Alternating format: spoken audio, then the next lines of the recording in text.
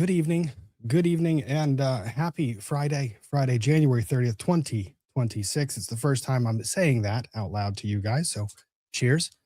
Welcome back. I know it's been quite a while that I've been here, and I apologize for being late. I actually promised part of the New Year's resolution was to be on time more, but of course, the buttons and pressing them didn't quite work the way I needed it to. For example, my microphone was actually the camera rather than this nice thing right here. Welcome back. Friday Night Frenzy. We are back in the driver's seat trying to get our heads wrapped around some of the cases that are going on at the beginning of the year. One of them happened to be right in the backyard. So, of course, it piqued the interest. And not just because of the salacious allegations that were being brought forward, but, you know, a lot of this stuff was right in the backyard, and there's a lot that went into this story that I don't think the defense hit on as much as they needed to or should have. And maybe this isn't the case for that, but we'll see. Oh, I see Scott. Scott, your voice has kept me company all week. Apart from depositions, hearings, and other frustrations, Scott's voice, recovery addict, was covering the trial, the Banfield trial this week that was going on in Fairfax County. If you guys haven't checked out his channel, it's probably the coolest place to watch. A lot of live trial streaming. Limited commentary, limited pauses, real-time feeds, and all the above. Also, very curious that, very happy to see, I was checking back at the court's website, they have officially uploaded the evidence that was admitted yesterday during cross-examination. So, we've got that. All right. As we get rolling, first of all, everyone buckled in. I don't know what this stream is going to be like. I have not live streamed since, I want to say, before Thanksgiving, and I apologize for being absent. I think I've talked about this before. And for those of you that are new to the channel, welcome. Glad to see you here. I'm a trial attorney in Fairfax County. I practice domestic relations litigation, which is, yes, divorce, custody, visitation, child support, all those lovely things where I get to hear my fair share of FetLife communications, Telegram communications, encrypted contacts and communications with affair partners, and all of the other things that you would imagine. But it also has me in a courtroom quite a lot. And I did a very bad thing to myself. And what that was during the summer, I kind of looked at my trial calendar and I said, I'd like to have some vacation. So I said, why don't I just take the trials that would have otherwise been scheduled for the summer months and I'll just move them to December? Why not? Right? Because December, we naturally think of as being a calmer time of year, one where everyone is feeling the vibes and the peace, and no one really wants to litigate, and we don't really care about our families, so we have no problem being in court or preparing for court all the time.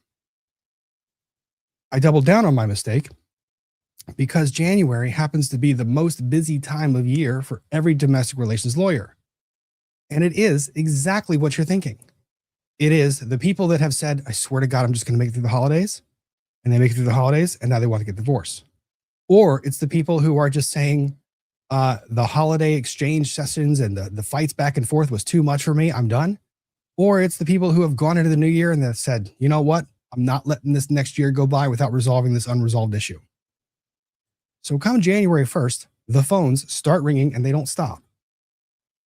Combine that with the fact that I had all of my trials that had kind of been pushed to December and January. And that made very little sleep for yours truly. And a whole lot of stress on the family. Do not recommend. So for that reason, I took a hiatus. I apologize for not being as communicative as I usually am. But now that the end of January is about, hopefully, we can calm back into normal levels of crazy. I say normal levels of crazy because that's kind of what we can expect. So, for the introduction to those who have not yet been to the channel, I apologize. ADHD is also a part of my brain. So, and it gets worse and worse in the evenings. So, cheers to all of you. Welcome for the wild ride. Here we go.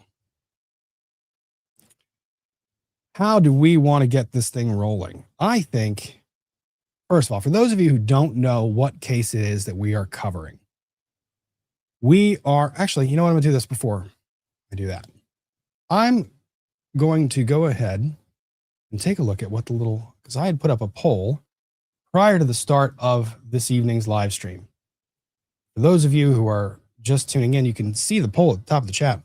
Feel free to tune in. If you've been covering or watching the Banfield trial taking place in Fairfax County, Virginia, then you'll know that oh yes, and I did see this. Sorry. Yep, I know. Uncle Runkle kept you company and busy. I know he did. He and I were texting. He was saying, he was telling me, he goes, hey, I will gladly step in, help, do whatever I can to keep the channel going and all the above. And I said, Ian, please and thank you. And oh my God, he's been incredible at it. So it was being remarkably helpful. Ian was actually so kind as to say, look, I will actually host on your channel if YouTube is threatening to take away monetization, but that didn't become an issue. So we didn't run into that same problem. Back to what I was saying before I was distracted. See, told you the ADHD would fire up before you knew it. And go figure, within 2.2 seconds, it did. Because why not? At the top of the chat, I had a poll going that said, after the close of evidence, what are we thinking? Guilty, not guilty, or a hung jury? Let me give you a breakdown, factual predicate of this case. Brendon Banfield, IRS investigator. This is not my first experience seeing that other federal agency investigators get to carry a firearm. I have seen that before. I didn't realize he'd be carrying this particular firearm, but IRS investigator and his wife, Christine, reside in Fairfax County. Christine works at Inova Hospital. I believe she's a registered nurse. Well, she was before her passing.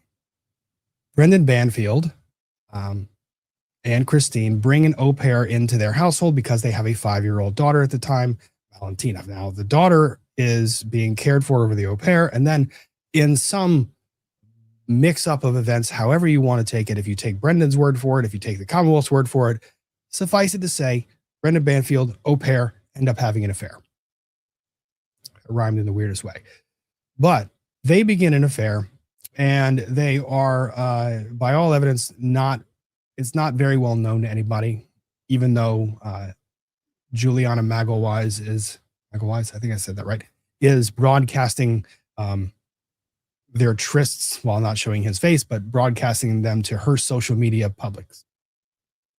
Commonwealth's theory, or the state's theory, the prosecution's theory, really it's a county case, actually. So the county's theory, government's theory, is that they contrived of this idea to kill Christina. And the way they were going to do this was they were going to set up a FetLife account in the name of Christine. And what they were going to do is they were going to find some poor individual who would essentially become a bait or trap or catfish, so to speak. And they would bring this individual, and he would show up to Christina's house and to the Banfield home, and under the guise of engaging in a certain type of aggressive sexual play, where the preface to this was he was told there's no safe words, there's no backing down, there's nothing, you can't leave physical marks. He was going to begin to grape, to use the YouTube words, Christina. Brendon was then going to come inside the home, play the hero, and in the Commonwealth's theory, the government's theory, shoots poor Joe Ryan. After shooting Joe Ryan, realizes that his wife is not yet dead, goes, grabs the knife that he had, stabs the wife. The au pair then comes up the stairs. Having seen that, realizes that Joe Ryan is either not all the way alive or all the way dead, then fires another shot, which ends up being, I believe, the fatal shot that kills Joe Ryan. The wife is transported to the hospital with non-survivable wounds because they're neck stab wounds. And Juliana and Brendon, supposed to ride off into the sunset. That didn't happen. Instead, investigators started to pursue different avenues of, investigation. And that led them first to Juliana Magalhães. So they arrest her, question her, detain her. They don't really get a whole lot. Brendon is not yet arrested. Juliana is being detained in Fairfax County Detention Center, not prison. This is being just held over for trial, detained without bail. And all of a sudden, someone in the prosecutor's office, I'm not going to really name names as to who I think was behind actually signing off on the deal. Not a big fan of said person. Signs off on a deal that says, you know what, look, if you testify, we're going to give you this for this entire conspiracy that you've engaged in that resulted in the death of 2 people. We're going to give you this deal. And the deal is that after the time that you have served, 1 year, you are going to be released. 1 year. No additional terms. Again, 1 year. And then you are just going to be voluntarily, and you're going to deport back to Brazil, which is your native country. No restrictions on whether you can make a book deal, anything else. You're allowed to do all of that. If that sounds like a ridiculous deal to anybody else, it's because it absolutely, unequivocally, without a doubt is. In no world should that deal have been made. But they felt like it needed her. And as it turns out, based on the investigation itself, they kind of did. They kind of do. Because not a whole lot of the forensic evidence really backs up a very concrete view of how this all transpired. So she flips, gives a whole narrative, and then we have some very curious things happening in the background. There's turmoil in the Fairfax County Police Department, specifically major crimes. Turmoil that results in a lot of turnover. Certain detectives being reassigned. Voluntold that they have new assignments and getting transferred off, being instructed to get behind one narrative, information that is being exchanged in top brass communications rather than just among the actual investigators, information that's being withheld from the prosecution until other people can see it or vet it. And all of this is going on while Juliana is giving her proffer. And you have individuals in the Fairfax County Police Department who are going back and browbeating subordinates, so to speak, what you would see, and telling those subordinates to kind of take a look at what they've compiled again. And you know what? Maybe the conclusions that you reached, nudge, nudge, what if they weren't what you thought they were? What if they just aligned with this narrative? A whole lot of that happens. Ultimately, Brendon Banfield gets arrested, charged, and is now put on trial. One of the lead witnesses for the state, obviously not one of the investigators that was originally there, not the investigators originally there, because they're not really too keen on a lot of this. One of the chief witnesses is Juliana Magalhães. Go figure. The individual who is the charged co-conspirator / co-defendant who maintained their innocence until they got a sweetheart deal is now willing to sing. And she didn't really sing. She more mumbled and looked gruffly and showed very little remorse for anything that she had done. Almost seemed inconvenienced by the whole thing. Her shooting another person and allegedly conspiring to end the lives of 2 individuals, a mother to a 5-year-old. Commonwealth put her at the very beginning of the case. And in my theory, that was to put as much distance between her and the closing argument. Now, I didn't expect it to be as much distance because I didn't expect the defense case to go on as long as it did. Meandering would be one way of phrasing it. That would definitely be one way of phrasing it. Teeth pulling, frustrating, all of the above. Anyways, in the past few days, we have had what was a surprise, but not really. The defendant testified. Brendon Banfield took the stand. And don't you worry. I have a whole lot of opinions on that. And I am going to have to go through at least some of it because there was a whole lot of things that Mr. Banfield did that did not help himself.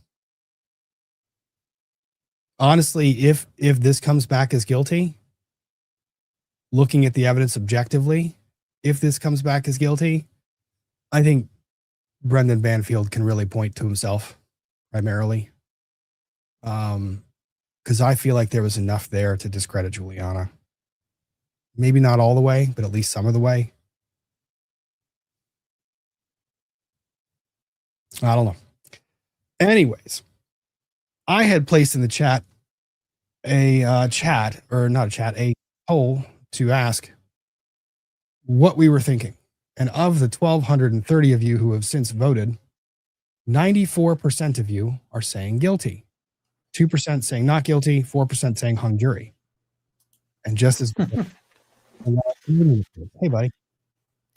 Hey, I mean, I'm not surprised that the numbers are like that. So, honest question. Mm-hmm. If you, let me adjust your mic volume because you're really low. Let's see if that's a little bit better. If you had not seen or heard Brendan Banfield testify, where would your opinions be? I mean, the case was not great for him before he chose to testify.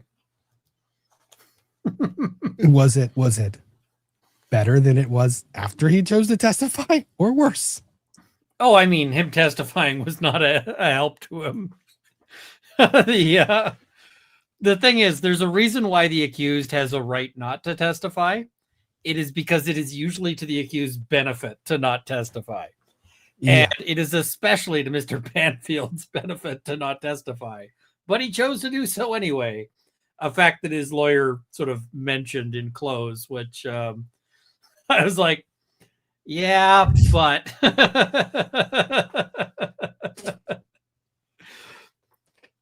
A couple of interesting things. And the chat is reminding me, and I texted you on the day, but happy belated birthday. I'm very glad to see that you have crossed 3,456,000 years. I'm glad to see that you made it. Another 1,000 years in the running. Still alive. Still alive. Let me end this poll. I'll give people another chance to vote after we go through the closing arguments.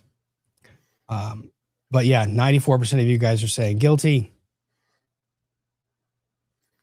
And that's what it is. And I was going to do this. So for those of you who might remember, around this time every single year, my paralegal, who has a lovely young daughter who participates in Girl Scouts, sells Girl Scout cookies. And one of the rules that they don't teach you in law school, you don't really learn it until you become a practicing attorney, is you keep the paralegals happy. Oh, 100%. Yeah. So I'm going to go ahead and pin that to the top of the chat, and that will allow you guys to order Girl Scout cookies delivered to your home address that then gets credited to my paralegal. I don't think they ship to Canada, though. I don't know if they ship to Canada, but if you guys want to help me out, it does a great deal, because all those trials I had in December and January, there was not a whole lot of sleep for anybody in my office. Yeah. But that I gave the chat kind of a summary of how we got to where we are. I was going to catch up on some of the super chats, and then I was going to get to, I think I have to go back to some of his testimony, at least a bit of it.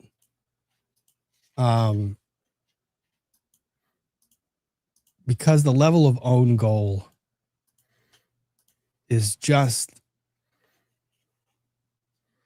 I don't know if I can really do it justice. So let's see. Let's get caught up. We got Aqua. Welcome back, Rob. Thank you. Glad to be back. Glad to see you. Missed it. The top question that people had in my chat was, when is Rob coming back? You guys, it is really hard, because I've also made the comment that Friday tends to be motions days, and motions days in all jurisdictions. So I will have motions in Fairfax at 11:30, and then there's motions in Loudoun at 2:00. So it's like you're running the gambit, and then you're trying to get things done. But like I said, it's been a wild ride. We're gonna try and stay back though. Mysteric Claus, thank you for gifted memberships, much appreciated. Lady Draconis, Lady Drake, welcome back to Rob and fellow Sparkle Farts. Yeah, if there's anyone new to the channel, they're gonna be very confused. Very confused. The unicorn is the mascot of the channel. It's a long story. Go back, watch. I still need to do the role of law video about that. What, the unicorn? Yeah, I mean, he if I can not be too much of a jerk about it, he played you. It was really like a thing that people should take note of. Oh, you mean David when we did? Yeah. Yeah, that's very different. I know that. I have no problem. Because you came in and you were totally playing a how do I put this? You were playing a pizza wheel or a pizza cutter. Oh. Which is like all edge, no point. Mm. It's a very common thing for people who are sort of new to the game to do. And it's hard to sort of break people out of that. And he totally did by going like, let's give you a unicorn. Because you can't be all like super hardcore edgy and have a unicorn. It just doesn't work. Oh, but I am, you have to admit, I embraced it. Every turn I embraced. However. Oh, absolutely. But he steered you away from that. And I was just like, holy crap, he's doing a really good job of this. So yeah. For those who have no idea what is being discussed right now, I have no worries. It's a game that we played, Lawyers and Dragons, which is, yes, based off of Dungeons and Dragons, other role player games. We did it. It was a lot of fun. It is over on Rick Hoag's channel. Go check it out when you can. And Ian does another channel, Roll of Law, which is also geared towards gaming and a lot of fun. Stepanova, also Bop It. I raced up from the shop making something from mahogany and purple heart because I didn't want to be late. LOL. Hi, everyone. Hello, Bop It. June Sidloskus. Hi, Rob. Been trying to find some documents for this case. Do you know the way we can get documents online? Yes. If you go to fairfaxcounty.gov/apps/high profile case. Probably, I think Fairfax County is one of the counties that does the best at making these things publicly available. It literally is. If you type in high profile case in Fairfax County searches, it will give you all those exhibits. Icosaplex, happy FNF and kickoff to the weekend. Cheers to all.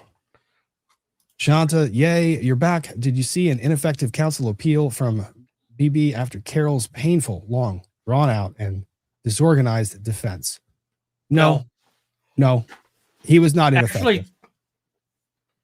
I actually thought that his delivery was god awful, but his points were not terrible.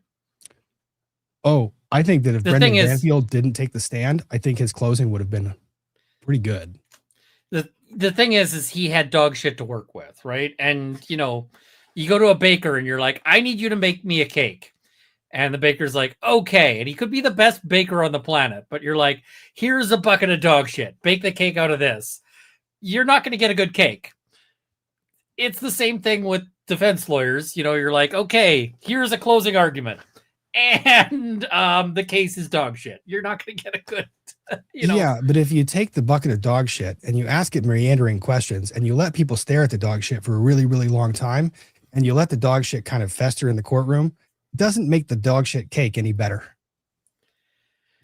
Yeah, but I mean, he didn't have a lot to work with. Yeah, he did the best with what he had, which I'm sure included his client being like super eager to testify because his client thinks he's smart. Like, that's kind of the problem, is that client actually thinks he's clever and like isn't. So I mean, he's probably like, it's not, the problem isn't being smart or thinking you're smart. The problem is thinking you're the smartest person in the room. And when you do that and you have a team of people who do this for a living, either they're lawyers, judges, investigators, you ain't going to get very far. Oh yeah. I mean, just the, and Elf Wiggins makes a good point, which is that they, in order to argue the defense of others, he has to testify. But I mean, his testimony was also super god awful. I know.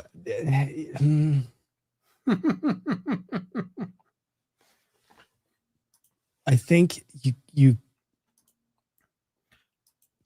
legally speaking, he's not required to testify to argue defense of others. From a juror's standpoint, the juror wants to hear why you shot the gun. He may be required. I didn't catch as much of the trial as I'd like, but one of the things is that it depends on what other evidence he has, right? Like if there's enough there to argue defense of others just from the other evidence, then he could probably argue it on that, right? But I don't know that there was. So, I mean, from what I understand, the evidence was that the knife was brought there by the other person. So I could see the argument of that. Well, we're going to also, Rob, apparently the Girl Scout goal went from 5% to 71%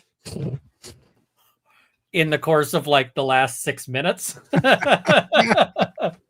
Somewhere there's a girl there just going like, what just happened? It's also that the poor girls in her Girl Scout troop probably look at this and they're like, wait a minute, I was tied. And then all of a sudden the chat comes in and chat's like, nah, we got this.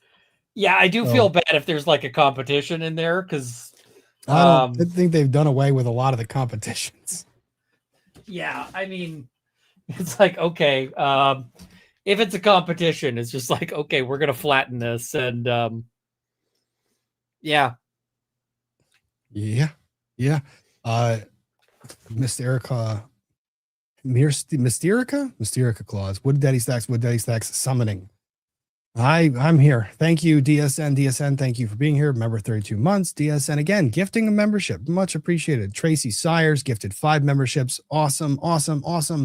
Harbinger of imminent death. That sounds ominous. Welcome back. Would you rather the other side is calling Dr. La Posada or opposing counsel gets to perforate you with a fork throughout your closing argument? I don't know.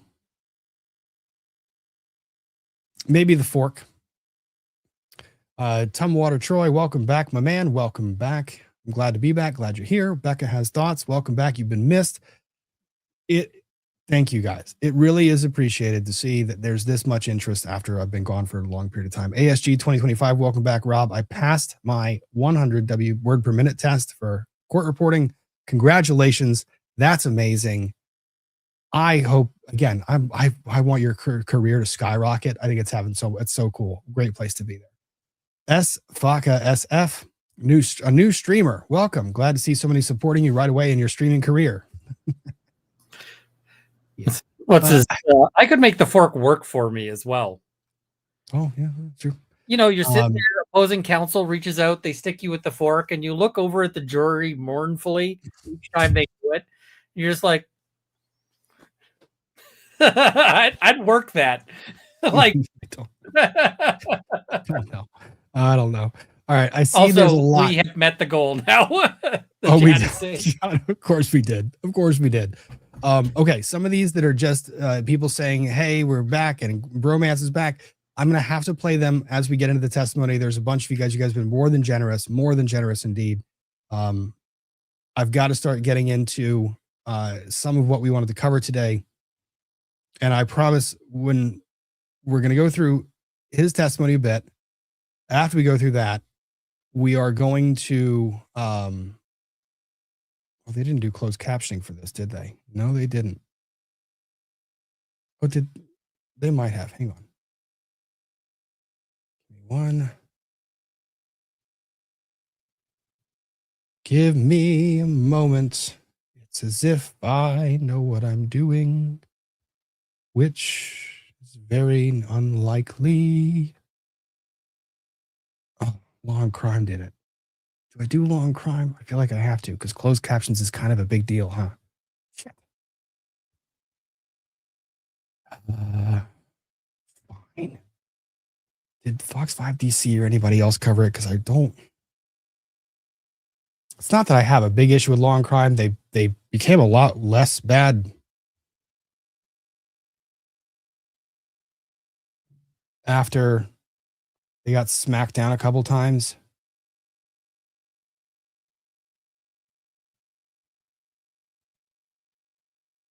No. Okay. We got to do law and crime. Why not?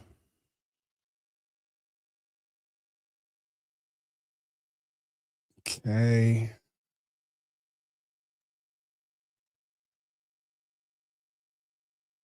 Make sure that gets shared. You know what's really cool? Dead air. I think it's phenomenal. I love dead air in video files and then streaming. It's great content. Phenomenal. I'm being told I have to swoop. I have to swoop. I do have to swoop. Swooping. People new to the channel are like, that was interesting to see. All right. Brendon Banfield, day 1.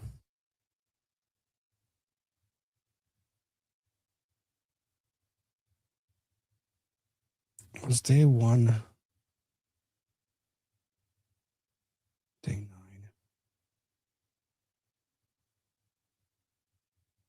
Oh, yeah, it was. I was in court this day.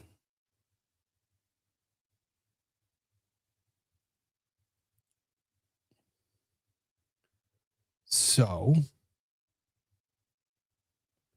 Ian, you're muted.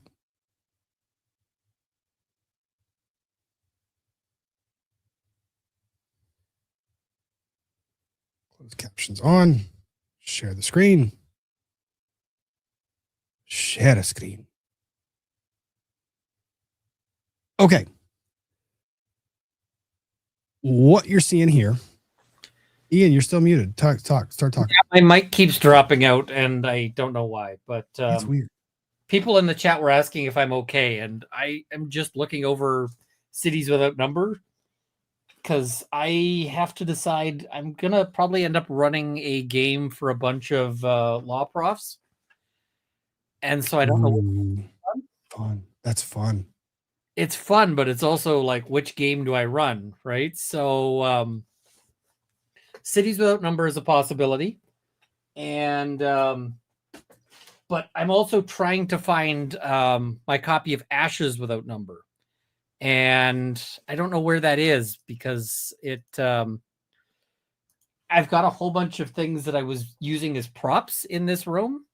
And so it's kind of buried in here somewhere. So it's like, is it under my body armor or the other set of body armor? You think I'm joking? I'm not. Why do you think I'm laughing? Why do you think I'm laughing? I'm laughing because I know you're not joking. The body armor? Yeah. And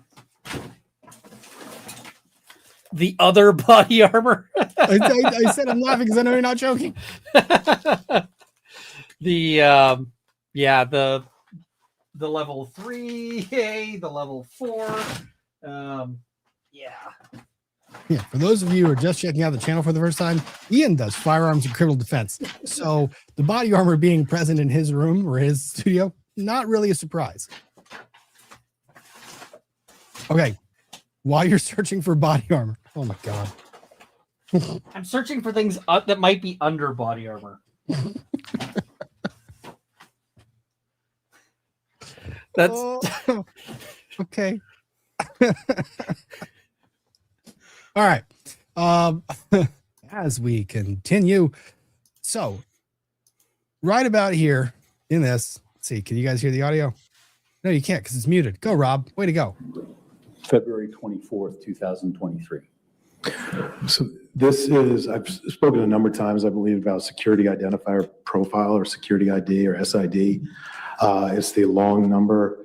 We can see in the highlighted row in the middle. It's also appears on the. Like, Rob, why are you showing boring evidence? Why are you showing this really excruciatingly boring evidence? Because during the course of this, see back here over where my mouse is, there's people in the back. I'm hiding just off screen. This was the day I made it into court. So I'm hiding over here in the corner, knowing that the camera can't see me. So yeah, I was able to attend court for a couple of about 45 minutes, and I took some notes so that we can get an idea of what the jury makeup is. So I don't know that there's been a whole lot of talking about that. No, that's something I haven't seen anywhere, because you'd have to be like local and able to, able to go for that. Yeah. So I finished my hearing early downstairs, and I popped upstairs, and I was looking around. I read they post the media order outside. So I read it to make sure I was going to be compliant. Cause remember the DEP trial, they made you take off Apple Watches and everything else. This one, it wasn't that serious, but I had to use my notepad because I couldn't use my Remarkable or laptop, because only the attorneys that were in front of the bar during this trial were allowed to do that. So crept in, found a seat, and then made sure I could see the jury and listened to a lot of the droning by this expert, whose information was very intelligent and well-formed. It's just the delivery sucked. For the folks who don't remember the DEP trial, Judge A does not F around with her courtroom rules. So if she makes a rule, you better believe that rule is going to be followed, because people who violated the rules got booted and banned real quick. Yeah, like booted and banned. Yeah. So as the jury was sat, there was 1, 2, 3, 4, 5, 6, 7, 8, 16 of them. 1, 2, 3, 4, 5, 6, 7 females, 9 males. All of them were somewhere between the age of, I want to say the youngest looked to be about 35. Oldest might have been pushing 70, maybe. But it was, if you were to take literally a snapshot, one of the comments I made was, if you were to basically stop at a traffic light, and it's a heavy duty traffic light downtown Fairfax, and if I were to say every single person stopped at this traffic light, we're going to pull them out of their cars, and that's your jury. That's what you would have seen. It was quite literally like an across the spectrum selection of working class jurors of that age group. And I mean, that's kind of what things are supposed to be like, right? Oh yeah. So, every other trial, every criminal defense attorney would die to have a jury like that. You want a jury that's about as diverse as you can possibly get, because all you need is one. All you need is one. I mean, sometimes you just want a jury that's like very much people who are going to be friendly, but you're never going to get that, right? You're never going to get a jury of the ideal people.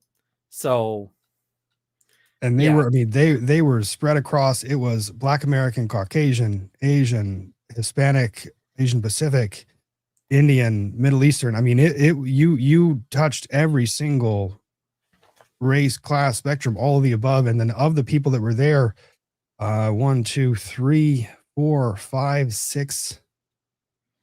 6 of them were pretty intense in their note taking. A couple of them were very intense at note taking on timelines, which I would have loved. Now, here's one thing I did notice that was really funny. Where I had pulled this down, this is cross-examination. She finishes her cross and the jury's taking notes. Defense counsel gets up to begin redirect, and 3 of the jurors do this maneuver. Oh, you fucked. And I was like, oh shit. I was like, that's not good. But even though it was in the afternoon and it had been droning on for a while, I was really impressed because the jurors were all paying attention. Every one of them. There was no one looking like they were drowsy. There was no one looking like they didn't want to be there. Everyone was paying attention. And to the credit of everyone in the gallery was well organized. It was well put together. Now, granted, there were 2 bailiffs behind me to the left. There was a bailiff up by Mr. Banfield, and there was a bailiff outside. So it's not necessarily a place I'd like to cause a disruption. The other thing before we start covering this, Sorry, Ian, I didn't mean to cut you off. Yeah, no, I was just saying. Well, now I'm forgetting what I was saying, so it's all good. We'll move on. Yeah. I wrote defense redirect equals nap time. All jurors stop taking notes and at least 3. Oh, And one of them puts their head in their hand. Oh no. Oh, yeah, that's disastrous. I was covering the Uvalde, thing, and I got the lawyers came on for an interview, and one of the things we talked about was the jury reaction, and they had the jury on side, right? So there was a moment when they were cross-examining a difficult witness, and they were talking about how they'd ask him a question, and then they'd turn to the witness and look at him like, yeah, what's your answer to that? That's good for defense, but not so great when they're like, when they're completely tuned out. Yeah, at the point where the jury is tuning you out, you can't recover from that easily. You have a bit of a problem when that occurs, and it's not a fun experience to have. And then I was watching the rest of it, and defense counsel starts to ask this witness about opening a Gmail account. Prosecutor objects, and the defense counsel asked to be seen at sidebar. And in my head, I'm wondering why he's objecting, or I'm wondering where he's going with because he's asking this question of basically saying, when you open a Gmail account, what is it that you have to have? And it's immediately speculation, immediately. And he says no foundation for it, but it's the way he asked the question. What do you have to have to start to open the account? And prosecutor objects. You do the sidebar, and they have a lengthy sidebar. And then he comes back to the podium and he begins asking the question again. And what sucked was I watched back at the video of this, and they don't see Judge Ascarati, but I was laughing inside so hard, because it was very clear that Judge Ascarati gave a ruling of what he could get into with his question. He starts to re-ask the question, and Ascarati is looking down kind of quizzical. And what you don't understand by not being in the courtroom is those mics, what you're hearing, the audio is basically amplified, the amplified volumes of the individuals by a million. You hear objection and it feels like a shout. You hear a question and it feels like it's being boomed out. You hear judge rule and say relevance or sustained, and it feels like a loud voice. It's not that way in the courtroom. It is. Judge Ascarati is about as muted as it gets. It's almost like sustained on relevance. It's that quiet, and it's that almost unnoticeable, which is insanely talented and good for a judge, because you're not tipping anything to the jury. And the thing is, she is soft-spoken, but also badass about it. Oh yeah. She does not put up with, there's no, back and forth. There's no arguing with her. There's no anything. It's just her word is law. So the attorney gets back at the podium and starts to try and ask the question of, what do you need? And I wonder if I can find the exact question here. Let me see if I can't, because I don't think the redirect was that arduous. Let's see. I think let's try this. Oh, share a screen, Rob. They can't see it at all. Why would they be able to see it? Let's boost the volume so that people can hear. 3 accounts that were created in January are inextricably intertwined, correct? Objection leading. Sustained. What, if any, connection is there between these 3 accounts? They are intertwined. As I believe I testified, the Gmail account was used to set up the FetLife account. The FetLife account was used to transition certain parties over to Telegram communication. All right, hang on, let's pass this, because this is him trying to correct himself. Let's see. There we go. Yes, in a scheme, as the one described in this investigation, or the one alleged in this investigation, absolutely. And you're talking about a scheme, you're talking about a catfishing scheme, right?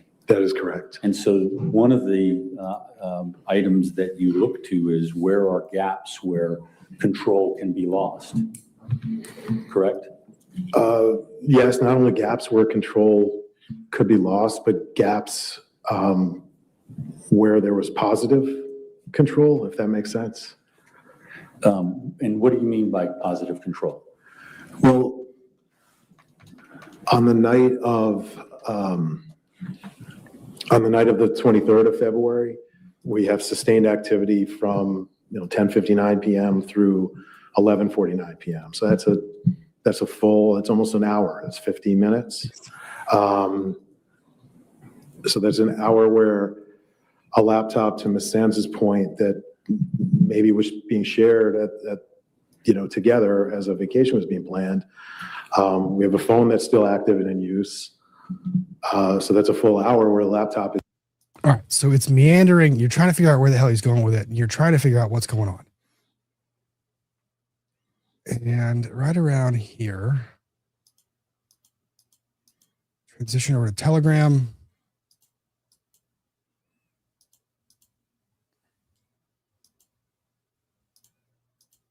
There we go.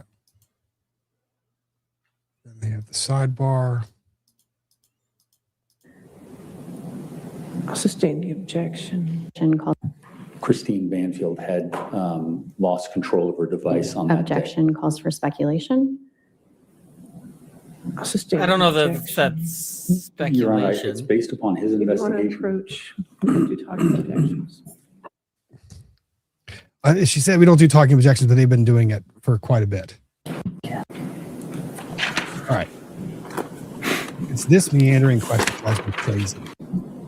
Is it true that, what if Objection anything leading. would someone need to know in order to carry on these other account openings? Objection calls for speculation. Overruled. Ian, I want you to tell me where you think he's going with this. Where do you think he's going with the question? He's trying to establish that somebody else could have, that somebody else opened this, right? That, these accounts were not opened by, Banfield. They were opened by the victim. And yeah, basically part of his.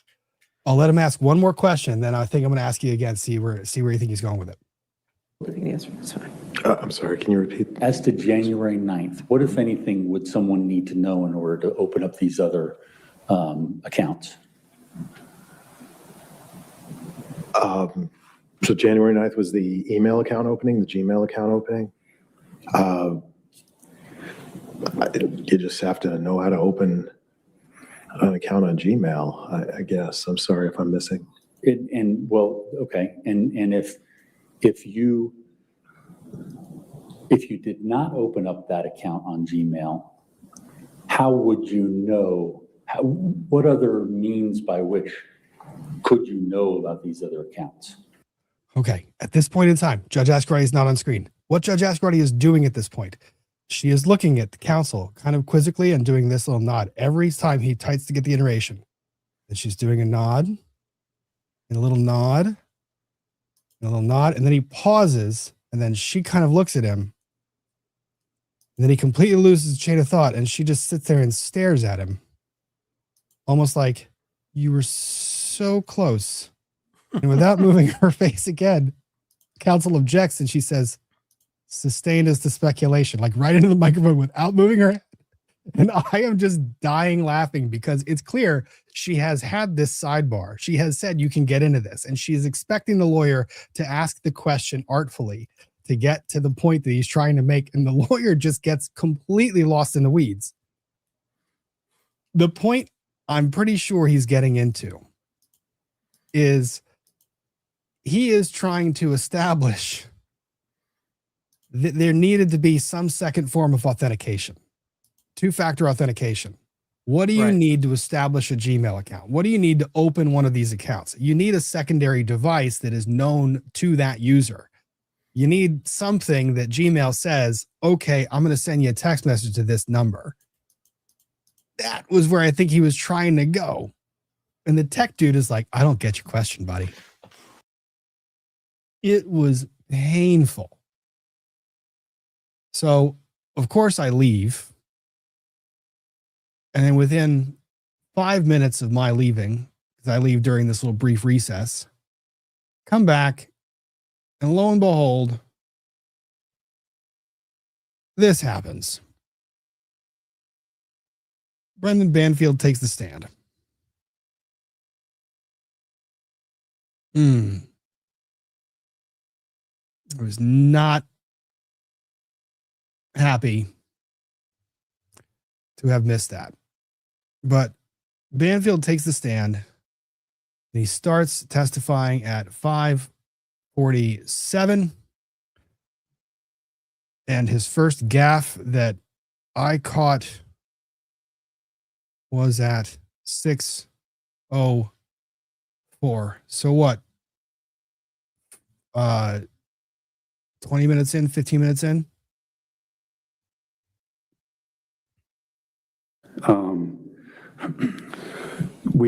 Behind our house is Frying Pan Farm.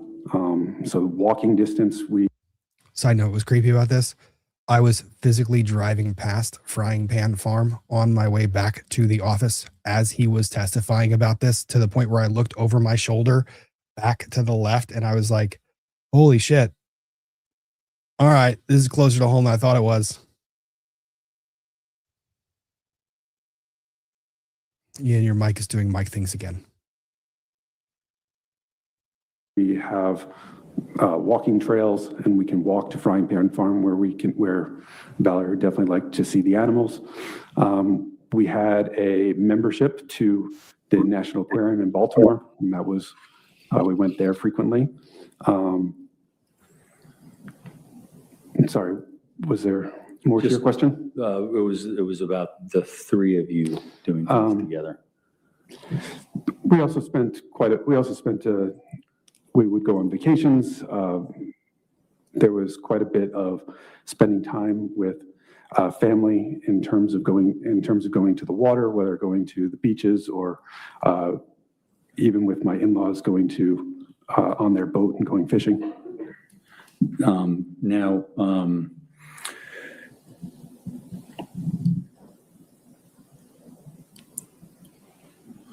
how did you observe the relationship between Christine and Valerie? Christine loved Valerie very dearly. And Valerie was very attached. I apologize. When I watched this thing, I was watching this thing like quasi real time, but also playing catch up. This is painful at real time. You're muted again. Jiggle the microphone cable.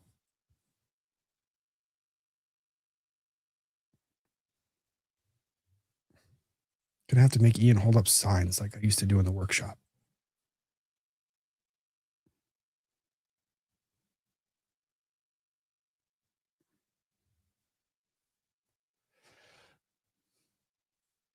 Yeah, he testifies. It might be better. Yep, I got you now. All right.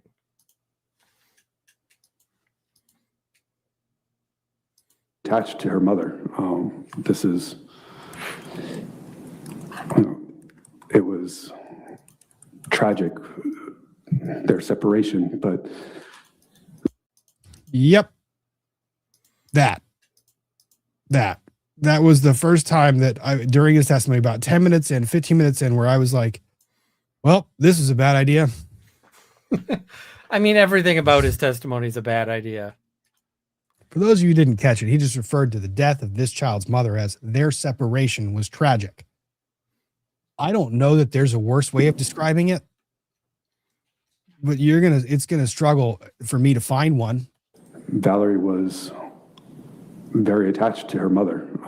This is,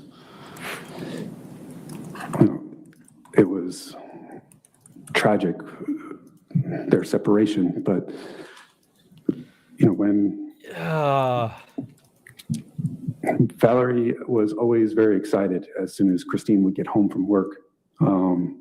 She would run up. Not her death, not her murder, not her passing, not her untimely end of life, their separation. Yeah, it's bad. There's so much worse though. Oh, I know. And the worst of it, because it's not really here where it gets worse. Where is it that he starts talking about? This is one of those places where you like, because you can't tell your client what to say, but you can say like, hey, when you said that, that's really off-putting. Like, jury's gonna fucking hate you, dude, if you say that. So, yeah. Yep. There's it was not the ideal way of phrasing that. And what's funny is you're on trial literally for your life. You might want to find a better way of describing that particular incident. Yeah. But I didn't really think that this day was as significant until we kind of get to the McDonald's thing, which is weird, all of it. But I don't really think that's the most important part. I wanted to get to his testimony yesterday, which I thought was far more impactful. By impactful, I don't think I meant impactful in a good way. It's impactful, like as in colon. I thought you were going to say something like a bus hitting you or like a train hitting you. I didn't think you would go with impacted colon. Oh, Come on, you God. know me better than that. Yeah, and I didn't think you'd go that way. It's a choice. Okay. So,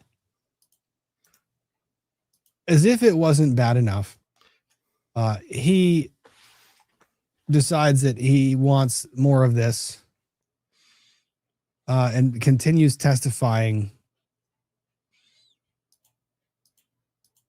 in the most awkward way I think I've ever heard someone testify to entering their home. And I don't know that you could have gotten more awkward or uncomfortable than this entire series. I'm going to pump him up to 1.5 because I can't possibly stand listening to him at normal speed. It is painful. They were parked in the cul-de-sac, kind of in front of my neighbor's house, just outside my driveway. And do you recall, was the car running? Were they in the car? Were they out of the car? They were in the car at that point. I don't recall if it was running. It's a hybrid, so you don't necessarily hear the engine when it's kind of in idle. Okay. And when you approached Juliana, what, if anything, did you do? I asked her if the person just went into the house.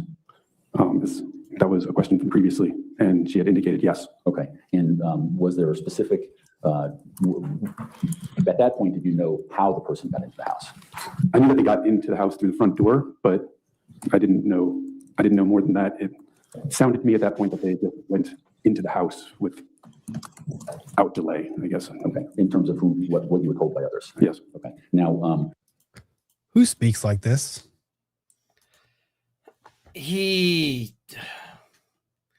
I mean, the thing is I wasn't watching the trial, and then I heard he was an IRS agent, and I was like, Saw you. I'm okay if he goes to jail just on the base, by virtue of being an IRS agent. But I think he thinks he's speaking intelligently. This is like how a dumb man talks when he's trying to be smart. That is a very good way of phrasing it. That's a very good way of phrasing it. This is how someone who's insecure and uncomfortable with themselves talks when they're trying to be smart in front of other people. And you never want to put on airs in front of the jury. They see it. They see right through it. And this jury, and that's why I made the comment about the jury and the age of the jury and all. I mean, there was at least two of them that were wearing suits when I was in there. All of them were very well dressed. They were all put together. These are not, you're not going to pull the wool over a lot of their eyes. And I'm watching this happen. I'm going, this is a fucking train wreck. There's nothing about this is going right. Well, and quite frankly, sometimes it's better to be a dumbass in front of the jury. Yeah. I've had trials where I literally said, like, the prosecution has a complex scheme. You saw my client testify. Do you think he can? Could you think he could do the complex scheme? Do you think this is a complex scheming man, or do you think this is somebody who has trouble understanding the scheme, even when it's being explained to him in a courtroom? And your client's getting pissed because you're calling him an idiot in open court. But it's like, okay. Well, you know what's funny about this? This would be a better defense for him if he played the idiot. Him playing smart, because you think about all the moving parts here, the catfish, the setup, all of the above. Him playing smart plays into the Commonwealth's theory. So don't try to be the smart guy. As he looks at me like he's trying to be a smart guy. I also just have never liked that super wide tie. Oh, that tie is, it's slightly a war crime. Well, if something can be slightly a war crime, it either is or it's not. You know what? I would point to you everything is the gray military area. history of Canada as a slightly war crime. I take that back. Okay, going on. To stay at the car. Okay, and what about regard to Valerie? I didn't address Valerie specifically, but they were in the car, and I had just told Juliana specifically to stay at the car. In doing that, was it your intent that she would stay with Valerie? Yes. Okay. At that point, after you told her that, what did you do? I walked partially down my driveway. My driveway is kind of a little bit long because it splits between me and my neighbor's driveway. And this was so that I could see a little bit better of what was going on. And this is when I saw a silver Jeep in the driveway, and that my front door was closed. Now, so at this point, knowing what you know at the point that you saw the silver Jeep, how did that make you feel, and what were you concerned about at that point? I guess it made me very anxious. I didn't know what was going on. I had concerns that this was going to be an affair, but I didn't know really what. I didn't really. All right. Now, this is the first time the jurors heard this understanding of his, that this is possibly an affair. After his attorney decided it's a good idea to testify the day prior about his affair. If you don't think that there is a person on the jury who is looking at him in this moment and being like, excuse me, what the fuck? You rushed home and expressed immediate concern because you thought this was an affair, while you yourself had just pulled up to the vehicle with the person holding the person that you're having an affair with, who's also has your daughter in the back seat. Please tell me more, sir, how you are concerned about the affair at this moment. Like I said, I was mad that I was not in court this particular day, because I would have liked to see how they reacted to that information. Know what was going on at that point. Okay. Did you think to call 911 at that point?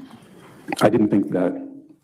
It wasn't on my mind at this point that this was some type of violent or threatening encounter. Okay. So what, if anything, did you do at that point? I didn't continue going down the driveway. I basically made a right, which would be over the grass of my property, and headed towards my back fence. Okay. Now, but you were closer to the front door, is that correct? Yes, I was closer to the front door at that point. Okay. Why didn't you go through the front door? My front door has a electronic door lock. You would enter a code in order to gain access to the door, and every button that you push makes a beeping noise, and then the deadbolt makes a mechanical noise as it unlocks. It makes quite a bit of noise, and I didn't want all of that noise. And what was your concern? Why? This is in the first part of my brain, I'm thinking why? Because if there's actually an intruder in the house,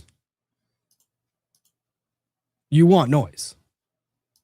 I mean, I do, but the noise I want is like racking shotgun. Why is a pump action shotgun one of the best home defense weapons? One, because it takes limbs off of bodies, and two, just racking the damn thing.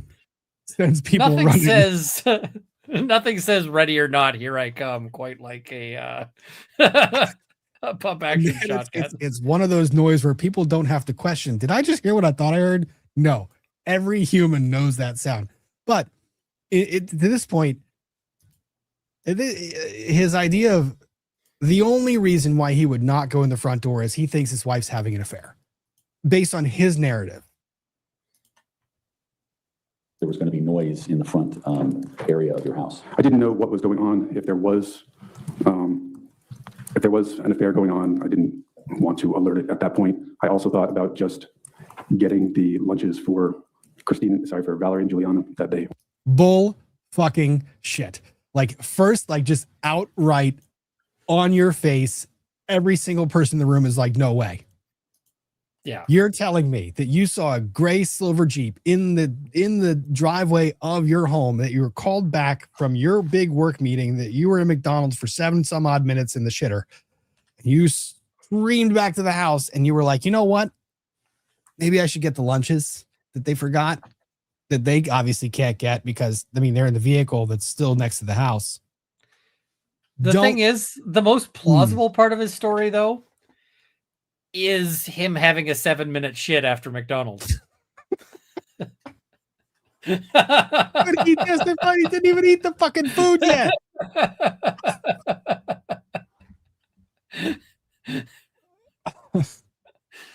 We're missing and leaving. That was also a thought. Okay. Now, you're talking about the lunches. Why do you say that? Juliana had informed me that she did not bring the lunches that she was going to take to the zoo for her and Juliana, as for her and Valerie. Okay. And moving forward, did you ultimately find those lunches in the refrigerator? Yeah. Why the fuck are we talking about this? This is part of the defense strategy that drove me nuts. Why are we talking about this? So there's What? a certain school of thought that when your client testifies, they need to have all the detail, right? Oh my God. Like, you know, what color was the car? What color was, you know, if your client took a crap, like what color was it? What shape was it? You know, like every little thing. And the thing is that sometimes you want details, like, you know, what color was the car is a good detail to throw in. Generally. But like every single like thing is like, okay, come on. And when the story starts getting over detailed, it starts to sound bullshit. Well, and when the lawyer, this is the other part about it. I don't necessarily fault the client for going into the detailed analysis, but when the lawyer focuses the question back onto the fucking lunches, it makes me think, is there something important about the lunches that I'm missing? Why was the lunches? Why was it relevant? Why are we asking about the lunches again? Just move on. It made no sense. None. They were in I believe, the upper left of the refrigerator. Okay. So if you can, for the ladies and gentlemen of the jury, give them an idea of from the front door, and I think it shows in some of the body-worn camera, but if you could explain it, the front door and the noise from the front door was a concern to you. Why, based on the layout of the house? So the front door kind of leads to the foyer. The foyer is 2 levels and goes to, basically it echoes right to the top of the stairs. The stairs are immediately to the right of the front door. And when, if you were to go up the stairs, the hallway is open to the foyer. And is it easy to hear what happens at the front door? Basically everywhere on the main level can hear when the front door beeps and unlocks. Okay, so we left off where you were. So you're telling me, sir, that you didn't hear, if you can hear everything from inside that house, you're telling me that from the first floor, you can't hear what is an aggressive assault taking place upstairs?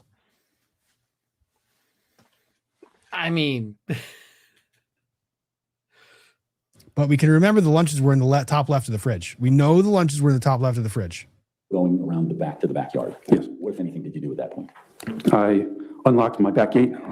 There's a carabiner latch on there to make sure that the dog does not unlatch it. So I unlatched that carabiner and reclosed the gate, and then headed around back to my back basement door.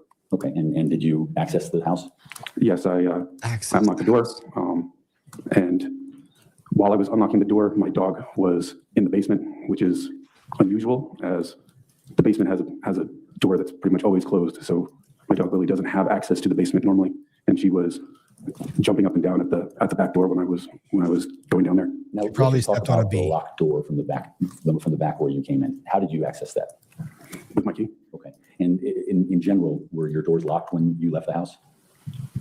Yes. Okay, was that something that you took care to make sure of? And the basement door wasn't used. None of this is important. None whatsoever. It diminishes his credibility rather than builds Yeah. it. I mean, you know, if I ask you, what did you do for lunch? You're like, oh, I went for McDonald's, you know, just the one down the street. It's about 5 minutes away, right? That makes sense. But if you're like, I got in my car and then I pulled out my key, and the key has a particular shape, which is how I can find it in my pocket, so I know that's the car key. And then I push the car key into the keyhole and I turn it, and I heard the engine start, so I knew the car was running now. Now I moved the car out of park into reverse. And the thing is, nobody talks like that. Nobody No one ever does. tells you. And if you ever encountered a person who did tell stories like that, you would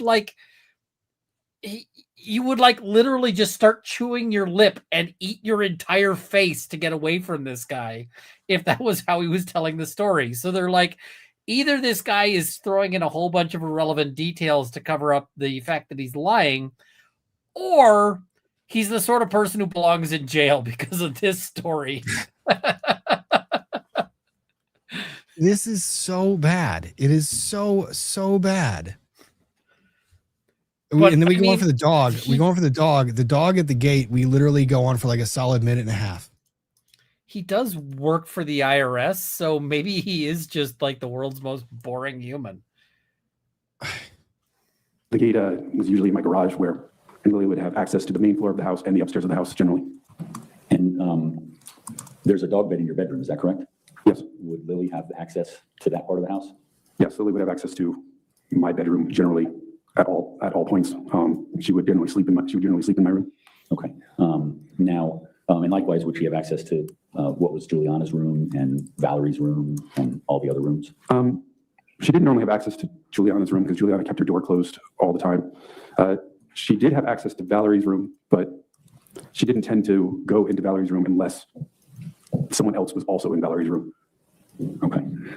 Now, so you're in the basement, and what happened next? As I was opening the basement door, I kind of, I guess, shooed Lily inside. She was kind of in the way of me going inside. But I saw that Juliana and Valerie were coming down the brick path, maybe 20, 30 feet away after I had opened the door. And Juliana was carrying Valerie and had followed. You know what any logical human does? They poke their head back out the door and they say, "Get the fuck back in the car." Any logical human sees their 5-year-old being carried back to the house that you've walked into with a strange vehicle parked out front, where she just told you a strange man walked in the front door. Get back in your car. Don't bring my 5-year-old in this fucking house. Yeah. Can you get back in the car and take her to McDonald's? See you in like 45 minutes. You know what? It's going to take a little bit for body disposal. Make it an hour and a half. Make it an hour and a half. Pro tip: you cannot actually get rid of a body in an hour and a half unless you happen to kill them in the back of a trash compactor. Yeah. The big garbage truck. This is just so stupid. Had followed me. And after your last discussion with Juliana, had you communicated with her in any way to come down to the house? I never told her to come down to the house. Okay. So your previous statement of stay in the car was still standing, I guess? I believe that it was. Who the fuck talks like that? My prior order to you was still standing at that point in time. That was how I ended my conversation with her, was for her to stay in the car. Okay, so when they got to the basement, what, if anything, did you do? I allowed them access to the basement. I had the door, I guess, partially open for them. So it's even worse. He doesn't just continue to go about the house. He literally holds the door open. There is no narrative where he has testified where this is now logical. None. Either someone is violently assaulting his wife, someone is having an affair with his wife and is active in the affair at that point in time. But you're just going to sit there and hold the door open and be like, hey, come on in to the basement of the house that I don't know is secure, where our dog is suspiciously downstairs in the basement where she never is. Cool. Let's go down here. It's a party. And then as they came in, I closed the door behind them. Okay, and did you indicate to Juliana and Valerie anything relating to where they should stay?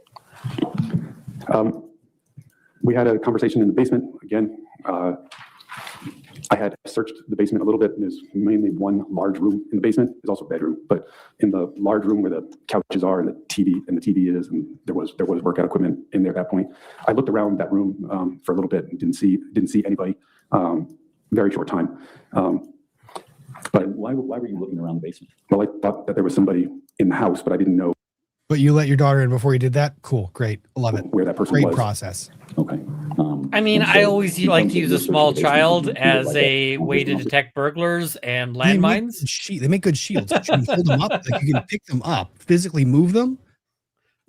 They're decent because you can hold them up and they are the right mass to kind of cover most of your important vital organs, and it just leaves them exposed. You're like, I think that might be a landmine, kid. Could you go play with it for a few minutes? Just go walk over there. Go walk over there. I would say that it was a quick search. The lights were off in the basement when I arrived, and I didn't hear any people or movement in the basement other than ourselves and the dog. So I wouldn't say I didn't go into like the bedroom closet in the basement or check behind the shower curtain. I didn't do things like that in terms of a search. So, but I did, I guess, walk the main room. There wasn't anyone by the couches. There wasn't anyone by my desk, things like that. Okay, and were those all in the open area? Yes. And did you look into any of the other areas? I mean, I did open the bedroom. I did open the bedroom door that's in the basement, and I also didn't observe anyone there. Okay, so you, whatever concern that caused you to do that you didn't have that any further, correct? I did not have further concern that there was someone else in the basement that shouldn't be there. Okay, so what, if anything, did you do next? And frankly, what instructions did you have for Juliana and Valerie? So I instructed Juliana. Well, actually, Valerie looked nervous. She was kind of wide-eyed looking at me, and I knelt down to her, and I told her to stay there with Juliana, and she said, "Okay, Daddy." And that was so important that you actually had to stop yourself from saying what you were going to say and double back and make sure that you got to that point. Anyone else catch that? He was about to say what he was naturally going to say. I instructed Juliana, and then he paused and says, well, actually, and he went back to go revisit to have the conversation about what he was going to tell his daughter. Cool. I'll let you listen to that one more time because it's nervous. For Juliana and Valerie. So I instructed Juliana. Well, actually, Valerie. Did you see the brain recalibrate instantly in that moment? Yeah. Like, it's hilarious to watch. Valerie looked nervous. She was kind of wide-eyed looking at me, and I knelt down to her, and I told her to stay there with Juliana, and she said, "Okay, Daddy." And so at that point, when you were in the basement, was there anything that caused your concern level to change from when you previously testified that you were outside? It bothered me that the dog was in the basement, as she's not normally there. But I guess I was glad that she was in the basement at that point with Juliana and Valerie. Valerie loves Lily a lot and spends quite a lot of time with her. But you realize he always says Juliana and Valerie. Juliana's name is always first, every single time. Not that his focus is on his daughter at all. It was also weird that, sorry, going back to Lily. I mean, everything about this is weird, sir. Was in the basement, and it was spilled all over the floor. I think that also shows that Lily was in a bit of a frantic state. And But so where would Lily normally eat for food? her dog bowl Oh is my always in the God, living room. why is No, this sorry, relevant? excuse me. Her Why dog is bowl that always in the dining relevant? room, where there's mats, placemats for the dog on the floor, and that's where her water and food bowl are. And then he mixes up So the the kitchen and basement the living level room. is the What lower the level, fuck? correct? Yes, Where would that level that you're saying where Lily normally eats be? that would be on the main level of the house, where the living room, kitchen, dining room is. Okay, and as you walk up the stairs from the basement, can you give the ladies and gentlemen of the jury some indication as to what direction you would go to find that? So if you go up the basement stairs, there's a door that would need to be opened. Facing away from the basement stairs to the left would be the stairs to go up. Oh my God, this is so I painful. guess Hang on. and I stepped over the dog gate and climbed the stairs. Okay, so the dog gate was still in place? Yes. Did Lily attempt to follow? No, Okay, so she can't jump over the gate. So explain to the ladies and gentlemen of the jury, to go up to the next level, you just was it one flight of stairs, two flights of stairs? I mean, I would call it one flight of stairs, but it's, I don't know, 7, 8, 9 stairs, and then a small landing, and then 7 or 8 stairs again to the door. Okay, and the door would be the door to the basement? Yes, Okay, so did you go up that basement stairs? yes, I did. And what, if anything, were you intending on doing when you went up there? Finding out what was going on in my house. When you got to that level, who was there? When I went up the stairs, I closed the basement door behind me. I did not immediately see anybody on the main floor of my house. And I walked down that very short hallway past the half bathroom so that I could see into the living room and the kitchen area, of which I did not see anybody. Okay, and was that a full search or just in the moment? Oh, I need you I to get guess to the point, bud. I walked past the kitchen table, and I walked past the countertop, and also looked in the dining room. So I would say that I looked on the main floor of the house. So you didn't see anyone on the main floor of the house? No. Did you hear anyone? While I was looking on the main floor of the house, I heard sounds from upstairs. Okay, and what, if anything, did you do at that point? I moved closer to the upstairs. I moved closer to the upstairs stairs, to the stairs heading upstairs, but still on the main floor of the house. Okay, and was that a better position to hear or know what's going on? That's where the sound seems to be coming from. There's regular ceiling over the kitchen and living room area, but in the foyer area that leads to upstairs, which is where I heard the sounds coming from. Okay, and He's trying to speak to the mechanics of sound travel and how a ceiling prevents it from traveling. Do any of us need to hear this? No. None. what, if anything, did you hear? I heard the sounds of, I would say, moaning, as well as sound of skin on skin contact. And what did you think was going on at that point? What a weird way to describe any type of sound. Would you ever, in your entire life, describe something as I heard skin on skin contact? What is that? I mean, Is that like what a brush sound like? Is that like shaking? Is that skin on skin? Is it like what? if you what? wanted to make sex sound as unsexy as possible, I heard skin on skin contact. What the fuck? I mean, you could just say, I heard somebody putting it to my wife. Like, I heard like someone was having sex. I heard sounds that sounded like sex. yeah. Say it. Sex. Okay. Why didn't you call 911 at that point? Well, Just, I you believe that it was an affair that was going on at that point. That doesn't seem. just something say, to- what is the that doesn't sound seem of like no an emergency hands for the clapping? Police to be involved in was my thought at that moment. Now, what were you thinking at that point when you decided what that was? Why does that matter? I guess I was emotional at that point. While Christine and I had. There was nothing positive to gain from that question. Nothing at all. Because you want to know what they gained from that question? They gained that he was emotional because he thought that his wife was having an affair. Mind you, his mistress, the person he's having an affair with, is in the basement with his fucking daughter.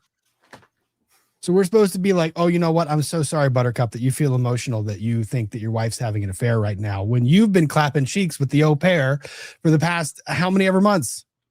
I mean, to be fair, people are super People are super hypocritical about that. I get that. But everyone judges the hypocrisy. And you don't want to be expressing that hypocrisy openly in front of a jury. So maybe if your attorney didn't ask the question that would allow you to express that hypocrisy in front of a jury of your peers, one of whom might have been cheated on, I don't know. You might not really want to do that. Had affairs. We had never seen each other with anyone. It was never, no one was ever caught in the act or anything like that. Hearing what I thought was sex was upsetting. So what were you thinking to do? What was your thought process at that point? I thought about just getting the lunches and giving them to Valerie and Juliana and having them leave. I thought about just ignoring the situation and going to work and dealing with this after work, hopefully when no one else is there. I thought about how Christine had just taken off the day before because she was originally supposed to be working on the 24th. And I thought about, well, this seems to be why. I thought about, well, maybe this is why she took off on the 24th. Okay. Because I didn't know that she took off on the 24th until the night of the 23rd. So what made you stop from your initial thought of leaving and getting the lunches and letting Juliana and Valerie go to the zoo? I guess as my mind was kind of racing in this moment, the sound, I guess, sounded like it changed to me. Instead of what I thought was the sounds of sex, I thought that the impact sounded forceful, and that Christine's moaning sounded painful and not pleasurable, and that the distance between the sound of the Dude, let's not pretend you'd know what she sounded like when it was. Tell me he's in his facial expressions and manners and everything about this is wrong. Every single thing about this is wrong. It's making everyone in the room uncomfortable. Like, this is the time when you need to show emotion and not be super fucking academic, dude.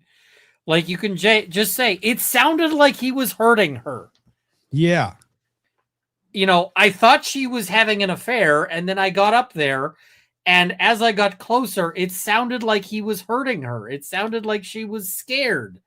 And then what then felt like jealousy to me now became actual fear. And yeah, I went up there jealous, and now I'm terrified for this, you know, what's going on.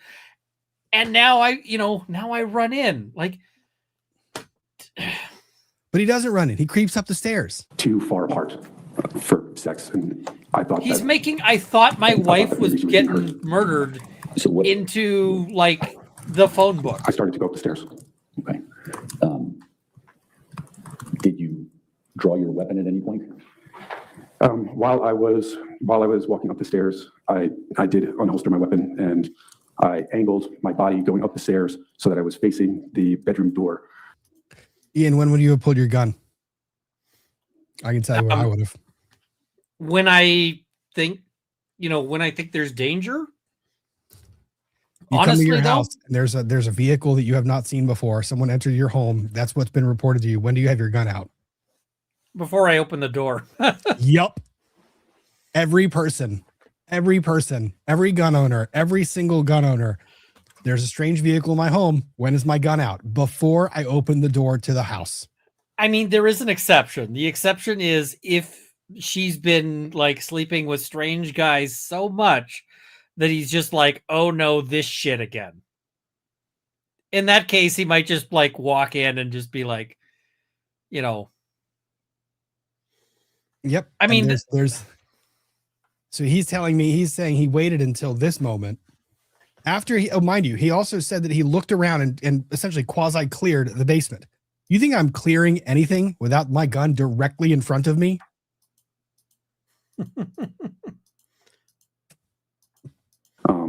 Which once you go up several of the stairs, I can see because I'm taller, but I can see the bedroom door was partially open, maybe 8 to 12 inches, something like that. But I couldn't really see in the door.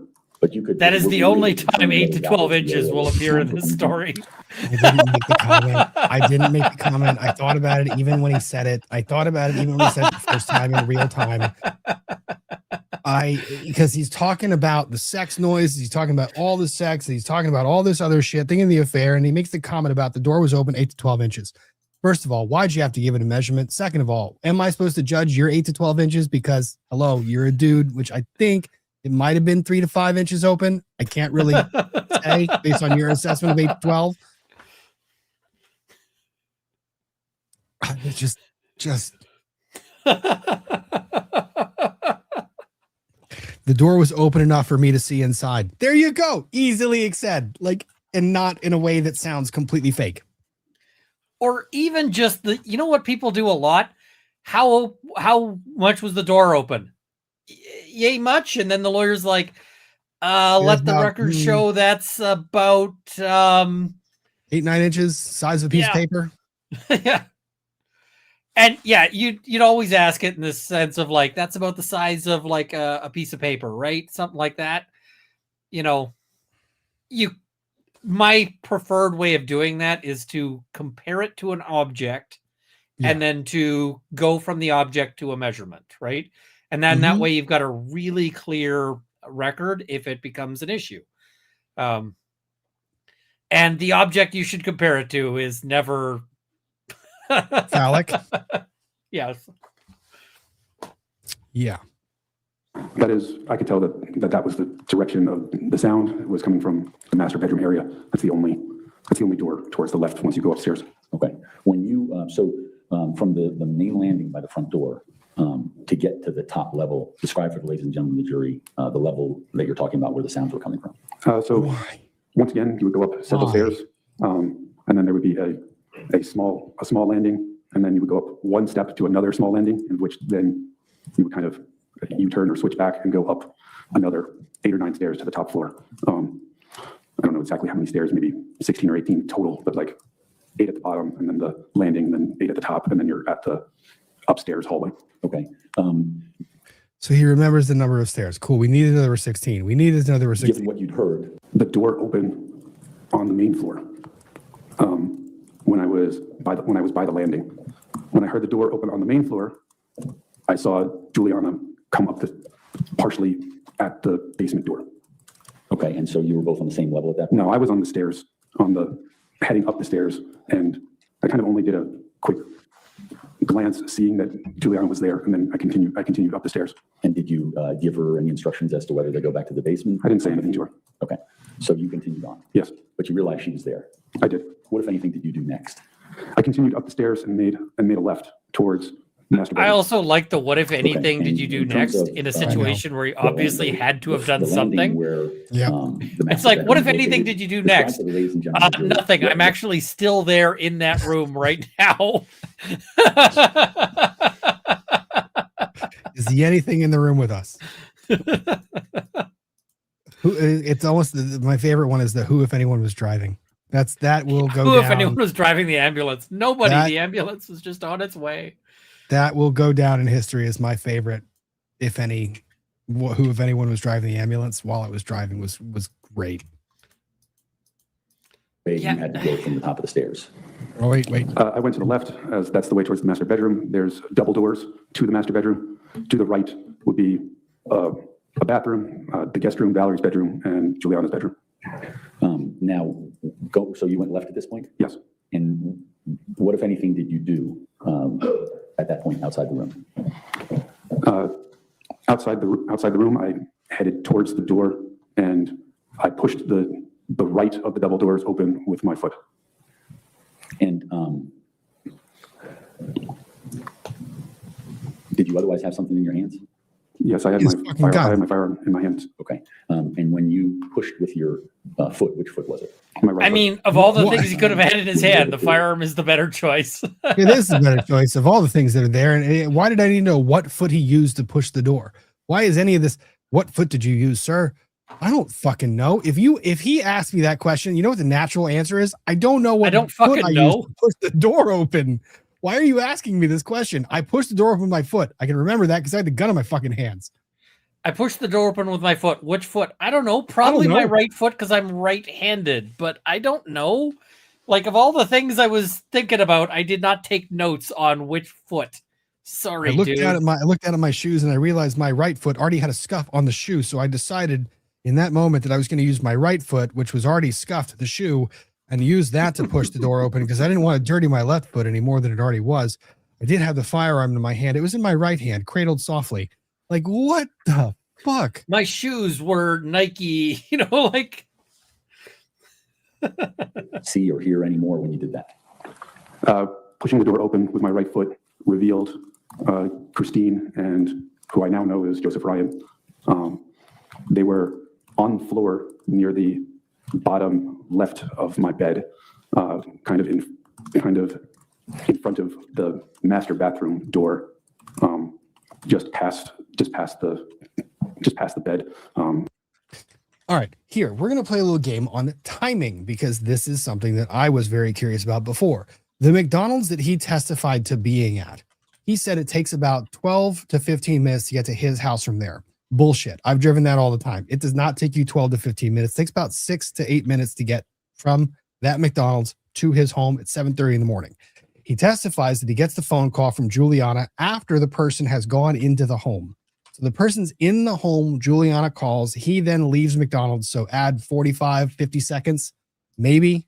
The way this guy was shitting, probably maybe add a minute to the phone call ending to him leaving McDonald's. So he leaves McDonald's. So 1 minute is gone since the guy's gone in the house. The guy has gone in the house to carry out a quote, great fantasy. So 6 to 8 minutes. This guy's shitting abilities are a relevant consideration in this. It really is sad. It's pretty sad. So figure he's at the house 9 minutes after the guy has entered the home. Then you go through this little dialogue of him clearing the rooms, which I can't tell if it took between, in my brain, I'm clearing that basement in 15, 18 seconds, maybe. The way he describes it, it probably took better half of an hour. But tack on another minute for him meandering through the home, Juliana coming in, the brief conversation they have downstairs. So another minute there. So we're about 11 to 12 minutes after this guy has entered the home. Keep that math in mind. A lot of people think that these incidents of sexual violence, they take place for a long, protracted period of time. No, they're usually anywhere from 1 to 3 minutes. They are not quick. They're not long encounters. 11 minutes after this person has entered the home, he walks into the basement upstairs and comes across this. So 10 minutes in, he hears what sounds like pleasurable moaning. And then 11 minutes, it becomes more aggressive. Does anyone else feel really uncomfortable about that timeline? That this was going on for 11 minutes? Do people realize how long 11 minutes is? Rob, chat's going to start judging you. Oh, no. I'm saying in an encounter of sexual violence. Fair. Non-consensual. That is an important consideration. That is a really odd timeline. But yeah, 11 minutes is a long freaking time for any violence, right? Because and this point, Joe is alleged to still have his pants on. I mean, you can have a lot of fun with your pants on. Not this kind of fun, but So in my head, it's just none of this is making sense. All the logic is completely thrown out the window. And then this next part about this one, I've wanted to ask you this question for a while. When he testifies to what he sees and his actions next. In between the bed and the tall dresser. Okay. So you just described it as the bottom left. Describe for the ladies and gentlemen of the jury, how do you come to bottom left? What position are you in order to describe it that way? I think she was supposedly the bottom. If you were in bed or facing the TV that's in there, the left would be the bottom left corner. That would be the part that's closest to the master bathroom. Okay, thank you. And so you indicated you saw Joseph Ryan and Christine. Yes. Had you ever seen Joseph Ryan before? I had never seen Joseph Ryan before. Had you ever had any communications with him before? On February 24th is the only time I had communications with him in that room. Okay, so when observed this. That was way too and long of a please tell the lady- hesitation and way Also, too did much you of an hear- explanation. Did you eat the explanation? Yeah. Because really, what that should have been is no, or just not until that, But there was this big hesitation and and I'm just like, what? So that the explanation feels like he's hedging around the truth, which is, Oh wait, yeah, it was it's sending her a even worse. bunch or sending the guy a Listen- bunch of FetLife messages. That's what I mean. Listen to the clarification. Ladies and gentlemen, I had Joseph Ryan before. have you ever had any communications with him before? On February 24th is the only time I had communications with him in that room. Okay. February 24th is the only time I ever had communications with him in that room. Just say not at this point. Just say no. I'd never had anything prior to seeing him. Yeah, until I saw him then, we'd never spoken. I said some things to him afterwards, like bang, motherfucker. Yeah.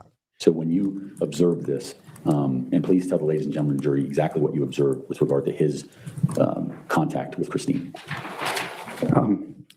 Christine was, I would describe as nude and on all fours, on her hands and knees. And Joe Ryan was behind her, angled slightly behind her. And from my position at the door, slightly to the left of her, he was clothed, and he was looking directly at me as I opened the door. And when you first 12 minutes after the phone call. Listen to that description of how that positioning was in the room and think 12 minutes after the phone call. caught eye contact with him, where exactly were you in relation to the bed, and where were they? And I was maybe one step into the room. Okay. Now, when you observed him, what, if anything, did you observe about the situation prior to anything being said?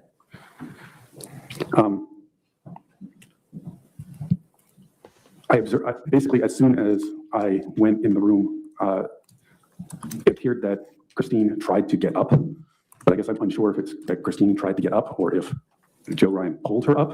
It's hard, I can't really tell, but Christine went from being on all fours, hands and knees, to more like being on her knees.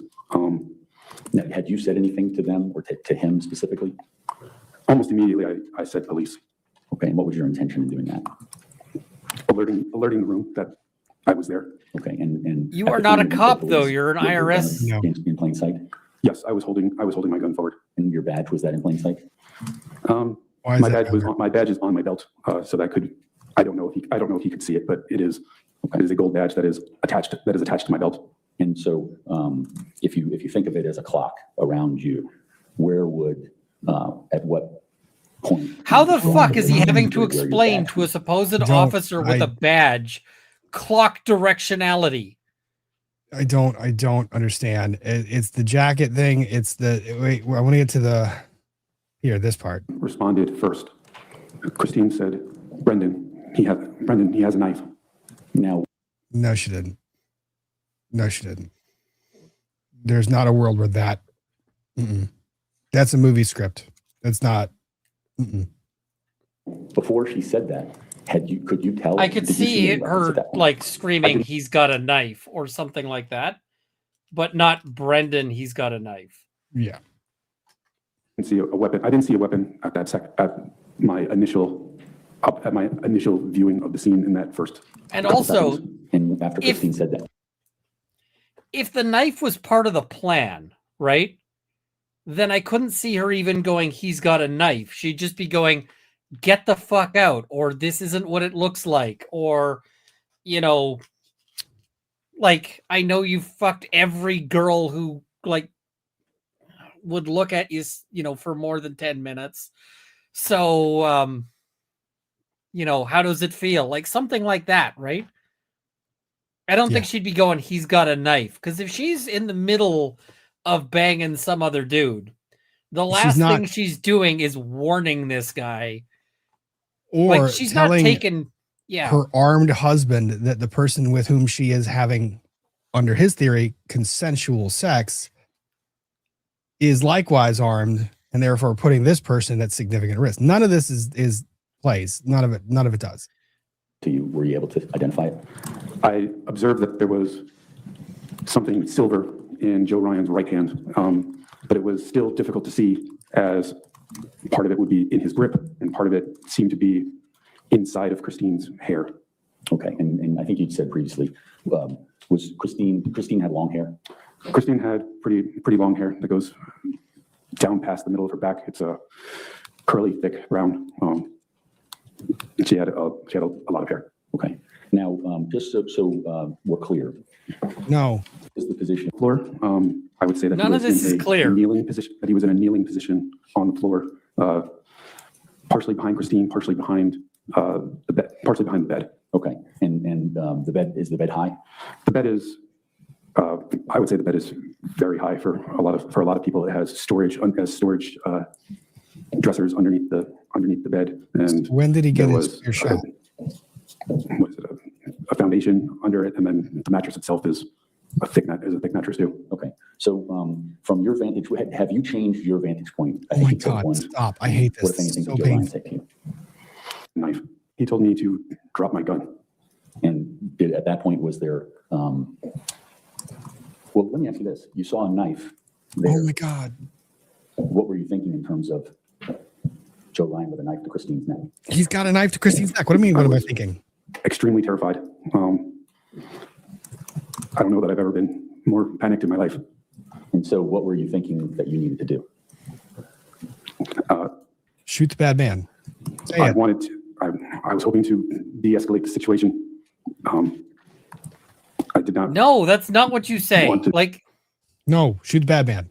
no, I mean, this is what you This is why you have the thing I in your walked hand. in. I have a gun. She's screaming. She says he's got a knife. I put two in his chest. No, I you fell don't put back two. on my This- concealed carry training. That's the other part about this where I think that's bullshit. I did not want to shoot him. I wanted him to let her go. And so after he said you dropped the gun, what did you say? I repeated to drop the knife and to let her go. And did he say anything to you? He did. He told me that she was hers. That she was hers, and that she gave herself to me. And Christine kind of yelled, moaned. Okay. At this point, also, Okay, I'm sorry, you said she was hers? she was his. Sorry, she was his. Can you say the whole statement? Please say the statement that was practiced that you clearly fucked up 3 times. Oh my God. Oh my God. He said that she was his, and that she gave herself to him. To me is what she gave herself to me is what he said. Okay, and I'm sorry, I interrupted. What happened then? That's such a weird ass statement. It's novel. It's trash novel. It's Like, Yelled or moaned or both, and it seems that she went to her left, my right a little bit. Okay. Now, when she yelled or moaned, what, oh my what did God. that indicate? Stop Did you see him cutting stab her? her off. It appeared that he was putting Forward pressure. forward movement. Forward towards her movement. No, that's not what people say. neck I know or that. face. You can explain for the ladies and gentlemen of the jury why it was you couldn't see Christine's face or her neck. Oh, It's kind of Jesus. really, it's still curly. It's kind of large, and We'll go ahead and tell the ladies and gentlemen of the jury what you were following up with. and I just gotta I'm sorry. say, the prosecutor, every time they You cut to indicated her, in the previous answer that she does you not look couldn't see upset by whether or not this. he had stabbed her No. in the neck or made contact with the neck. correct. she's like, this is working great. My best guess is that he had a grip on maybe the back of her neck, maybe the back of her hair. I can't see his left hand at this point, and so she did not really go anywhere. Did she appear to be injured greater than what you thought when you saw her? It appeared that she had some amount of, I believe that she had some amount of blood in her hair at this point. From where you could see it? Yes. Okay. Now, let me just ask you this. Other than your training, had you ever shot a person before? I had never used my firearm outside of a range situation. Other than Just- your just a training, final had you ever question. shot somebody before? I'm like, wait, what kind of training do you think they do there, sir? What a horrible question, too. What a horrible question. Like, other than your training, have you ever shot somebody before? I'm like, dude shouldn't be shooting anybody. This is like, where are we training? What are we thinking this? The IRS, do they shoot each other in training? It's not the FBI. What was remember the video of the FBI agent on the range who had the accidental discharge and shot himself? Yeah. It sounds like you had shot somebody in training. You just did training, correct? I did not shoot anybody in training. I have not used my weapon in duty at any point, or the only time I had used my firearm was at a gun range or at training. Okay. Was that a concern for you while you were in the moment? No, There you're wasn't not. a lot of Why are space you thinking between that? Joe and Christine. I was very fearful of hitting Christine. And so what if anything, when the time came, well, were you considering using your firearm? Yes. At what point did that start? When I pulled it out of my, I mean, very quickly in the situation, but there's only, his head isn't far from Christine's head. I guess his part of his body is partially behind Christine's body. Part of his body is behind the bed. It's a very tight situation. Okay. And so, See, most you people delayed in your this versus situation would be worried about which parts of his body are inside of her body.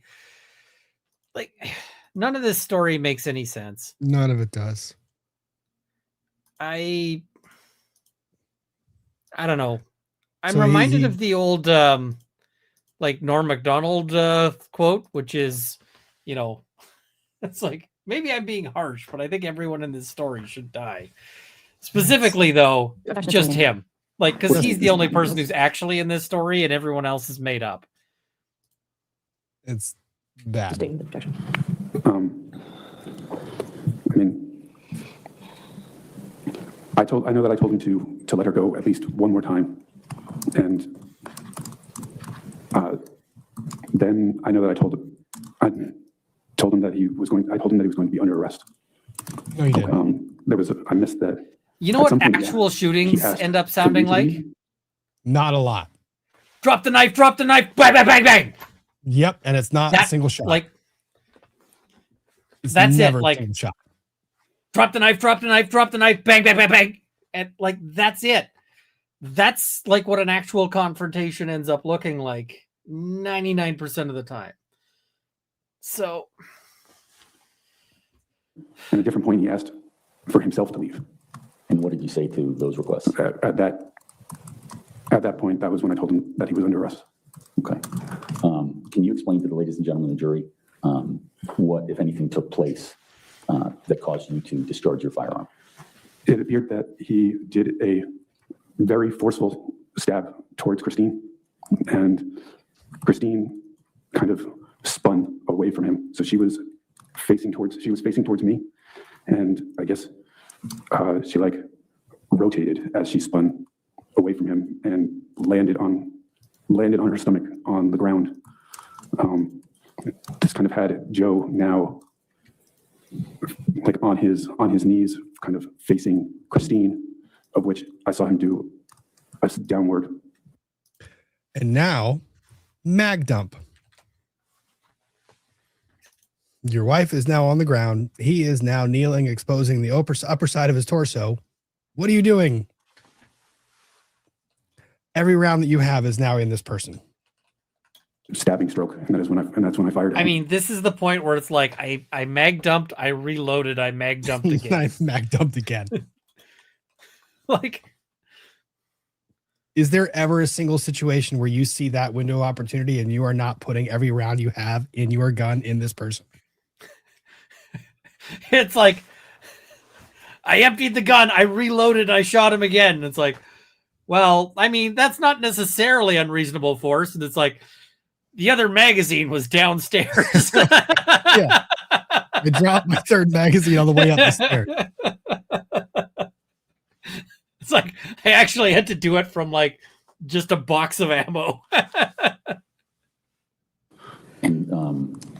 when you fired, were you able to determine whether or not you made contact? I didn't know where I made contact, but I believed that I made contact as he moved. Okay. He moved backwards. This is also why it's bullshit. This is also why it's bullshit. And this is why I wanted to stop with, I'll stop with his direct here. I am supposed to believe that someone trained in law enforcement in any capacity, trained and has to shoot rounds for training purposes, or has handled a firearm for any number of years, months, I don't give a shit, sees an opportunity with an active threat in front of him.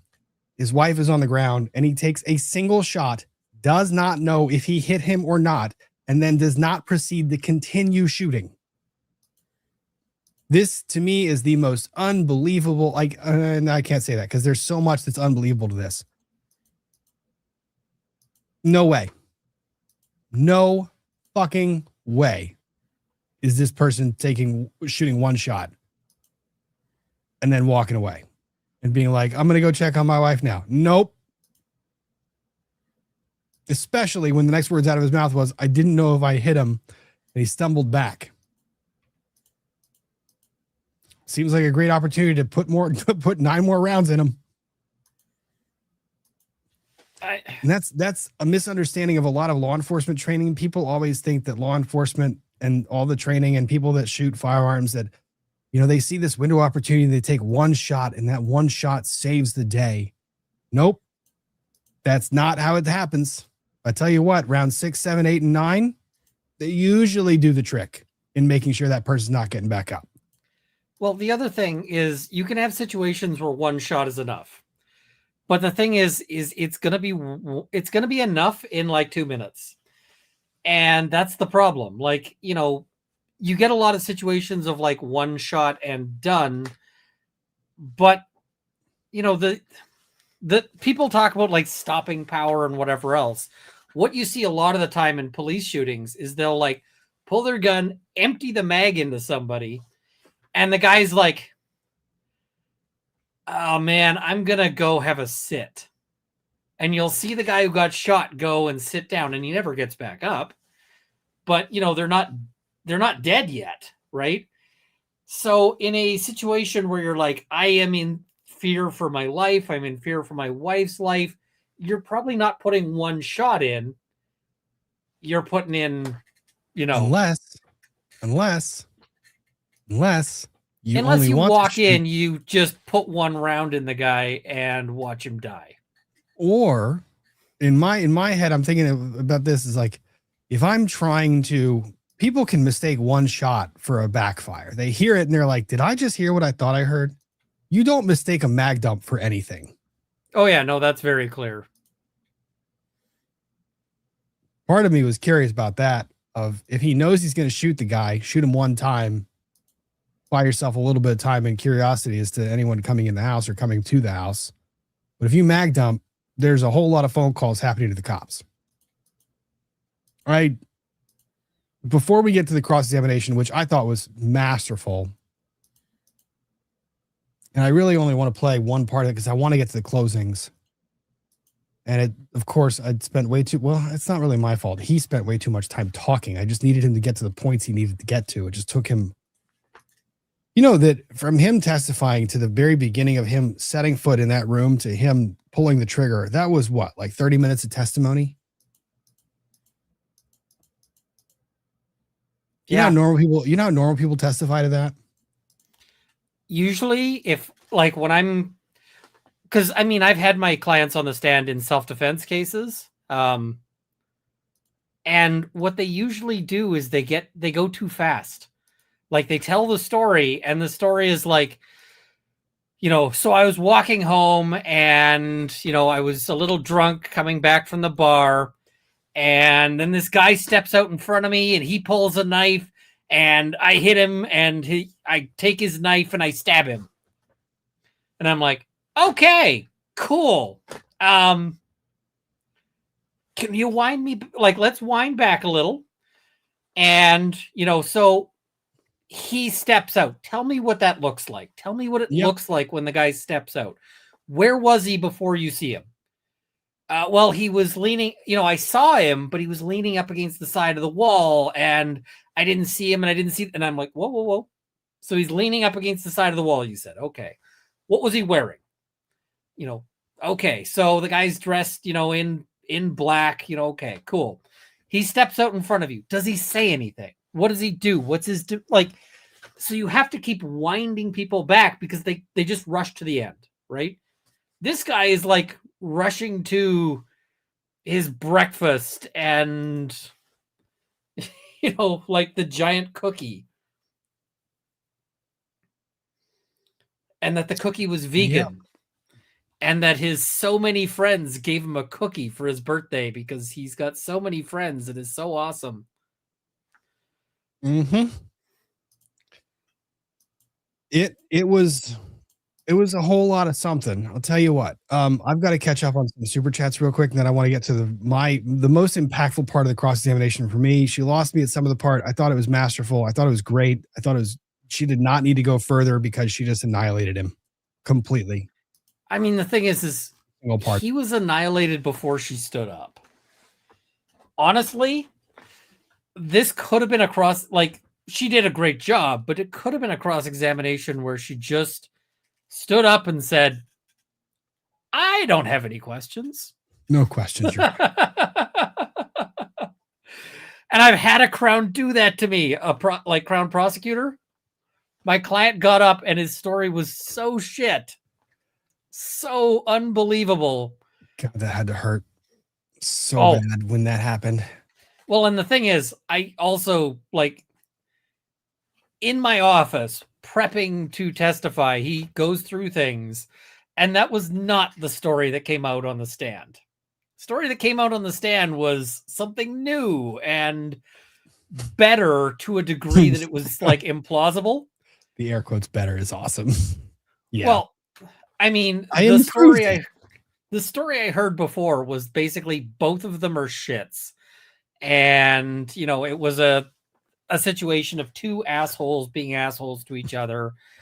And that's plausible, right? That's believable. That's probably true. The story on the stand is this guy was just waiting for his sainthood to be delivered, as he was sitting there, saving a drowning kitten and a busload of nuns.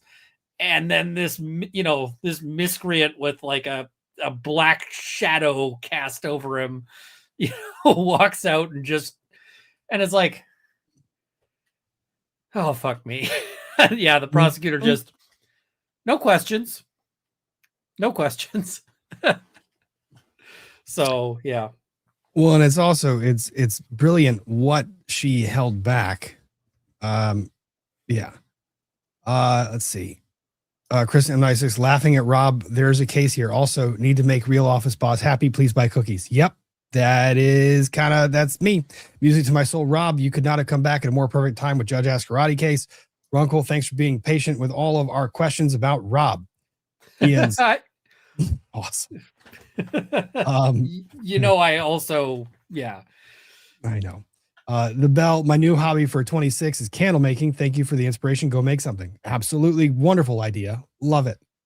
Fiona Boyd, watching Judge A keep her cool brings back memories. The patience. Now, I will give a little inside baseball. There was a day of trial when my associate walked in and says, "Isn't Judge Ascarati presiding over that trial?" I said, "Yeah, I'm watching it now." And he comes to me and he says, "Well, I just got an order that was signed by her at 11:55 a.m. And I was like, I looked at the clock and I was like, oh shit, she's signing orders while the trial was going on, at least in part. I was like, that's multitasking.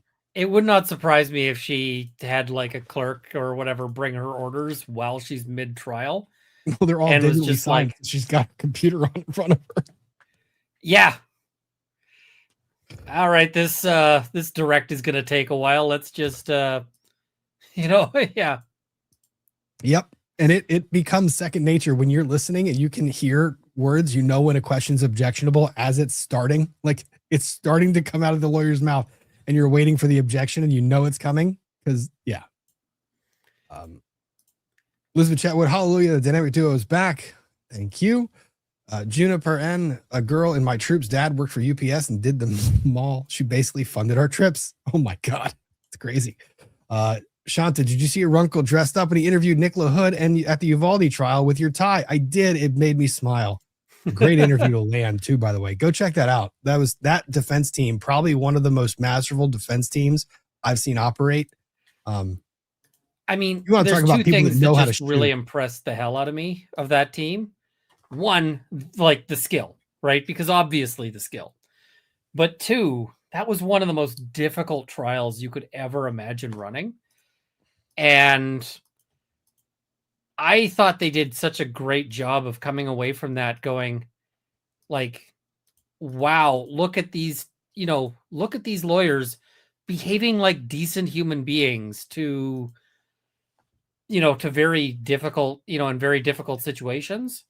Because I could absolutely see the families, like some of those people I'm sure walked away from being cross-examined. Like, what a nice lawyer, right? It was incredible. He was like, and I know that that's stressful and I don't want to bring you back here, but I need to get some clarification on a few things.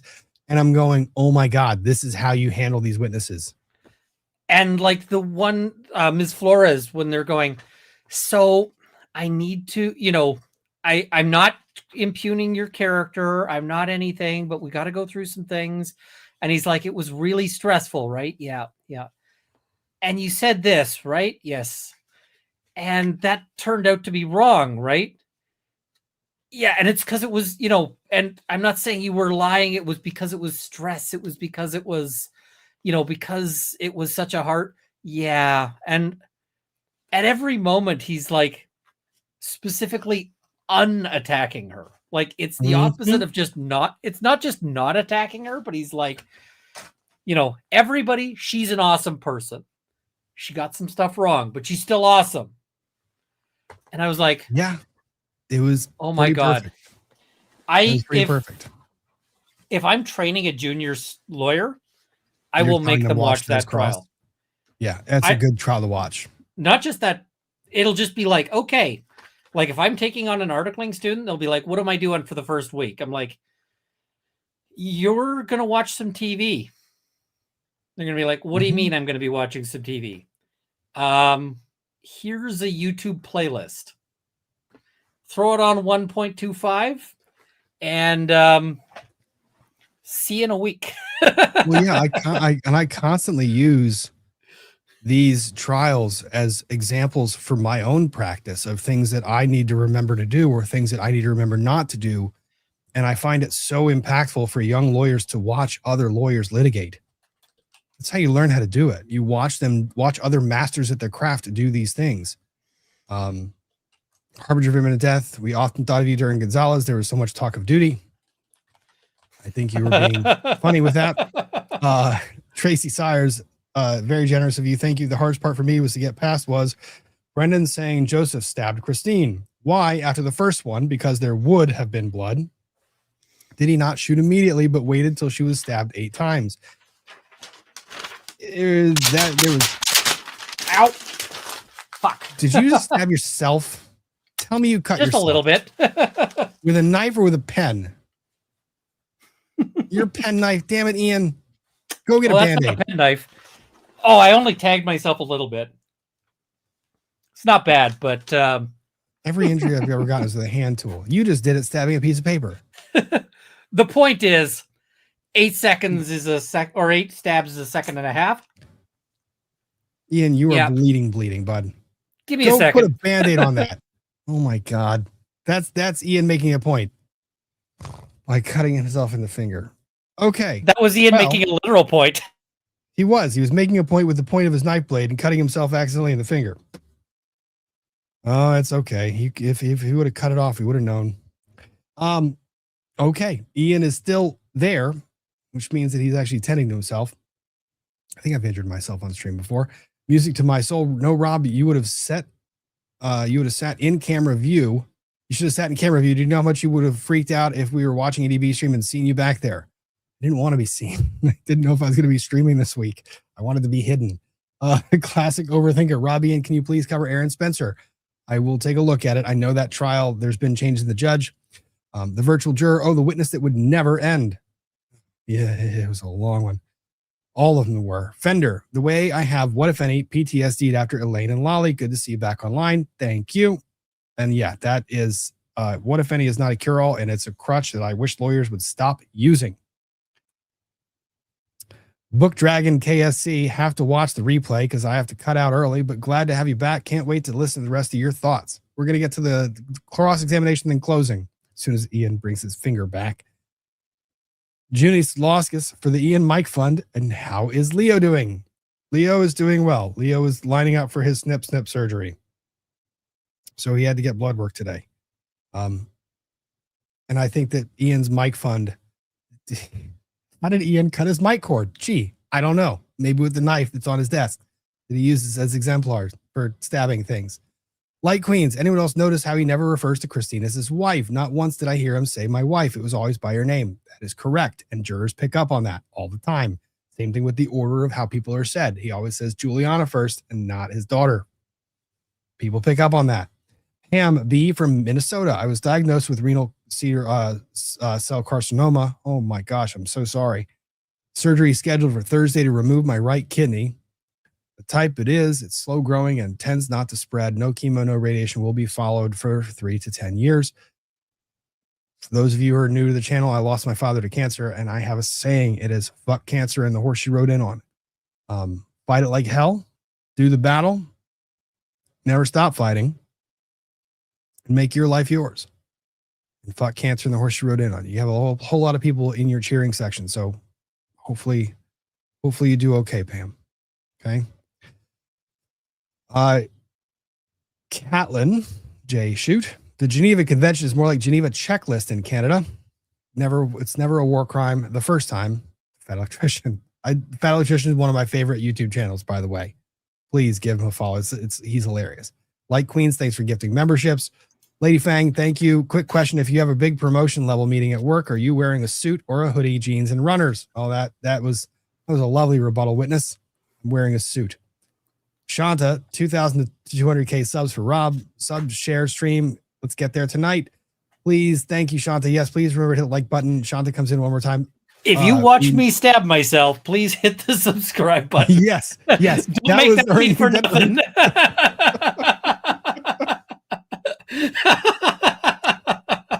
Especially because there's a high risk that just based on YouTube being YouTube, that one action, YouTube's going to be like, we're going to demonetize this live stream. Oh, yeah. You heard that I got put in YouTube jail for 24 hours, right? I did, for covering a trial. YouTube, don't punish Rob. That was my fault. He did not organize that. We're good. We're bandaged, right? If I end up going to the hospital here, this will be the second time I go to the hospital midstream. Oh, I do remember that one. Oh, but yeah, it's not bandaged. I've just got some paper towel. We're good. But it can be stemmed by a paper towel, which means that it's we're not right at the end of the finger, so you can't really band-aid it easily. But yeah, I'm just holding some paper towel on it, so we're not at significant blood loss level where you're looking for quick clot. No, but that's impressive. That's not bad. Note to self: don't stab paper. Making a point. Yeah. So, Shanta, we never found out the flavor of the birthday cookie. We didn't find out what was packed for lunch either. Peace Geek. I never thought I would hear. And after you ate the cookie, then what happened in a courtroom? It was so bad. Anon Mouse. He talks like a bad novel. Yup. Classy Kate, how do you think the jury reacted to I thought Valerie was safe in the basement? I think there was a whole lot of what the fuck going on. P.S. I missed your stream with Ian so much, especially since you helped my own neurospiciness. Very glad to have you and glad you're here. The virtual juror for Cross, please talk about how Brendon went from ping-ponging between attorney to jury to looking like prey who couldn't take his eyes off the prosecutor. Got a threat. He was interesting. Winnie Bly, Non-Mouse sounds even more like a bad AI novel with an AI editor and a publisher. Oh, I don't know if that's, hey. Winnie Bly, how the time flies, full circle from Depp v. Heard. Being in the same courtroom, it was. Law Kong Express, try calling your wife's name, goof. He didn't do a lot of things. Shannon with 2 N's. Anyone who fell feel dumber after watching this trial? Antarctica, thank you for the super sticker. Gwynny Bly, listening while trying canning for the first time. Love you both back together. Hugs from Australia. His comments on Joe got me, not killer / intruder. I hope you're doing all the food safety things for the canning, because It can get bad. yeah, I mean, if you're not doing like high acid canning, you need to have like a pressure canner. So yeah. Crazy Cat Queen, can a defendant fire their lawyer from the stand? No, and I don't think he would find one that would be able to help this a lot. Gwynny Bly. And the bleeding seems to be done. So There you good. go. 1 out of 3. I thought she was having an affair. I thought it sounded painful. I know she likes alt stuff I'm not into. He should have just walked in. That's 1. 2, if he didn't already have his gun, he shouldn't have his gun out before walking in, because no big deal. Or maybe he knew she wasn't into alt. 3, none of this makes sense. Her phone, blood disorder, anything. PS, alt equals rhyme with pink. Censorship is fun. Kink. I get it. I understand. Yep. We censored the chat because YouTube strikes channels for chat. Yeah, I may have gotten hit in part because of a chat comment, but Random and in unbreaded part 'cause commenter. I screwed up, but yeah. Why did notification not bring me here 2 hours ago? And then commenting again, 3 times speed engaged. I'll be back in 45 minutes. I don't want to know what I sound like at 3 times speed. Probably really fast. Gwynny Bly, he can't even say she was his because that implies his own wife didn't belong to him. Look, took 3 times. Everything feels off. It's all off. Brittany Strong RN, first live. Here's where I'm hung up. Police testified she was still alive. If he wanted her unalived, she would have been. He kept her alive. There are certain wounds that exist where there is no possibility of recovery. Typically speaking, arterial wounds around the neck, there is no possibility of recovery. It's very, there are some instances, but it's very rare. Extremely. Yeah, I'm aware of one where the person literally crashed into the back of an ambulance. And it's like, okay, the ambulance did great work saving, but most people ain't. Like, most people are just done. So yeah, it gets, yeah. Ram unbreaded commenter. What I wish the attorney would tell the IRS agent, sir, we understand you're clearly intelligent. It just doesn't show up where it matters. Don't style queso. Love it. I missed F&F, came in a little late, but I'm glad to see you both covering this. This case has left me like, huh? Or like big eyes open, like what the? It's kind of what the fuck for me.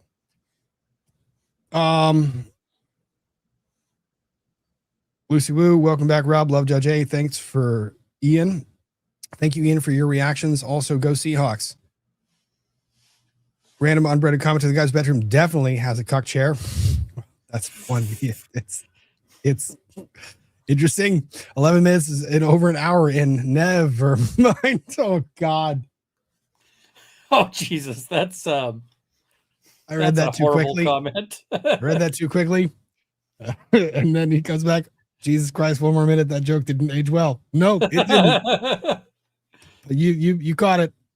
It didn't age well.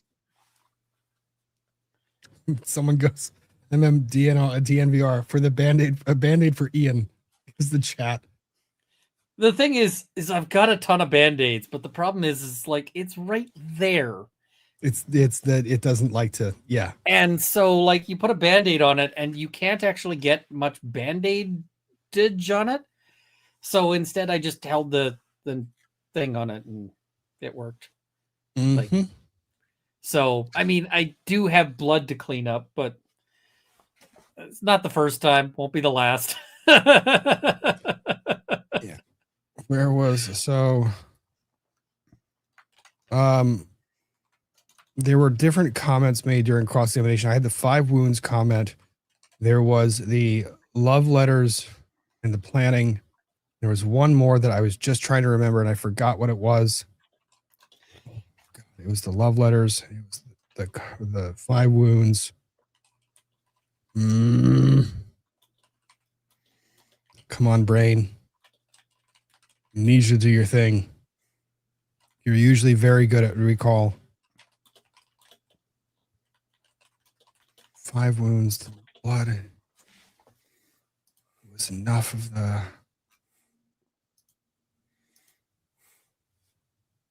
Was the love letters? I have the love letters. When she calls it out, I was going to call one of them out. Affair with a friend's wife. Nope. Had the affair with a friend's wife. Not that spoke to him in that room. It was not the sugar baby. There were a couple of points that she made that were just purely lethal. Like they were crazy. But we can start with what I thought was the most impactful part, which was, we might jump around because until I remember exactly which one I needed. Yeah, it was that one. That's where I wanted to start. It reminded me. Thank you. Where was it?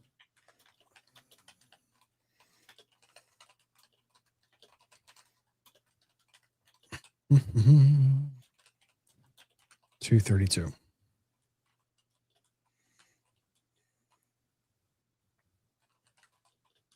Back to where I need to be. Cross-examination. I liked her style. She was very, very, very prompt, like quick, and she didn't spend a whole lot of time. It's within hours. Yes, midnight happens and we've moved into another day, but you're still asking if you can talk to her, right? No, that appears to be what it says. Okay. Judge, I'd offer into evidence Commonwealth 244, the Discord messages. The objection? All right, 244 in evidence. Now, she missed me with this point. Crazy glue it. She missed me with a point where she was like, you message a lot on Discord, right? And Discord is nefarious, isn't it? And I was like, come on. Be more mature than that. I've got 2 Discords that I run and like 40 that I'm in. Oh, weird. The Discord messages, the exhibit itself is an actual CSV file. It's a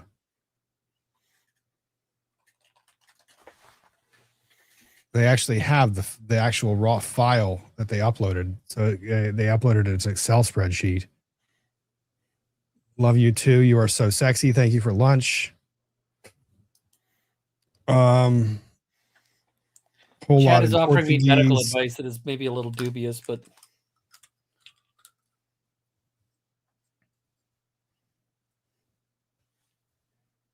There's a whole lot about stories to one another. Come back downstairs after my shower.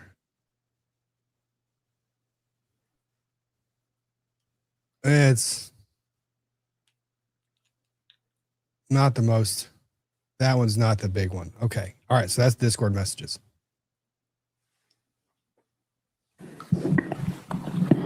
And Judge, if that's been published to the jury, we'll let it linger for a second, and then if we can take it down. ASG, I'm saving all the to chats. display to the witness and to counsel. Commonwealth 245.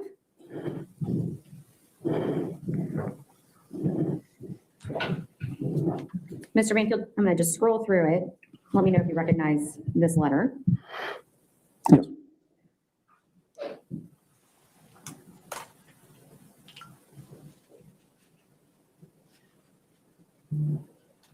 crap. I opened things up trying to super glue it.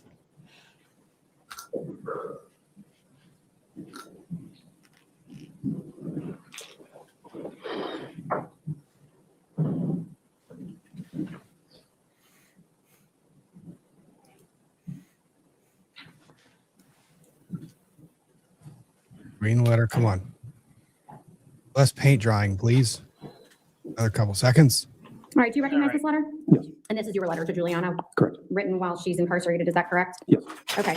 Is it fair to say that in this letter you profess your undying love for Juliana? Yes, it appears that I was definitely in love with her. Definitely starting in the summer of 23. Oh, okay. So it was just before she was arrested that you were fully in love with her? After the wife dies. After all of it, if anyone's timing is feeling uncomfortable, this is why you're feeling uncomfortable. Well, that's when we had an opportunity to actually have a bit of a relationship. With other points were obviously very separated. I mean, I was still working a lot. Christina was obviously still around, and I was spending a lot Anyone else catch that part? of time with her. So it wasn't really until the summer of 23 that we had a lot of time together. Okay. But in this letter, you're talking about the memories of times you spent together before Christine's death, correct? Around, and I was spending a lot of time with her. So it wasn't really until the summer of 23 that. Yeah, Christine was still around. She was still around. You know, that was very inconvenient for him that she was still around. Yeah, that of all the turns of phrase. there's different ones you could have chosen. So Yeah. let's see. I hope with every fiber of my body that you don't leave. You had told me this was the best time of your life. I hope you allow our relationship to continue. I hope at a minimum you give us another chance to be together. You came here and we fell in love.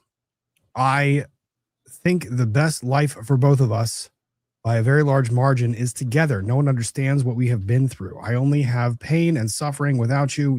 Your conversations about leaving, for letting me go, setting me free are the most painful. I hate them. They make me cry every time. You are irreplaceable. You are my person. I believe you will have the best life together, full of love, happiness, support, fun, laughter. I'm crying while writing it. I know it sounds selfish. I don't have anyone without you. My mom is openly hostile and wants to fight every day. Grandma and mom fight all the time, and grandma wants her to go. Basically, I have no friends anymore. You couldn't be further from the truth, saying I have everything I need. What I need is you. Then So some he's not Portuguese. getting any cookies anymore? Guess not.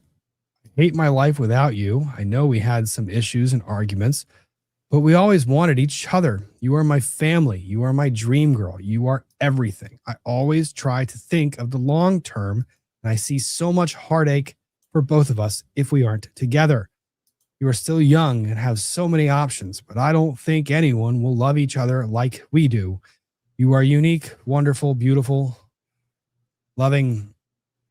So mind you, he testified that he was never really in like love.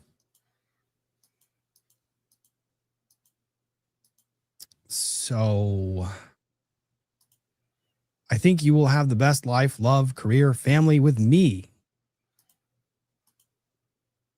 It will be better back with your family in Brazil or even with somebody else. That is for you to decide. You can probably convince me to go Brazil with you if that is what you truly want. I'm sure we can work and have a wonderful life, but I need you to be sure. But I think our careers will be significantly worse than if we stayed. We don't need to stay in Virginia also. Only ask one thing, please give us a chance. Memories I love.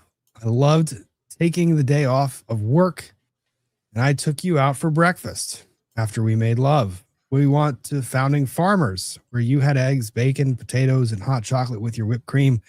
Then went to the botanical garden in Vienna and walked around holding hands. Yo, does this sound like anything like he had portrayed it to the jury earlier? Nope. This is why I wanted to see these letters. Wonderful time, because I don't really trust prosecutors. And this is you professing your undying love. I'm like, hey, it can't be that bad. I read it. Oh, yeah, it's that bad. It is absolutely that bad.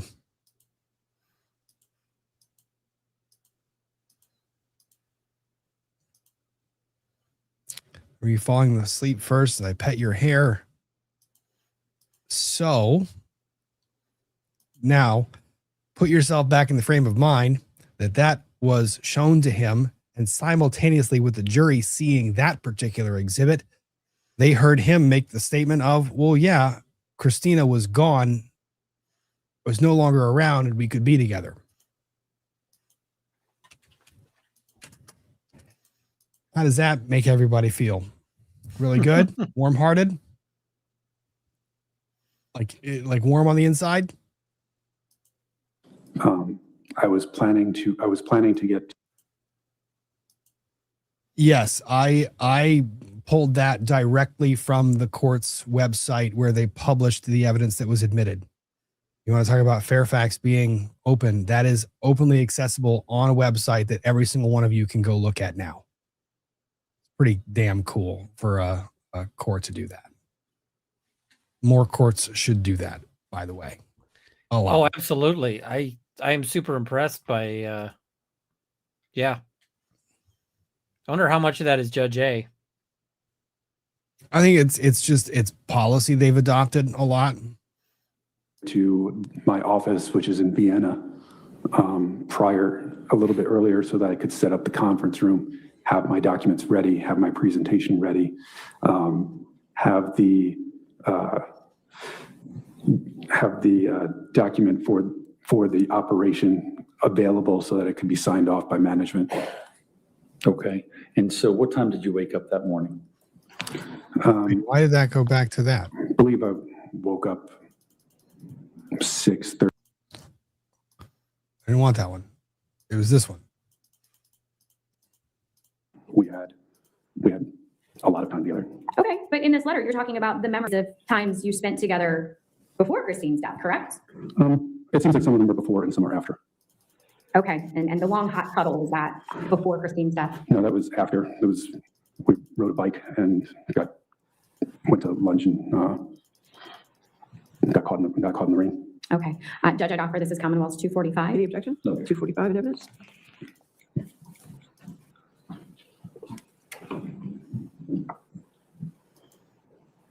And again, you described here in the very first paragraph-ish, you came here and we fell in love, but you're suggesting that love didn't happen until after Christine was dead. As I said, that we did have feelings for each other prior, but I would not describe them as the level of feelings that I had for my wife of 19 years.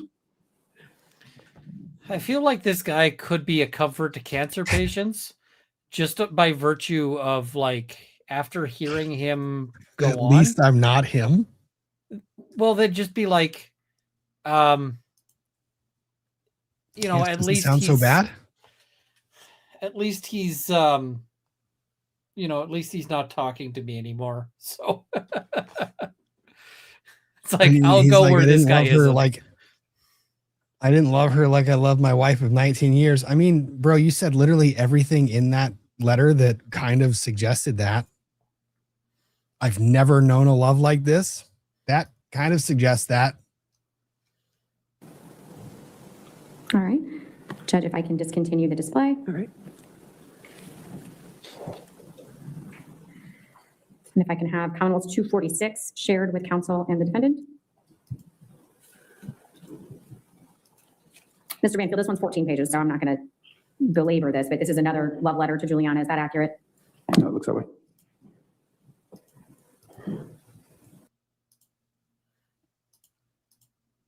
It is literally 14 handwritten pages. It is. Why? But why does he also do this weird? He puts the indent on it. Odd, but comfort in bed, cuddling, laying down. Only shared with you. I think you're the only person that truly loved me.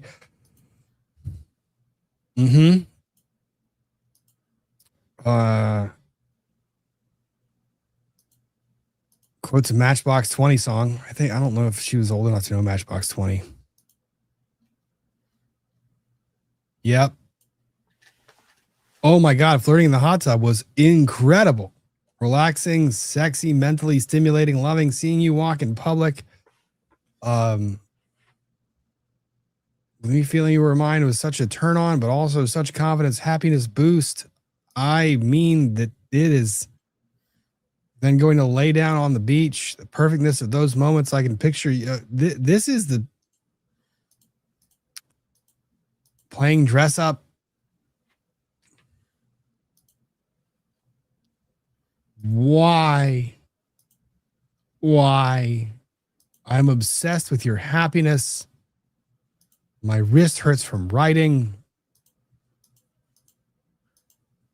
I mean, oh, look, it made me fantasize and envision what would be our wedding. I now want to have an actual wedding, not just the court.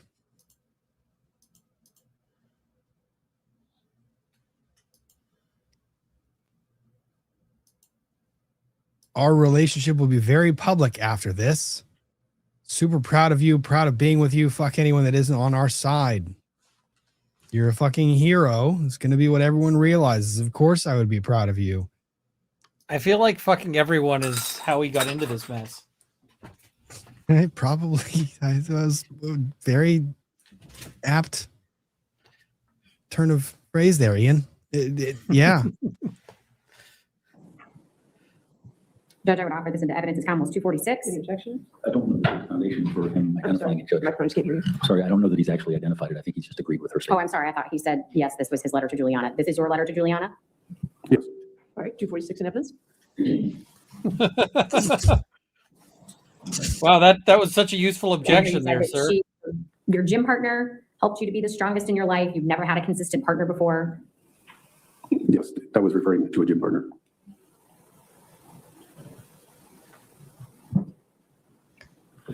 I am obsessed Yeah. with your You know what? Reading that letter, that totally gives me the context. You were absolutely referring to a gym partner. That's exactly what you were referring to, sir. I mean, they were doing some exercise. Mind if we can slow this down? You know, they just Commonwealth 250. doing a lot of push-ups. Do you recognize this letter? Yes. Again, you to Juliana?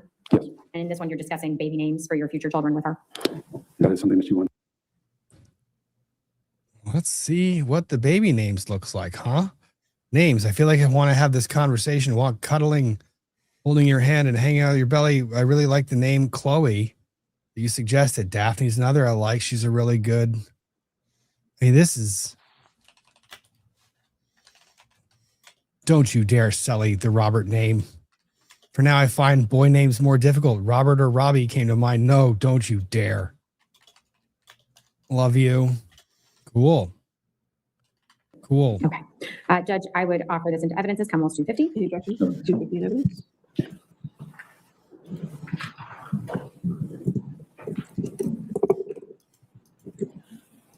All right. But you are contending, again, these feelings, these very strong feelings, these let's be together for the rest of our lives feelings did not exist when your wife was alive. Correct. Okay. And they certainly did not motivate you to kill your wife. We weren't even together when Christine died. All right. That's a really stupid 250 in evidence. stupid thing. Yeah. Nothing about that is smart. And then the other, so that was one, that was the other one. The letters was another one. And then it was this one for me that I think for me, I was like, stop. He's already dead. 301.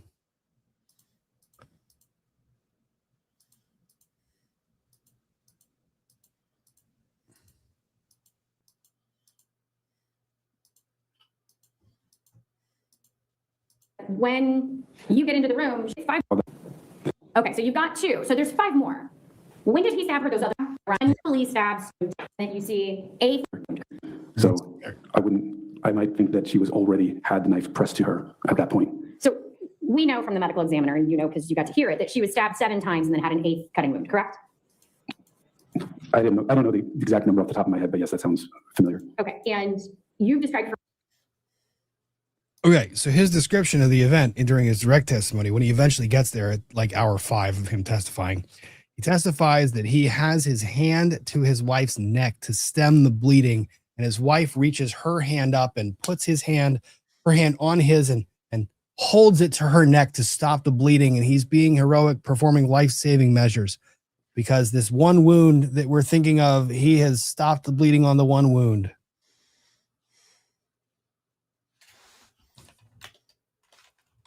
for us that she's already bleeding, and that you see a forward movement, which you can't really tell what happened, right? And then you told us a bit ago that there's an exchange between you and Joe Ryan. You tell him to let her go at least one more time after this exchange, and it appears that he forcefully stabs Christine. She spins away toward you and lands on her stomach on the ground. So there's one clear stab. It's not towards me, it's away from me. Okay, but that is one moment when you see Joe Ryan stab Christine, correct? Yes, and then downward after she went to the floor. So Okay, there's so you only, believe that's another stab? I'm only positive of the two. Okay, so you've got two. So there's 5 more. When did he stab her those other 5 times? The knife is inside of her hair. I can't tell the movement. I can't tell how that is looking at that time. And I don't know exactly what happened before I arrived either. Okay, well, she had to get 5 more wounds at some point. And you're telling us that when you get into the room, she's capable of speech, correct? Yes. Okay, she says a lot of stuff. She says that he's got a knife, right, Brendon? He's got a knife. Yes. She says that. And she says at one point that she wants you to put more pressure on her neck, correct? Yes, then I put my hand there, and then she put more pressure on Right. my hand. And then at one point, she tells you she can't see, correct? Yeah. Okay. And all of this talking is happening with what at that point in time has to be all 7 of the wounds in her neck, correct? Yes. Okay. Judge, if I can pull down the current display. Take a look at Commonwealth's previously admitted 23. 23 under seal. I'm sorry, 22. I apologize. 22 under seal. All right, and For me, that was it. That was done. It was the 5 more wounds. It was all that. He was fried. And then that was before the rebuttal evidence of the employer, the person that worked with him, who was like, no, he didn't have a meeting. So everything he said was bullshit. Yeah, I It will was, not do another honestly, stabbing demo. We're good. No, it was done. So here's where I'm getting into some of this part. Before I get to the closing, this case had some serious concerns. And I think I've expressed this to you earlier. Where was it? It was Brendon's. It's one of his first sets of witnesses. And it was text messages that existed.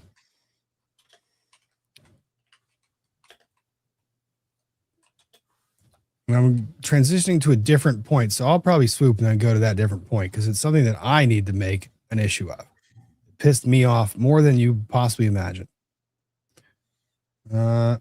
Wasn't the letters during Juliana. Those letters were all hers writing to him. Oh, hey, if I need to clean the wound, I can use the jug of vodka. I bet that wouldn't hurt like That is probably not a good idea. I would strongly recommend against doing that. I don't generally find that advisable at all. Okay, there we go. Okay. So there was some just to turmoil prevent infection. in the police department over this entire case.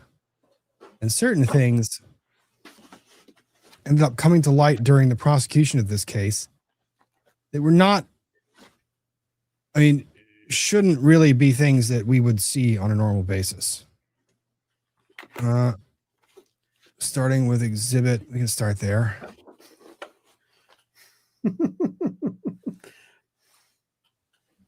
So the detectives begin testifying, and we all of a sudden get these screenshots of text messages between the detectives.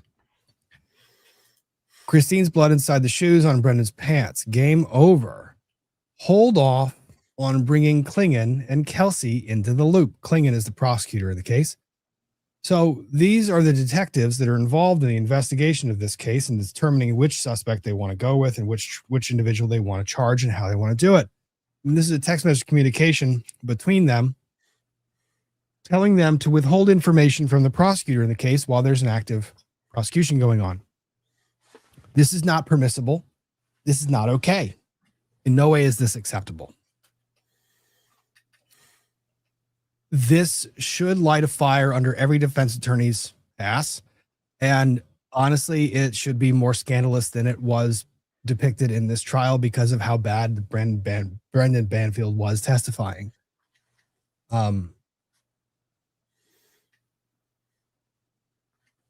Another one, same exchange.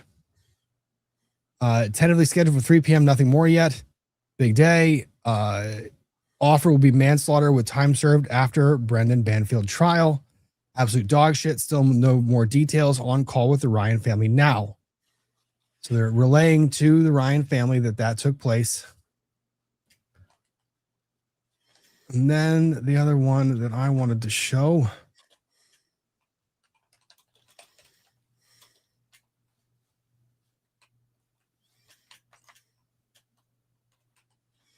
Where was it? All these text messages, one, were not immediately turned over to the defense. Pretty big fucking problem. They had to compel it.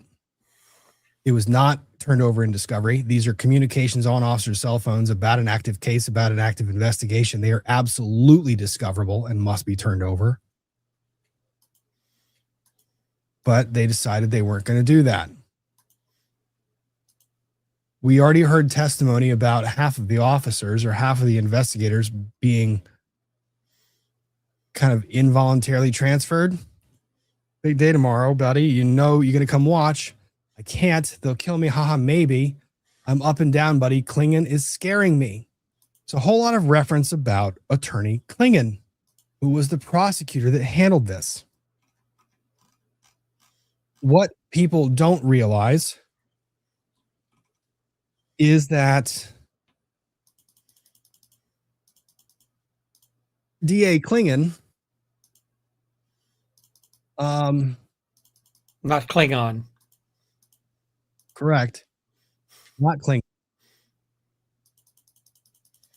Klingan was embroiled in his own little controversy around this time, not just the officers, but we talked about the prosecutor's office and there being concerns about that. That's not it.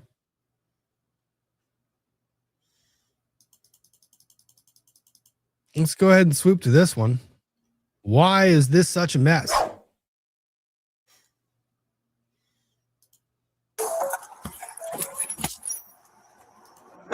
I'm okay. What's going on?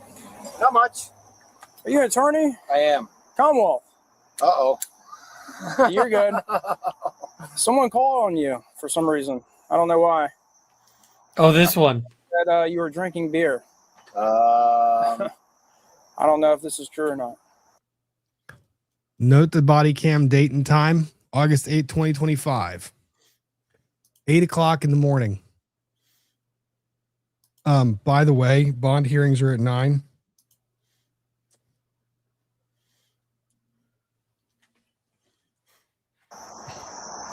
Yes, no, maybe so. No. Okay. All right. Are you headed to work? I am. Okay. Do you have an ID real quick? Appreciate it. He's heading to work as a prosecutor.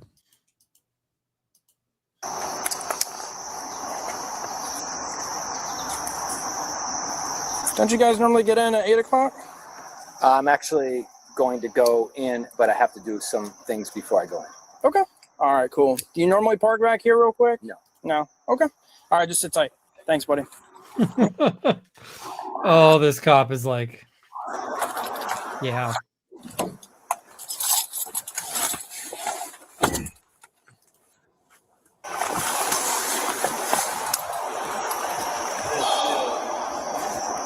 Is it one of the non-alcoholic beers? No, it's not one of my favorite beers. It's called First Okay. Beers. 10% more. He said he's going in late. He's going away to work? Huh? He's heading to work? Huh? You know who this is. He's a Commonwealth attorney. For us. Did he just say for us? Yep. Oh, don't like that. Fairfax County PD, Commonwealth attorney for Fairfax County. Yeah, I just don't like that he's like, this guy is for us. I'm like, Oh, wait. That's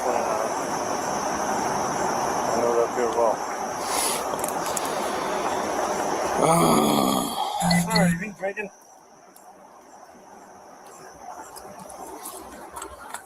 I know that's the, I know that beer. Listen, I'm not out to get you. You know, you are parked here, smoking cigarettes. And if you are drinking, all right, you shouldn't be drinking out here.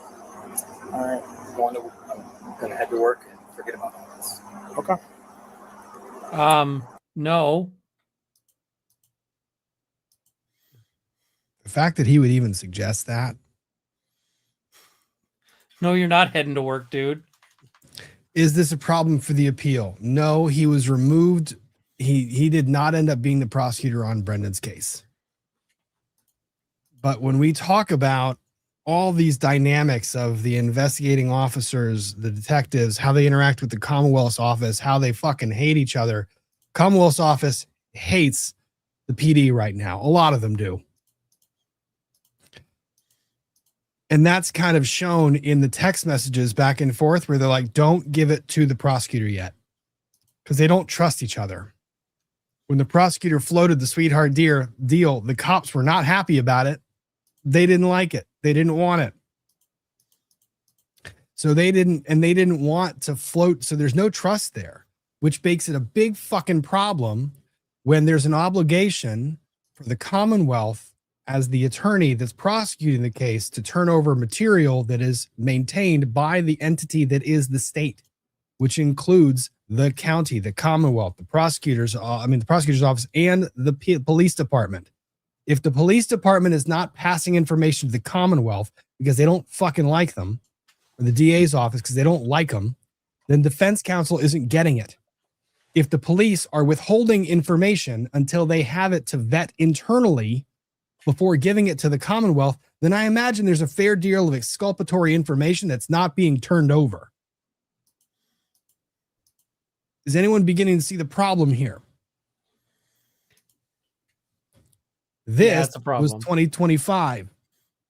What they were talking about is 2024, 2023. So this is happening during this entire time.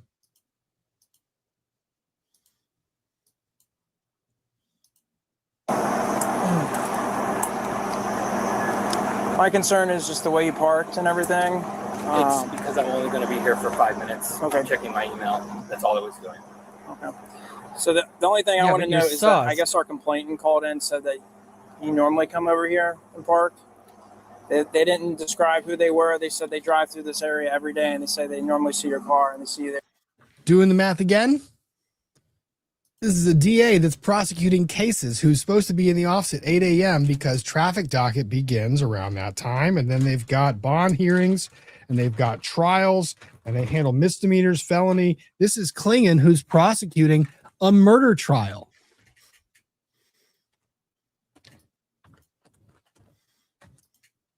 And someone's driving by every day. He's parked behind there, drinking some beers before his way in the office. You there drinking? I don't know. It's my first time. Obviously I've seen you often, but it's my first time seeing you here. Okay. It's just concerning drinking. How many of those have you had?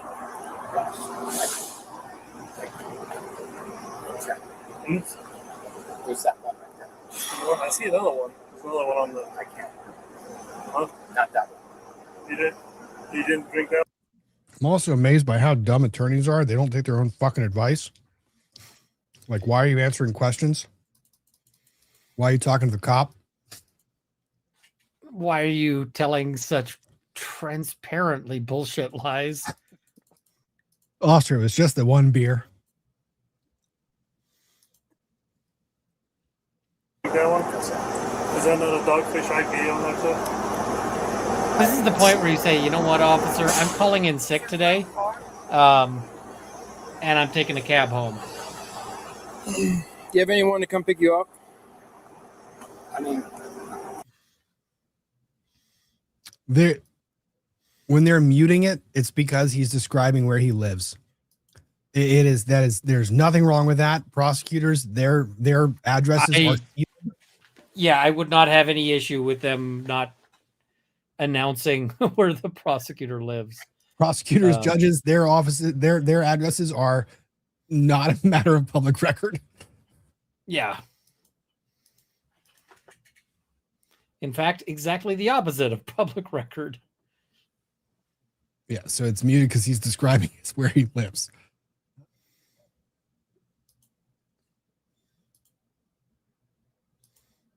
Give me a second.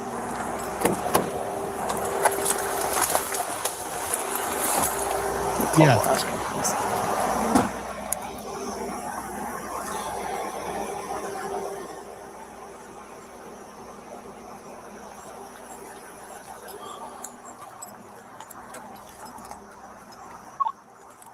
X-ray 103, route 10-4. I know, this is what the cop is thinking. Yo. Hello? For fuck's sake. Can you hear me? You get Glassman on the next to you. Nah, shit. All right. This is a Commonwealth attorney that's drunk. Eric Klingan?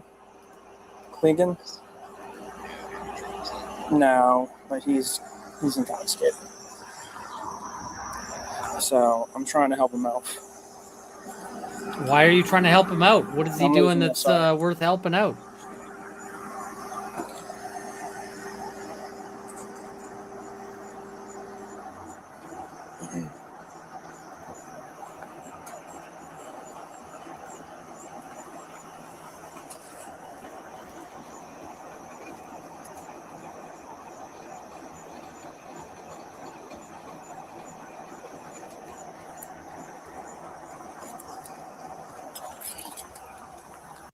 I don't need anything from the car. Okay. And I'm going to take him on. My cruiser. Brand new. I'm sorry. Well, now we're going to have to 98 this and write it up. Yeah. Write up as like a field contact or suspicious person. Oh, yeah, they're going to want it.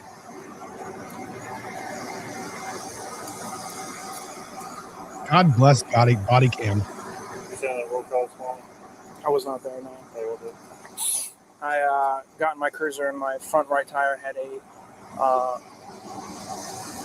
where's he going? The bees getting them. Oh, the bees are getting them? Right. 3 PSI. Literally completely fucking flat. Like, bro. On your personal car? No, my cruiser. Brand new. Yo. Sorry, it was Glassman. Sorry. Yeah. Okay.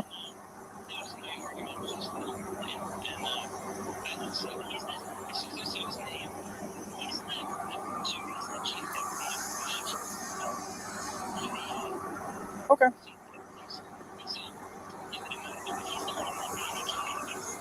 Oh, even better. Yeah, I know. So yeah, I'm cool with taking them on. That's cool with me.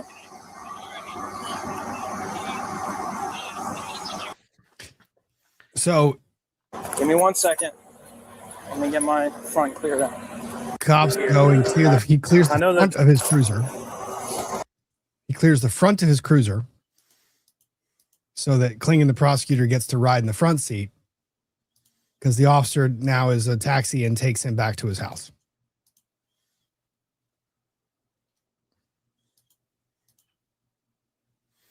And that is that encounter. So when I make the comment about being frustrated when I am watching the defense go after this and they make those big promises about the investigation, and I watch defense counsel bring up these questions in front of the officers talking about Klingan is scaring me, all the other stuff, but isn't able to bring any of this stuff home. For example, defense counsel raises the point of, well, weren't you listed on the Brady list? But he doesn't describe what the fucking Brady list is to the jury. How's the jury supposed to know that this person shouldn't be trusted? Yeah, that's kind of weak Problem? sauce. Yep. So like I said, wish all that would have gotten brought to light more. We know it here in the county, or some people in the county know it. but the rest of the public got to see a crazy trial that was completely batshit, that made no sense. And then you see Brendon Banfield testify terribly, and you're thinking he's guilty, and you miss the other marks. You miss everything else that would have been or should have been brought up. So shall we get to the closing arguments? I think we should. Let me see if there's any questions I can get to. Matty Banfield Boone, interpenal debate by handwritten letter. Interpenal debate is not a word I would have expected to say out loud, or a phrase I would have expected to say out loud, and I read it twice before trying to read it. How can we make that happen? I don't know if we can. I don't think Brendon Banfield, I don't think Sarah Boone is his type. I think he likes the Brazilians. Yeah. And I imagine he's going to be writing letters from one institution to another institution for a while. Yeah. I didn't say nefarious. Why did you say nefarious? I don't know why I said nefarious. Everything is nefarious. Janine 9VN9, you need to watch Natalie's reaction to the love letters. It's a 10 out of 10 reaction because they're absolutely batshit crazy. Ms. Vicky, first time seeing you two together, dynamic duo. Thanks for being here. Glad to have you for a first time watch. Make sure you hit the subscribe button. It would mean a lot. Let's see. Put some craft blue on it. It says Luna Dewdrops. Light Queen is off topic, but I got myself a 3D printer for Christmas. Any suggestion for fun prints or what software works best? You don't want to ask me. Orca Slicer, and then just whatever you want to print, just print stuff. It's fun. Trust me. Once you start printing something, you'll get addicted. Rhonda BL Berry 1207. She gave me Camille vibes, white suit and all. She was interesting. I liked her style at times, but I thought there were times where I thought she was a little bit took sarcasm too overboard. Laura Mott, many people were asking about Rob in all the chats. I was watching this trial and keeping track of it. Glad to be here on a Friday stream. Thank you for ENBPBK. Jackie DBD Stitch Art became a member. ASG 2025. There were enough inconsistencies with how thin some of the evidence was that I was at. He probably did it, but not at beyond a reasonable doubt until after he testified. Sadly, I was the same way.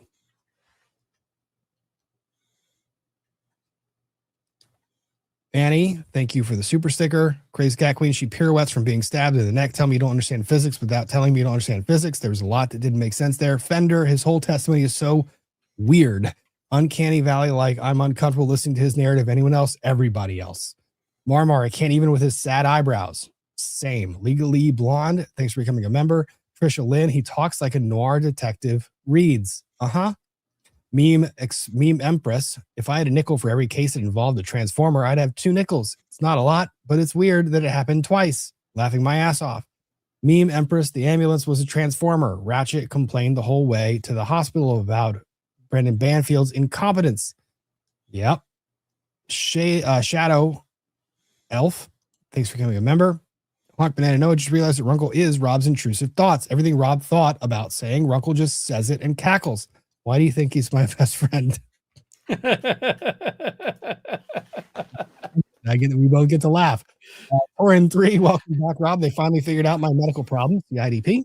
The treatment has me back to normal. Congratulations. That is awesome. Very much congratulations. Yeah. I mean, we were worried. So indeed. Big Apple Hoosier, who can I thank for the membership today? It wasn't even online. Glad to see you both back. Just watched your Virginia OG depth coverages. Dedicated zombies. I sleep more these days, but not that much. The Wanderer 5790, things not to do when hungry. Order cookies. Don't do that. Well, no, do that because it paralegal. Order cookies. All the cookies. Kathy at Oz 07, have you ever had court with Mr. Carroll? I have not. I have not run across him. Steel and Stitches Designs, thanks for gifting memberships. Crazy Cat Queen for becoming a member. Hez 01, so good to see you back, Rob. Heart this duo. We love being here. Baby Steps 22, thank you for gifting memberships. Random unbreaded commenter, this guy has a rare talent for being able to speak at great length on a topic without disturbing the facts. Working at the IRS made sense. It kind of did. wanted to catch back up on this. ASG 2025. I did save this. Happy to see you back, Rob. You missed me passing my 100 word per minute CR tool school test, not the certification exam. That's a long way off. I'm working 120 words per minute, pushing to 140 words per minute. Missed you. I have opinions on Banfield. Glad to have you back. And I still encourage the career path you've chosen and think you're doing a great job. Catlin J. Shoot, FNF is back, baby. Hell yeah. Best way to end the week is for very tired Special Olympics coach in swim, track, and field and powerlifting season. It's a busy schedule. Kristen M96, yes, you're back, but how's Leo? He's good. Lisa, 20. Is he good or is he full of mischief? He's full of mischief. Him on the snow was hilarious because it was like frozen snow and he didn't know how to deal with it. So he was just. Oh, my dogs have got that. They're down. Like they know how to figure that out. No problems. Oh yeah. He was a character. Lisa, welcome back. Welcome home. Thank you. J. Michael, RN. Yay, my favorite family law attorney. Curious, what should one ask a family law attorney when getting one? All the questions that you have, go into it open-minded. The vibe has to match. I hate to say that, but usually you want a lawyer that matches your personality, and then one that doesn't just try to tell you what they're going to get you, one that wants to listen to what your priorities are. Go back to what I talked to my clients about. One of the first discussions I have is, what are your top priorities? I can't get all of them. No one ever can. And if they promise you they will, they're lying to you. But tell me what your top one is, and I'll focus on that and tell you how we can get that. The meme Empress. So does this count as being months late? Kind of. Lisa, I was a paralegal in mostly family law practice, intersects with violence and other things. And yes, holidays. Holidays are kind of wild. Lindsay Metcalf, on my way to a concert, but popping in to say welcome back and happy Friday. Thank you, Lindsay. Elizabeth Love, no one understands the stress of a trial until they litigate one. Legal analysis with you is fun, but don't worry so much, Rob. Your family is much more important. It is a lot. Litigating a trial is unlike any type of stress I can really describe. It's like it's carrying the weight of someone's entire world on your shoulders for a period of time. It's remarkably stressful. Baby Steps 22, welcome back, Rob. You were missed. I'm glad you took the time you needed. You and your family always come first. Thank you. That is very kind. And thank you. It's greatly appreciated. Brentwood Chic for 20 gifted memberships. Sandy for 20 gifted memberships. Laura Christine for 10 gifted memberships. Thank you. And thank you. XCDA, thanks for being a member and for being a mod. Same with Sandy and with Joshua and with Christina. Great ways to show Rob you're glad he's streaming. Like the stream, maybe even share it with somebody you know. Please do. Fiona W., thank you for gifting 20 memberships. Lady Drake, gifting 10 memberships. Henhouse Bath Company, also a mod, gifting 5 memberships. Sibling Creature, gifting 5 memberships. Thank you, guys. A meme Empress, Bud saying his wife spoke to him with neck wounds with a blood clotting issue made me ascend. Brendon Banfield, in defense's mistake was opening their mouths. 100%. I did say Henhouse Bath Company, Sandy. I caught it a second late, but I did say it. My favorite duo, Shanta says, Rob and Ian. Thank you, Shanta. Jeremy Morton, welcome back, Rob, and happy birthday, Ian. 1 penny for each year. 3,456. Mostly harmless fuzzball. Ian, that's what Mrs. Runkle is for.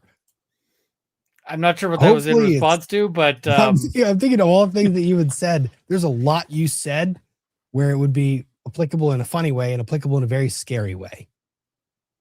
Yeah. We're going to go with the funny way said. That's what we're going to stick with. Phoenix Fire, glad you're back. Brentwood Chic, we should all rewatch Lawyers and Dragons. So much fun. Lawyers and Dragons is a blast. Go back and watch those streams on Rick Hogue Law's channel. Jolene 7X, Scotland's national anthem is the unicorn, or national animal is unicorn. I knew that. Bayou Girl, happy to have you back. How's the pooch? Getting ready for his snip surgery, which is 2 weeks from now. Vez, glad to see you, Vez, watching from Riviera Maya, Mexico. Enjoy the vacay. Yeah, get out of the cold. Annabelle Feinstein, cookies ordered. I need a new supplier anyways. Thanks, Ann. Brentwood Chic, FNF reaction rewatch of Lawyers and Dragons would be fun. It would be a lot of fun. Random unbreaded commenter, not Rob and Runkle talking so much about mag dumping and putting all his shots in another dude, allegedly dumping his shots in another guy's wife. Oh, that's comment. That's a comment.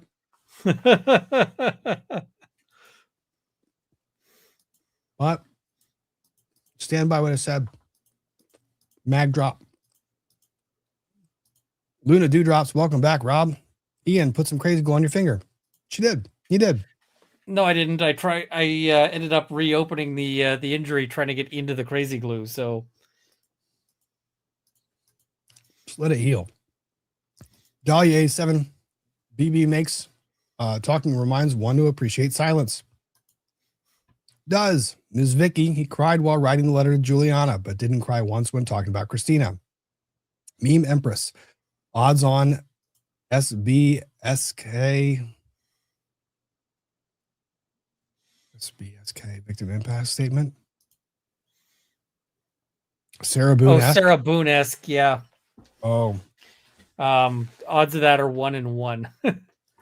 Yeah, I don't think that's gonna happen. Peggy Reardon, could you please put URL for the court website or just explain how to find the exhibits on the website? Thanks and glad you're back. I'll do you one better. Here, I'll show you. I'm gonna navigate it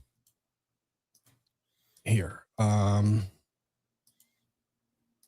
If you go to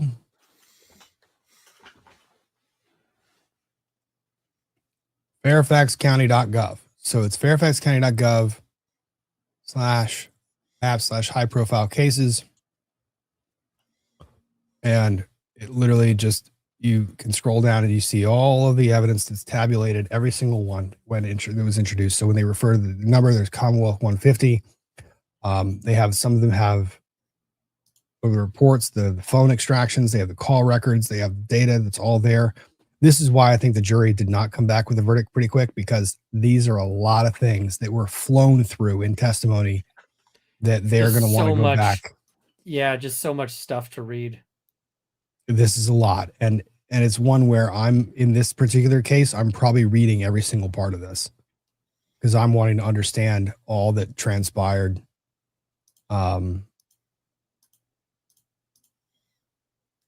Yeah. Yeah, no, I mean, that's fair. It is. One of the earlier ones. Oh, the Telegram conversations those are a read. I'll tell you, I opened this earlier today. Let's see. Someone in my office was like, "What you reading?" And I was like, "Telegram conversations." They said, "Anything good?" And you're like, Unless you have depends extra which lube and side of the saran table wrap. you're on. That's fine. My lube needs to replace. I don't love it. I'll grab some. I made a spreader bar last night. Knife packed, zip ties, locks, chains, etc. You're the best. Leaving in 10ish, won't show up till 7:20, 7:30. Bent over my knee in about an hour.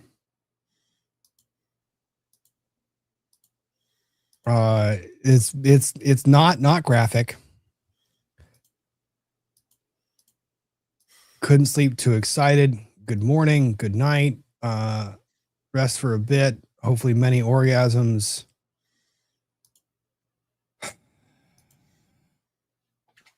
I'll just let you, if you're reading the screen, you can just read the screen. I'm not going to read that out loud. Oh no, you should read that out loud.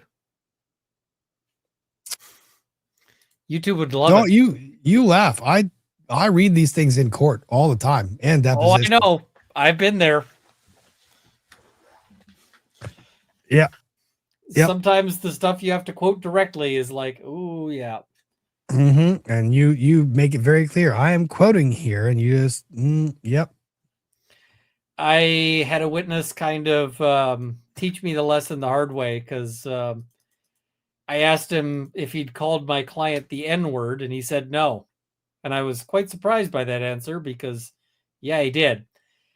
But the thing the witness was saying is, I didn't call him the N-word. I called him redacted. So I was like, oh, Mhm. Right. Okay. I see. Yep. We've been talking about this for a few weeks, 7.5 hours from now. I think we should rest and relax a bit before the big event. I'm looking forward to making your holes mine. Do we need to discuss anything else? They're already all yours. You just made me smile unless you need to ask anything. Forgot to tell you, I have a dog. She's very nice, but she'll be in the basement. She'll have snacks and stuff down there. So when all the evidence made it in, I mean, it's, you can read it. So let's see. There's the link to the exhibits, and I'll put it in the description of the video. If exercising with someone else, why wrist sore? Random unredded commenter again with another one. Crispy cookie fact of his poor range record, especially interesting. Well, the single shot and thinking the threat was neutralized is he shouldn't be carrying a firearm, but that firearm looked pretty well used, so I was confused by that too. Prosecutor, what now? Is it trial by Botleth? What am I missing there? Missed that one. Dina Kawaji gifted a membership. Thank you very much. K-Rab, was the DA taken off the case because of this footage or for another reason? The DA was fired because of this footage. I think he was removed from this case for a different reason, I believe, in the office, internal office. Random unbreaded cotter, interpenal. Why you got to do his wife like that? Because it's not his wife that he's doing. KPT times 9043. Oh my God, so pleased to have you two back together. Thank you very much for being here. Pamela Weisenbach, been here since the bed frame demo. Thank you for being here. Katie B. Lawnard, thanks for becoming a member.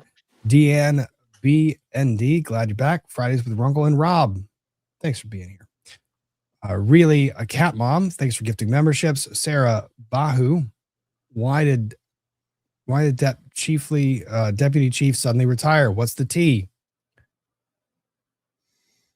A lot of things that don't necessarily get mentioned, but is just rumor mill.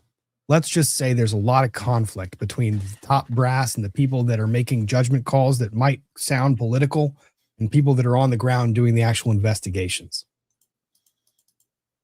Tale as old as time. Song as old as rhyme. Sharon Ken Sharp, thanks for becoming a member. Harbinger of imminent death. In case you miss it, Morrissey confirms he will not run again. Well, there's one good decision ever made in Norfolk, Massachusetts. I believe he only fired once. IRS agents are never are trained to never round up. Pastor Prime, J6N, only watched the defense case, after which I was totally convinced with guilt. You are not the only person that I have seen say that, which is a pretty big problem for the defense. The Phoenix Paw, but Brandon Banfield had friends who gave him big cookies. He did. Said it a lot. Meme Empress. Hairline looks like it's been trying to disassociate from him for a hot minute. I don't think you're wrong. Noel Iyer, bail testimony, have me lying liar who lies vibes, but the final nail for me was when he asked about his relationship with G, and his answer was his wife still being around. Guilty. Yeah, that part, all of it was wrong. The World Wonders 34, that Holes line, that's like some fan fiction written by teenager shit. Jesus. No, Jesus wants no part of that conversation. He expressly would like to be excluded from that dialogue and probably Telegram in general. Music to my soul. Thanks for becoming a member. All right. He's like, nah, I'm out. Put me back on the cross. I'm done. Yeah. You just see the boulder getting rolled back. just the Fet life, anything. He's like, Fet what? He's like, I'll come back another time. You guys are not ready for this. Yeah. But all of it's in there. The McDonald's videos in there. All of it is. I would encourage you guys, if you're curious, if you watch this case, it is worth a scroll. Absolutely. Closing arguments. Let's get to that. Shall we? I think we should. talk about different styles in closing argument, and I don't think you could find any two more different styles than what we saw today.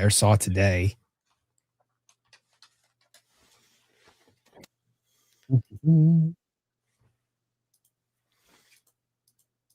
see.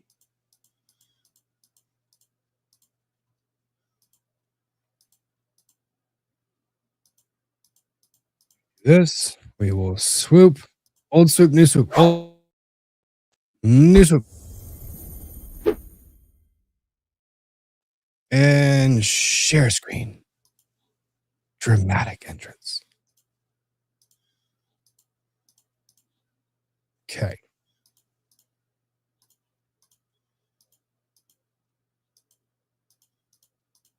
Charge that you shall find Brendon Banfield.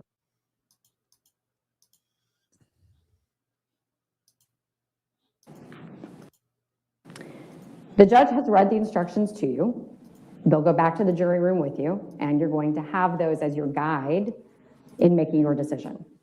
I would draw your attention to the fact that you've been given 2 counts of aggravated murder, 1 count of use of a firearm. We're going to speed her up too. She talks pretty quick, but it's late and we can listen to her a little bit faster. We've been going for 3.5 hours. Commission of murder and 1 count of child endangerment. Talking first about the aggravated murder instructions. They have 3 parts. You'll first need to find that Brendon Banfield killed Christine Banfield and Joseph Ryan. You'll need to find that those killings were willful, deliberate, and premeditated. You'll need to find for one of the counts that those 2 murders occurred within a 3-year period, and for the other count that those 2 murders occurred within the same transaction or occurrence. We know that they were killed during the same event within the Banfield residence, so that should knock that one out for you. 3 years, pretty simple as well. We know that they occurred on the same day. It's the first element that we're going to talk about, that Brendon Banfield killed both Christine Banfield and Joseph Ryan. We know that on February 24th, 2023, he executed his plan to murder his wife and an innocent stranger. He was in love with Juliana. He can pretend that this was a fling, an affair. He'd had them before, no big deal. He was in love with Juliana. He was afraid of losing her. He needed to get rid of his wife so that they could be together, so that they could marry, so that they could have those babies that he was picking out names for. Juliana told us how the plan was crafted and how it played out that morning in the Banfield house. But you've heard directly from our detectives and our experts the uncontradicted evidence of Brendon Banfield's culpability. You needn't rely only on Juliana's story. There has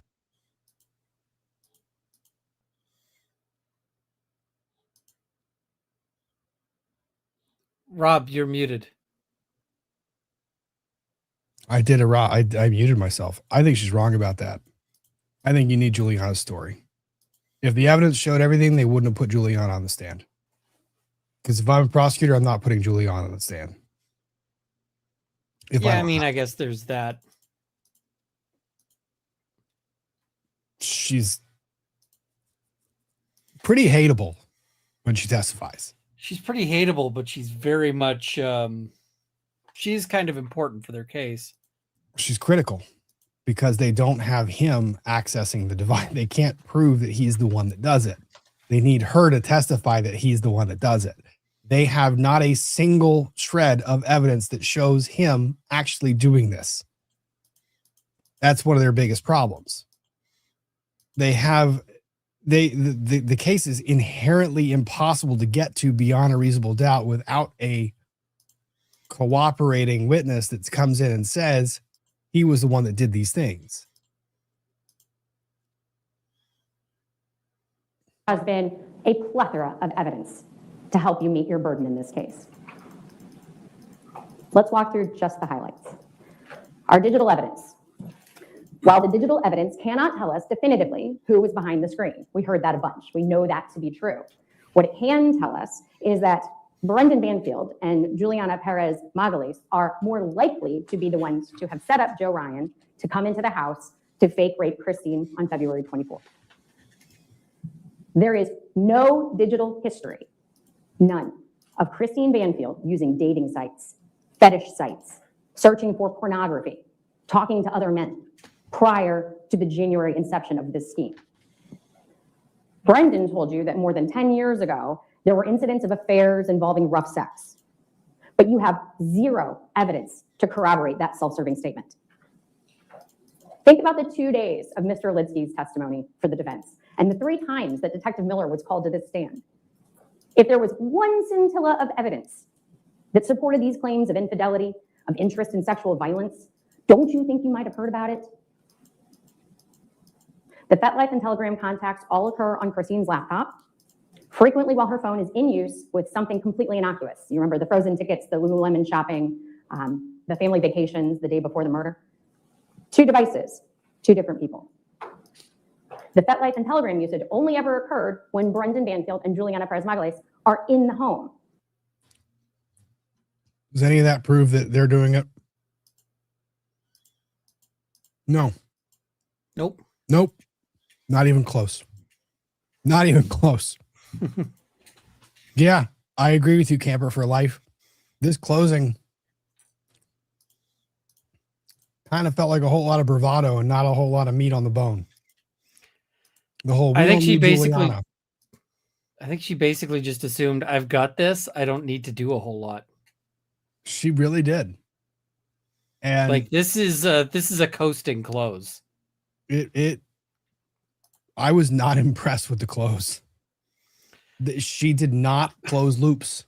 She just made vague accusations. And the problem is, a lot of this is if you have one staunch burden hawk on the jury who's like, the judge told us that the prosecution has the burden to prove everything beyond a reasonable doubt, and the defendant doesn't have a burden to prove shit. If you have one person on the jury that's like, they have to prove everything beyond a reasonable doubt, the defense doesn't have to prove shit. She has come up, her entire closing argument has been, they have not proven something. Well, yeah. They didn't have to. You had to prove everything beyond a reasonable doubt. Is it at all plausible that this woman wouldn't take advantage of an empty house to engage in her plans for adultery? That on the 2 weekends that her husband and the nanny are out of the house, those are the 2 weekends where we see zero FetLife activity, zero Telegram activity? That I thought was a good argument. Slide 1. How many potential targets were turned down by Juliana and Brendon because they wanted to meet in person first? Because they wanted to talk on the phone? Because they wanted pictures that included Christine's face? Does this make any sense for someone seeking a new relationship in an area of sexual exploration that would be new to them? I can see the pictures thing. Like, that makes perfect sense to me.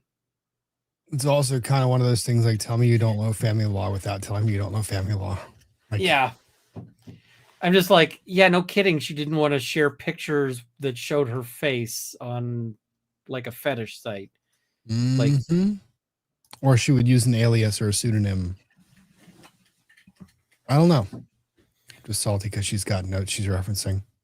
No, I think she does a good job with the slides, the tech use, all the above. I don't like her tone. I think that kind of bothers me. But that's a personal preference. I think other people on the jury, some people might be drawn to it. Some people might be distanced from it.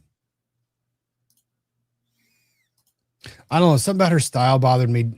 I feel like you make your point with the objections. The jury can tell when you're kind of spiking the football, and some jurors get really put off by that. Why would the real Christine Banfield have been concerned about taking these safety precautions? For that matter, why would the real Christine Banfield have been searching for someone who is willing? Go on. Like, if the notion is that she's online looking for, kinky sex with a stranger, no shit, she's going to take some precautions. Yes, we do know the jury population. I was there. It is 1, 2, 3, 4, 5, 6, 7 females. 9 males were of the total with the alternates. 4 alternates were dismissed. I don't know which ones went back to deliberate. The ages are anywhere from the age of 35 on the low end to about 70 on the high end. Majority are probably within the age range of 40 and 50. I would say 40 to 45 is kind of the median that you would find among them. Any number of kind of covers the racial spread. Almost all of them active note takers, all very engaged. The age group, I think this type of tone, I think, can alienate some individuals in the older. But if you're speaking to people that are 25, 30, 30s, young 30s, this might work for them. I think older people can feel talked down to or kind of lectured. But I will say her pace, her cadence, her tone, like her pace is phenomenal. This is a great pace. Keep going. And the fact that she's moving and bouncing, it's great. That is engaging as hell. So it's like, it definitely is her style, and she's definitely effective with it. So that's where I was. Willing to engage in knife play when she had a blood clotting disorder. Why would Christine? I mean, the use thing a is phone knife from a play gym is bathroom- not sorry, a photo necessarily from a phone drawing blood. taken in a gym bathroom when she has all of these far better pictures of it? You know, sometimes. Sometimes Ian plays with knives and he draws blood. Ian, why would you do knife play when you're Available. That one keeps stumping us. There are so many more whys, and I'm sure you have plenty of them in your own heads, but the answer is the same to all of these whys, because it wasn't Christine. It was Brendon Banfield with the help of Juliana. Let's talk about our physical evidence. You heard from Detective Leach, Dr. Kessler, Ms. McCarthy, Dr. Greenspoon, Ms. Colombo. She was up there forever with all those lab sheets. They gave us a million things to think about. Slide 4. Christine Banfield died as a result of 7 stab wounds to her neck. She suffered massive blood loss. Next, the knife Brendon used to kill her was a kitchen knife with an approximately 4-inch blade, the kind you use for chopping up vegetables.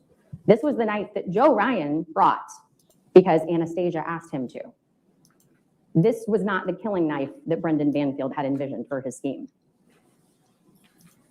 Next, Joe Ryan was shot twice. Once in the head by Brendon Banfield, incapacitating him. A second time by Juliana in the chest, tearing a large hole through his heart and lodging in his spine. His wounds were rapidly fatal, according to Dr. Kessler, and we saw that there was little to no blood from the chest wound. Iris Daly-Graf told you that he would have been incapable of movement following that second shot. Next. We saw evidentiary confirmation of the affair. The semen stains on Juliana's bed sheets. We also saw the photos of Juliana's clothing moved into the primary bedroom when the search warrant was executed in October following the murders. We saw the photos of Brendon and Juliana together, both before and after the murders. Her photos from her Instagram, their family photos in the bedroom after the murder. We saw the records from the shooting range for the purchase of the gun and the training of Juliana to shoot it. Slide 8. We saw the deactivation of the automatic locking feature on the front door at 5:47 a.m. the morning of the murders, done from Christine's phone by the person who knew how the locking system operated, Brendon Banfield. We saw Christine's phone turned off at 6:46 a.m. and hidden in a drawer in a bar table in the kitchen. This is just not where you keep your phone. This is not where we heard that this woman kept her phone. This is not where a person who's about to engage in potentially risky behavior puts her source of help. In a drawer. I'm torn on that too.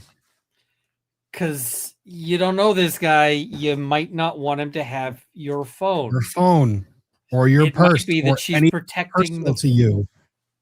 Yeah. Because if you're engaged in like BDSM tie-up play or whatever that, do you? I was torn on that point too. The phone point, and then yeah, I didn't catch this part. Where was it? It was the prosecutors reprimanded by Judge A for chewing gum. That is like a rookie. That's a rookie yeah. Rookie move.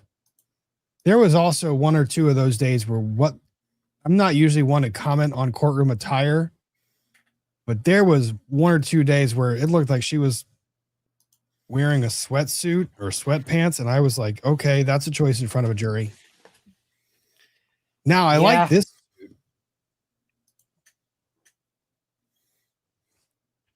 Ian, have you ever fired your weapon from 3 feet away and not known where your round hit?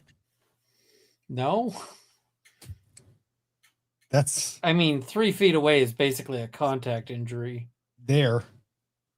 The thing is that people don't die as fast as you think they do. That's like, even if you know you've like, you know, even like a heart hit, sometimes people are still moving.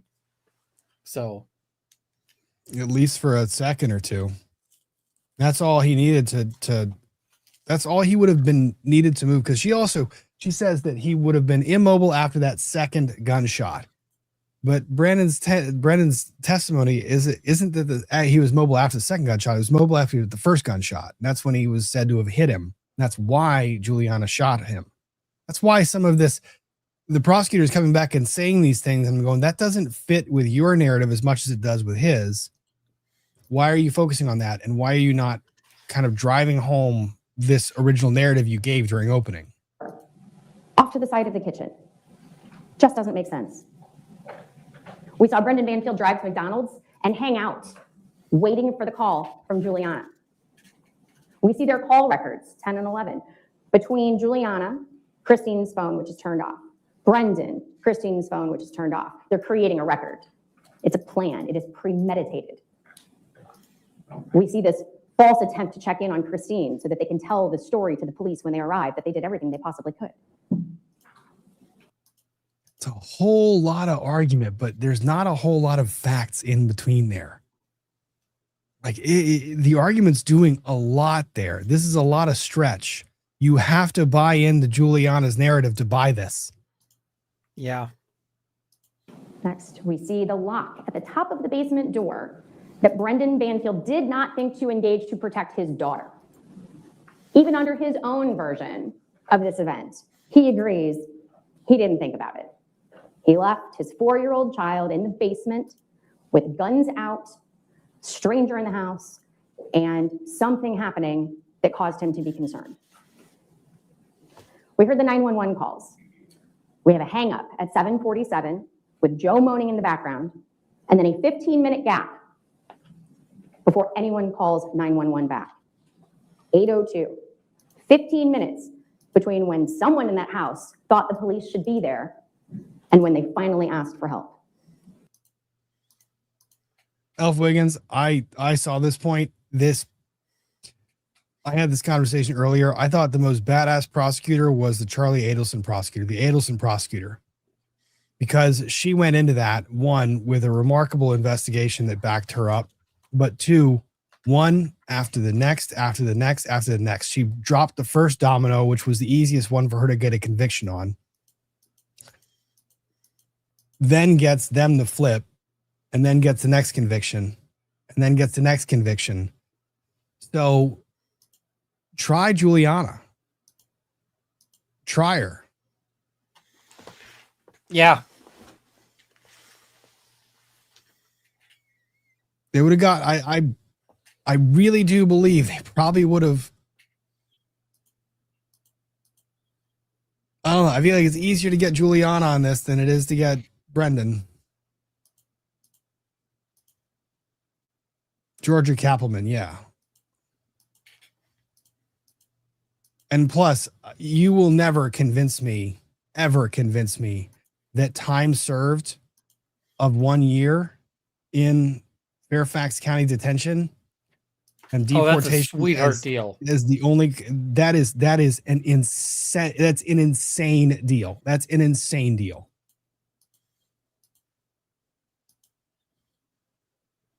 One year.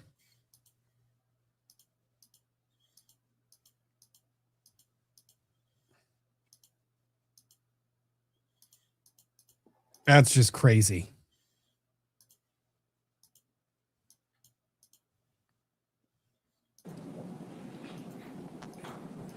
We saw the body-worn camera and the photos from the scene. Blankets piled near the bodies. Brendon Banfield kneeling on this blue towel. The towel that has very little staining. completely inconsistent with having been used to stop the flow of blood coming from Christine's neck. We heard that the carpet was soaked through to the subfloor. We saw Brendon Banfield's handcuffs that he didn't use. Magazines full of bullets he didn't shoot, collected from him after the murders. And finally, the blood evidence. You heard from Lieutenant Giacchio and former Deputy Chief Rouche that it was Iris Dallygraph's report that finally pushed this case over the edge and brought the charges against Mr. Banfield months before Juliana decided to flip. That's how strong this evidence is. That's how reliable this evidence is. Ms. Dallygraph walked us through so many inconsistencies in this scene, proving that it had been manipulated. And you heard absolutely nothing from the defense about this evidence. Mr. Banfield gave you zero explanation for any of this evidence. Slide 15. They have provided no explanation for Christine's blood smeared on the right hand of Joe Ryan, leaving voids between fingers. They have no explanation for the blood smeared across the top of the right onto the left, leaving that void on Joe Ryan's hand where they had been overlapping. Next. For that matter, you have no explanation from defense for how his hands came to be in that position, neatly folded on his chest, covering the bullet wound that penetrated his spine, immobilizing him. How could that have happened if you are to believe Mr. Banfield? There's been no explanation for the bloody hand-like smears on Joseph Ryan's jeans containing Christine Banfield's DNA. There's been no explanation from defense for how his jeans ended up bunched under his rear. Next slide. There's been nothing to tell us why a mixture of Joseph Ryan and Christine Banfield's blood, a mixture, could possibly have been on the inside of his waistband at the buttonhole, on the button, and on the zipper. Nothing from the defense to explain how Joe Ryan could possibly have manipulated his pants after being shot in the head, given that no other bleeding wounds were present. If his blood is on those pants, on that button, on that zipper, he was bleeding when they were touched. How could he, Joseph Ryan, have been the one to touch his button, his zipper, the waistband of his pants, to pull them down in that fashion? I hate this closing argument. I really don't like it. I don't like it. It's too many questions. So if you're going to give this closing argument, then you give the jury the understanding of what your contention is for proving what a doubt is reasonable, when a doubt that someone has is reasonable. And you say, if you could believe that the pants are a doubt that you might have, let me tell you why that doubt is unreasonable. You explain that. You don't do this game of great burden shifting and kind of going back and saying they don't have an explanation for this. Well, no, that's not their fucking job. Your job is to prove the case beyond any of their explanations and make sure that that is proven beyond a reasonable doubt. I hate this close. I thought her cross of Brendon Banfield was phenomenal. Beautiful. Masterclass. I just think this close is, it feels like a defense attorney, doesn't it? Like a lot of, they don't have it. It's so many questions. Every question that she asked the jury, you realize that every single time she asked the jury, they don't have an explanation for this. If one juror says, well, they did. I remember the explanation they had and I believed it. Oh, there's the reasonable doubt. You are feeding the jury the possibility of finding reasonable doubt. It's a risk here for sure. Because the jury could very well go, yeah, no, that's exactly the thing.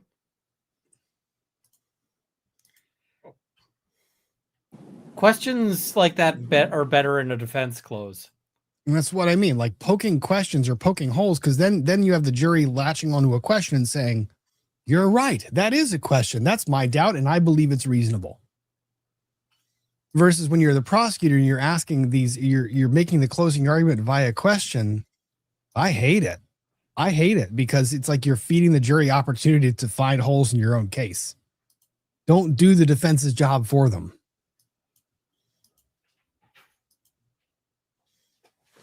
Now, here's the thing. From an emotional standpoint, jurors emotionally want to hear the explanation. They want to have their doubts satisfied. They want to hear, when Brendon takes the stand, they want Brendon to testify to all these different things, which is why it's so risky for the defendant to take the stand. Because once you start giving them some information, they feel entitled to all of their questions being answered. And going back to the point about Juliana, the sweetheart deal, and I just want to close that loop because I forgot about it for a second. For anyone who's saying that they needed Juliana to get this conviction and that giving her that deal somehow justifying giving her that deal by getting this conviction, how are you weighing those two individuals as criminally different or culpability different? So one is going to get life in prison. The other one's going to get a year for engaging in the same conspiracy that resulted in the death of two individuals that had no cause to come to that very untimely death. They're both, in the view of the law, equally culpable for such a conspiracy count.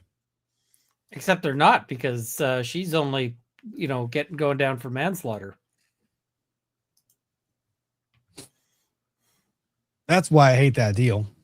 I fucking hate it because it shows a remarkable hypocrisy in the entire system as it is. You either have enough to charge and convict them both, or you don't. I hate seeing the unequal application when it's that level of inequality in what they end up getting as a result. Is Judge Ascarati going to deviate from the recommendations? I have not seen circuit court judges in Fairfax deviate substantially from recommendations from the prosecutor. I would be surprised if there was a substantial deviation. Same. I really would.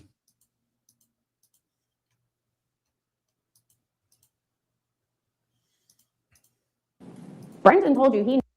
Oh, I don't think this. Here's the thing. I don't think this prosecutor made the deal. I have a particular opinion on which prosecutor made it.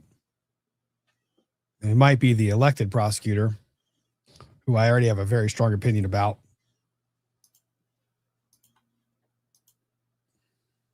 He never touched Joseph Ryan.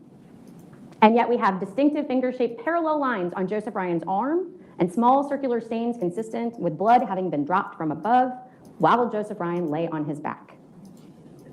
Next. And then there's the blood on Joe's hip.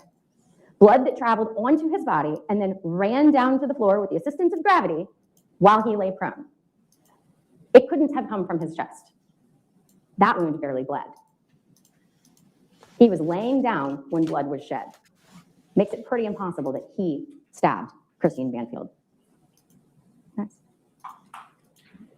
On the other hand, Brendon Banfield has cast off on his jeans. He has blood all over his hands. The blood stains on the backpack don't line up with the position of its contents. The blood on Joe's face is not consistent with his final position. And I'm back to Joe's hands. This scene was manipulated. And it wasn't by Joe. It wasn't by Christine. And according to him, Juliana didn't do it. You have zero explanation from the defense as to how all of this blood evidence can be as it is. The Commonwealth gave you an explanation.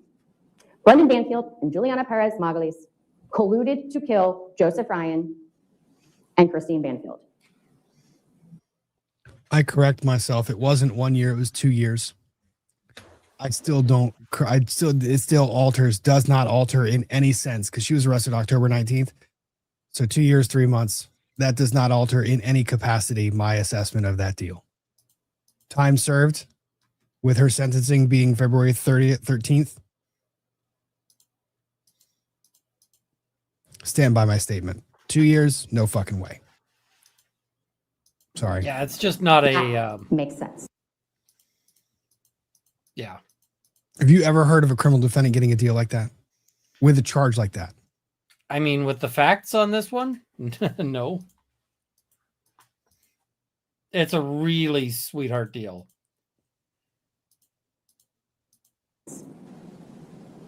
They created accounts, they chatted up potential victims, they got Joe Ryan into the house, and then they shot him. Brendon stabbed Christine, let her bleed out on the floor, and then dripped, smeared, and wiped her blood on Joseph Ryan's body to make it look like he had attacked Christine. Then they called the police. Brendon let Juliana take the fall, and it took a little bit of doing, but here we are, and it's his turn to be held accountable. All of this evidence can leave you with no doubt that Brendon Banfield killed Joseph Ryan and Christine Banfield. That is the first element of the aggravated homicide statute. The hard work is done. Element 2, that the killing was willful, done with a bad purpose, intentional, and deliberate. There can be no question in your minds as to the intentionality of this act, the deliberateness of this act. You must also find that it was premeditated, that at some point before the killing, he decided to kill Christine and Joe. I believe that we presented you with that evidence as well. For one of the offenses, you find that he killed 2 people within 3 years, as we've identified, same day, definitely within 3 years. For the other offense, you find that it was 2 people killed during the same transaction or occurrence. They were both killed in the room as part of the same plot, by the same person, same transaction or occurrence. The second offense is for the use of a firearm in the commission of the murders. We know from our experts that Joe Ryan died of his multiple gunshot wounds, one of which came from Brendon. If you have any question about whether or not Brendon can be held responsible when Juliana also shot Joseph Ryan, you'll have instruction O, that is concerted action. So I'm going to read to you what it says. If there is concerted action with the resulting crime, one of its incidental probable consequences, then whether such crime was originally contemplated or not, all who participate I don't like this in bringing it about are equally answerable and bound. Why? Because it makes you think about Juliana? Yeah, and it's too freaking clumsy, like just reading it out. Quick. The jury's like, what? Yeah, they flew, but it's like the jury. Now, granted, they get written instructions back with them. So I would say something like, you're going to have written instructions about concerted action. Read those. But what that means... Yeah, and pause and then say, it's going to be on this page. It's going to be right here. Let me explain what it means when you read these words. Yeah. I know I have her speed up to 1.25. I get it. This is still, like, I could have slowed her down to 0.75. She spoke for 25 minutes total. For a really complex case. By the acts of every other person connected with the consummation of such resulting crime. Virginia makes it easy. Translate. If you think that Juliana Peres Magalhães and Brendon Banfield were working together to kill Christine and Joseph Ryan, then Brendon can be responsible for Joseph Ryan's death, regardless of which bullet did the most damage. It's not a test of either or. They were working together. That makes him equally responsible. The last charge is the... That pissed me off too. That makes them equally responsible. Why is he getting that deal? And why is she getting this deal? Like that instruction. And I mean, that's not a, I don't know that that's exactly an accurate description of it either. But no. Endangerment to Valerie. So while in his custody, that the defendant willfully or negligently caused or permitted the life of such child to be endangered. He made it out to be Juliana's idea, but he brought Valerie into that home. He left her in the basement, knowing that Joe Ryan was upstairs. He left her in the basement while he shot and killed Joe Ryan. He left her in the basement while he stabbed his wife. He could have locked the door. He could have done this on a day she wasn't home. He could have made arrangements for someone else to have her overnight, but that didn't work with his plan. I mean, let's be practical here. If he makes arrangements for his kid to not be there, that's absolutely going to be taken as like further evidence, right? Mm-hmm. Like, oh yeah, go stay with grandma. It's going to be Oh, in this comment, you guys are nitpicking. We nitpick everybody. That's what we do here. It's analysis. It's us giving constructive or just outright criticism, analyzing how things are argued, whether we think it's effective or not effective. Yeah. No one's going to give a perfect closing argument, but we can all get better. And I have criticisms of how this closing argument is. She did better in other parts of the trial. So I mean, she did a great job in the trial overall. Yeah. I appreciate, again, all of the attention that you've given. I appreciate, again, all of the hard work you're about to face. Please be thoughtful in your deliberations. But at the end of the day, I don't think that there can be any reasonable doubt that Mr. Banfield has committed each and every one of the offenses that we have put before you today. Thank you. All right, thank you. That was fast AF. So she started talking at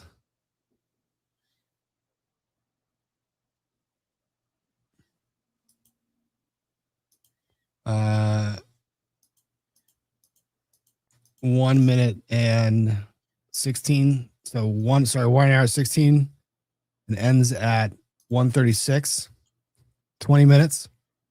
20-minute close for a 10-day trial. That is wild.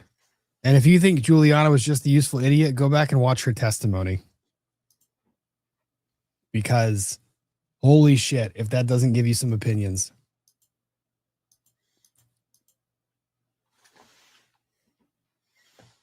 So 20 minutes, you figure 20 minutes for the prosecutor. So what, you think the defense is going to be maybe about equal that, maybe double that? Let's try like 3.5 times. Thank you. Cross-examination, I'm sorry, Sure. closing arguments. Your Honor, may I bring a bottle of water up in front of the? You can. I Thank you. just need to get the. He didn't need a bottle. He needed one of those big fucking 5-gallon coolers for how long he was talking. He needed the cooler. He needed a break. He needed a nap in between. Microphone. It's on. Yeah, it's upside down.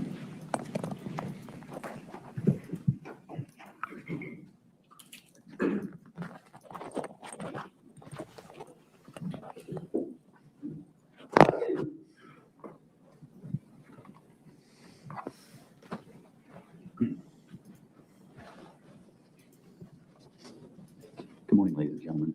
Can you hear me? That's been a little bit of a problem, but I have it right on me at this point. I join in the Commonwealth's thanks for your attention, for the time that you've put into this.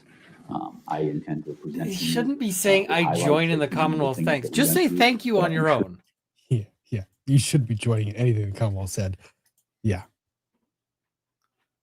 Like, just say thank I'm not you. going to be going through the evidence that's already been moved in. And it took a long time, and you were very patient, and everyone was very patient. I'm sorry. Is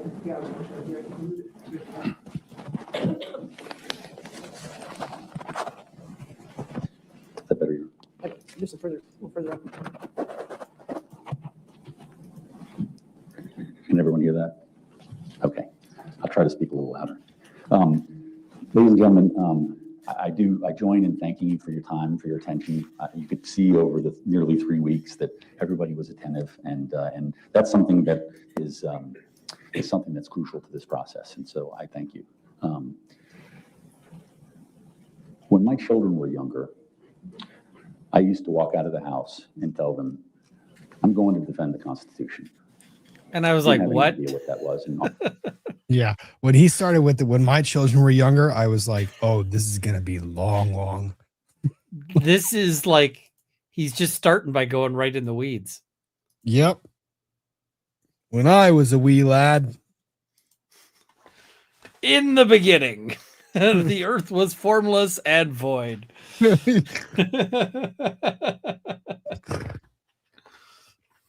Like, I get it, personalize yourself to the jury. Great idea. But oftentimes that became, okay, whatever, Dad. I was a prosecutor then. I was a prosecutor in Fairfax County. And what that meant to me was you presented a case, no matter who it was, you presented a case where you looked at all possibilities and you looked at all evidence to determine and to make sure that you were pursuing someone that the evidence would support. Are you accusing In the this case, prosecutor this was of quite unusual. When we malfeasance? first met for Sounds like the it. initial opening, I talked to you about some things that I thought you should look into. I thought that you should have an Trisha Lynn, yes, my brain went there too. Maybe it's because it's late at night. It's 1 o'clock in the morning, my time. But absolutely and unequivocally, my brain went to Pumbaa when I was a young warthog. I mean, reasonable. Towards what is it that they're going to present as evidence. And even I was surprised that the evidence that ultimately was presented by the Commonwealth was actually from my case. The only people that were called to testify. Aren't you just saying how much you suck? That's not a good thing. That is the worst thing to say. Like ultimately, I was the one who fucked my client. It's like, it's like, okay. All the shit that she just said that made my client guilty, I presented it. Yeah. From the Commonwealth's case in chief were for body cam video, police officers, a couple of those, and Detective Terry Leach. And he was the one who identified all of the scene photos. He identified many of the pieces of evidence that were brought in. And he was able to talk a little bit about things such as the blood stains on the gun, the blood stains next to the bed. And what he told you, ladies and gentlemen, this was the extent of, I think, their testimony in their case, was that there are numerous things within this scene that we can see in pictures, but they were never tested. There are numerous things that became the centerpiece of the fantastic story that the Commonwealth tells, yet they were never tested. For example, if I were to have the opportunity to cross-examine, say, the chief detective of this case, I might ask, why wasn't there fingerprints done, or even DNA, of this gun safe that we hear about? Why is this guy delivering Juliana this in like a tone that makes it sound like he is halfway through a nap? You don't understand how much worse it is in that courtroom. I sat there. Remember when I said the microphones make him sound louder, make them all sound louder? It is excruciating to anyone that watched this trial from inside that courtroom every single day. You deserve a medal. And talks about getting a gun. It changes a little bit over time, but yeah, the more I hear this guy, the more I feel like I need to get a gun. Because we're talking about guns, we're talking about shooting. Why wouldn't there be some sort of evidence to either corroborate or preclude that possibility? I asked Detective Leach, he says, well, it's really up to the forensic examiners. They make the decision. In looking at the scene, you'll notice in the body cam video that you're going to be reviewing, there's a point when first responders come in and you see Brendon kneeling down next to his wife, rendering aid. He just shot Joe Ryan. He testified yesterday, he puts the gun down to his right, which is where his holster is. And he also indicates to you in his testimony yesterday that he moves the knife away from Joe Ryan. The staining on the bed where my client put the gun for the first responders, because whenever there's any sort of a shooting, you have to make sure that you are nowhere near the gun in the event that you're perceived as someone who's hostile. He puts it to the corner of the bed. And the questions that remain were, did anybody ever test the blood on that gun? And you hear from Detective Leach, you can't do that. It was already test fired, and that would be potential for contaminant. Now, we didn't test the stains down on the floor where the gun was lying in before it went up on the bed. And we didn't test the gun, which appeared to be something that a serologist could just take a swab of. Yet there's some significance placed. I mean, you always argue this as a defense lawyer when it had been sitting in a puddle. But it's also kind of usually dog shit. It is dog shit. This is dog shit. The whole they didn't test the gun. Yeah, it's like, okay, but like, why do we care? How does that change the evidence? Did someone else have their hand on the gun? Is there a contention? Are you saying that there's a reason to test the gun? That actually was tested. In terms of the blood stain pattern analysis, which appears to be the Commonwealth's main focus of the case now, There are questions about many of the things that Ms. Sand says were never tested. And so the conclusions that are being reached in terms of Brendon Banfield did this, he did this, based upon whatever blood analysis, is oftentimes not considering the fact that it was never tested. We don't even know whose blood it was. Those kind of things are important. And so let's go back to defending the Constitution. When you are charged with presenting a case, and I chuckle a little bit when Ms. Sand says, we haven't proved anything, we haven't shown any evidence. All we've done is show evidence. All we've done is try to get the truth out there. My client doesn't. Don't say that. Stop. She tried to shift the burden to you, and you're supposed to not take it on. You don't take it on. When she says they didn't produce any evidence, you said that's all we've done. Don't embrace the fucking burden. You don't have it. I mean, they can say, like, look, you know, we did present evidence, but you always want to have the burden aspect of it. Quite frankly, the thing he should have done about that point is say, can we sidebar before he begins his closing? Because what he should have done is before he begins his closing, reminder instruction. Yep, absolutely. You have just heard the prosecutor say that the defense has not presented any evidence on key points. I remind you that the defense is not required to present evidence on any point. And, you know, or you know what I would have done? I would have actually gone up with the damn instructions that says that, and I would have literally pulled it out in front of them and said, the prosecutor just said this. I want to pull you back to what the judge said. Remember what the judge said? You have to listen to me instead of either one of these attorneys. This is what the judge said. Let the judge do it. Oh, I know, but even if the judge doesn't do it, if the judge says I'm not going to re-give the instruction, then I go right back out and I go and blow that up. And I said, this is what we have, no burden whatsoever. Notwithstanding the fact that we don't have a fucking burden at all. We gave you every other bit of information they refused to. At least don't sit there and say, they said we didn't give it to you, but we did.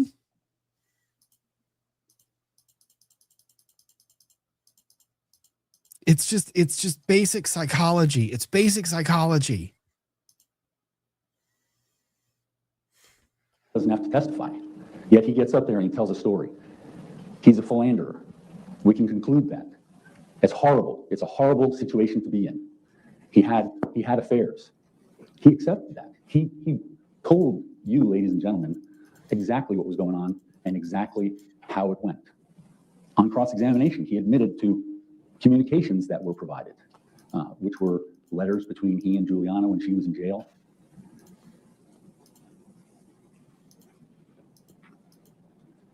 This is about the truth. In the beginning, you heard our duty is about fairness, our duty is about being just, all those sorts of things. Yet you don't put on any of your detectives. She's referring to the expert that they have that I called. I called 3 times, and you saw his demeanor.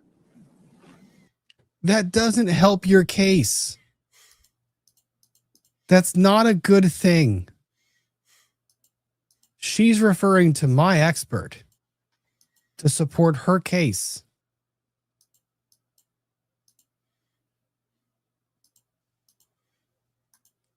So what would have happened if you didn't put your expert up there?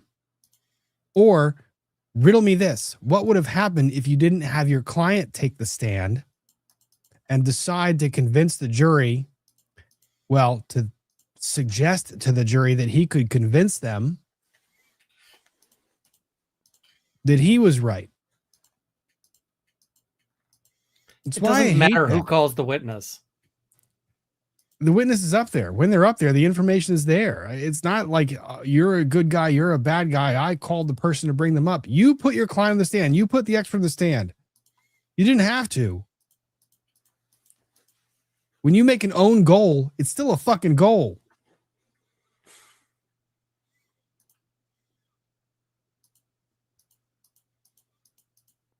That's why when your client testified, that's taking on a burden. And the thing is, it's the way he testified. The ad nauseum lengths of the testimony where Brendan Banfield went up and explained in excruciating detail the lunch, the dog, everything there. And you know what? The reason why you don't do that is because if you leave one thing out, they're going to say, but why didn't you say this? Because you took the burden on when you did that.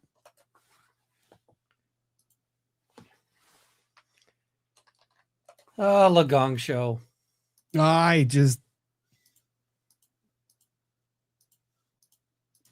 hated this defense case. He was very uncomfortable. Why would he be uncomfortable? Why would he have been uncomfortable talking about his work?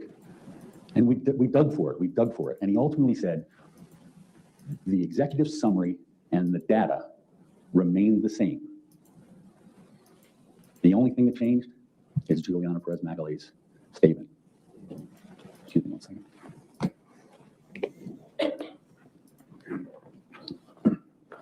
So there, number one, that's the first time that anyone in this case, which was when I called him, conclusively said the entire catfishing theory changed upon her plea deal. So let's talk a little bit about confirmation bias, or I think we referred to it when we were talking in closing, or when I was talking in closing, about a rush to judgment. You've heard from detectives from Fairfax County. Detective Smith came up and she told you the catfish theory started within weeks of the event. She says, that's not how we do it. We look to the evidence and we follow the evidence. Seems like a pretty reasonable way to go. And that was something that I asked of pretty much everyone that was in some sort of investigatory capacity. That is the way cases go, is the evidence leads you where you're going to go. But lo and behold, what we find out is that that theory is being peddled by the two people in command staff, actually the three people in command staff that you also heard from. You heard from from Mr. Bruch, formerly Deputy Chief Bruch, that when Brendan Miller presented his findings, well, first of all, he said, I didn't agree with his report. And I said, well, This what is if any meandering. analysis of the raw data did you do in order to make that statement? I don't agree with this report. He said, well, it wasn't that. I don't know about the data. Really fucking annoying. You want to know why it's really annoying? Put this in front of the jury. Put this damn exhibit up on a big blackboard and put it right there in front of them. Here, Major Robinson and Captain Horn. I just stepped out of a meeting with Lieutenant Giacchio. He asked that both the Millers review the timeline he provided and the videos of the proffer that he provided. He would like both Millers, the forensic examiners, to revisit their work products in regards to this case in light of the proffer statements and the provided timeline.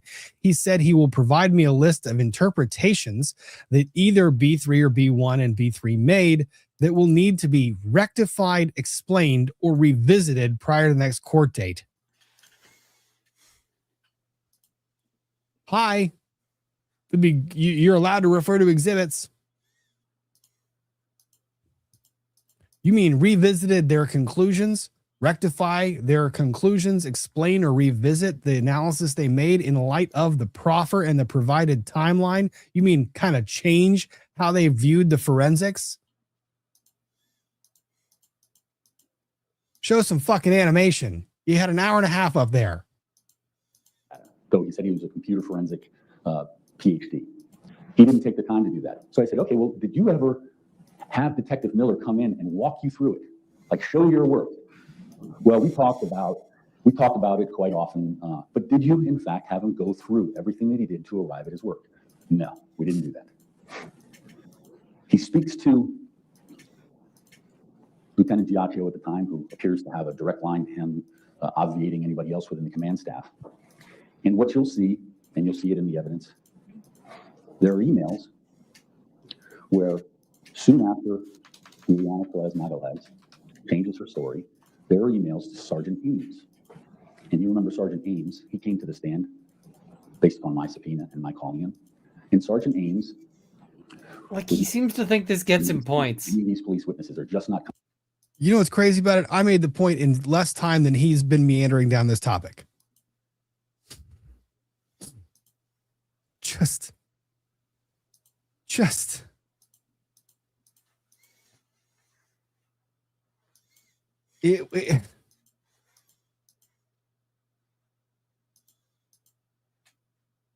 made you want to scream?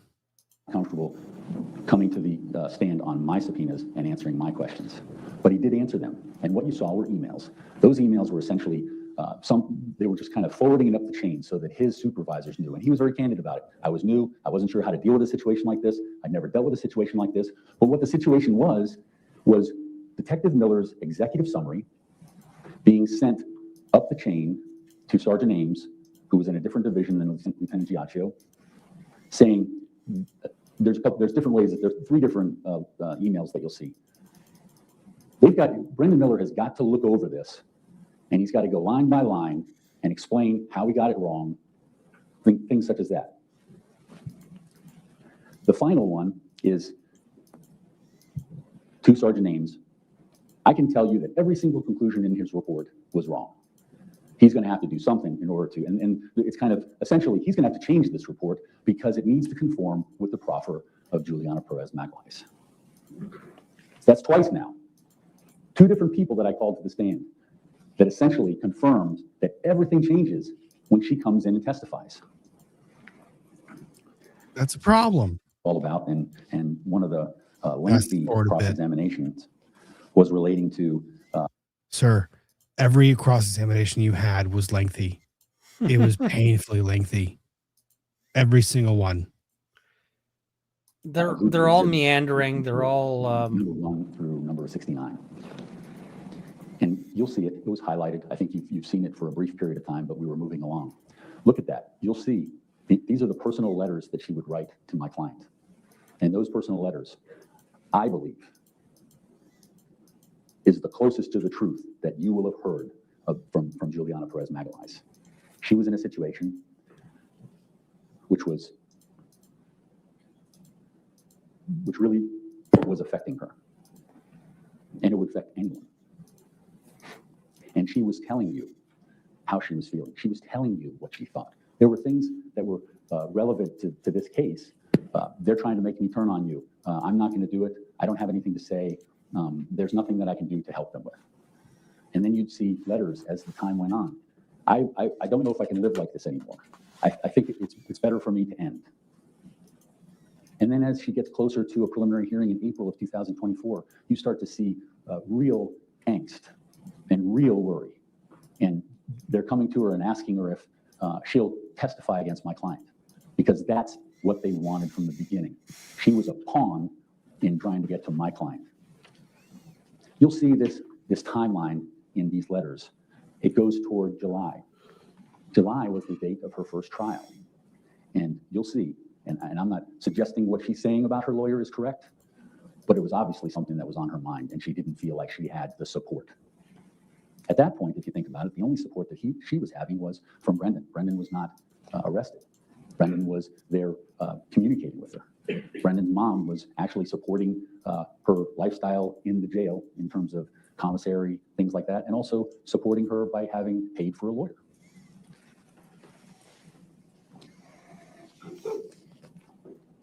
Around August, you'll see in these letters, it gets to be real despair.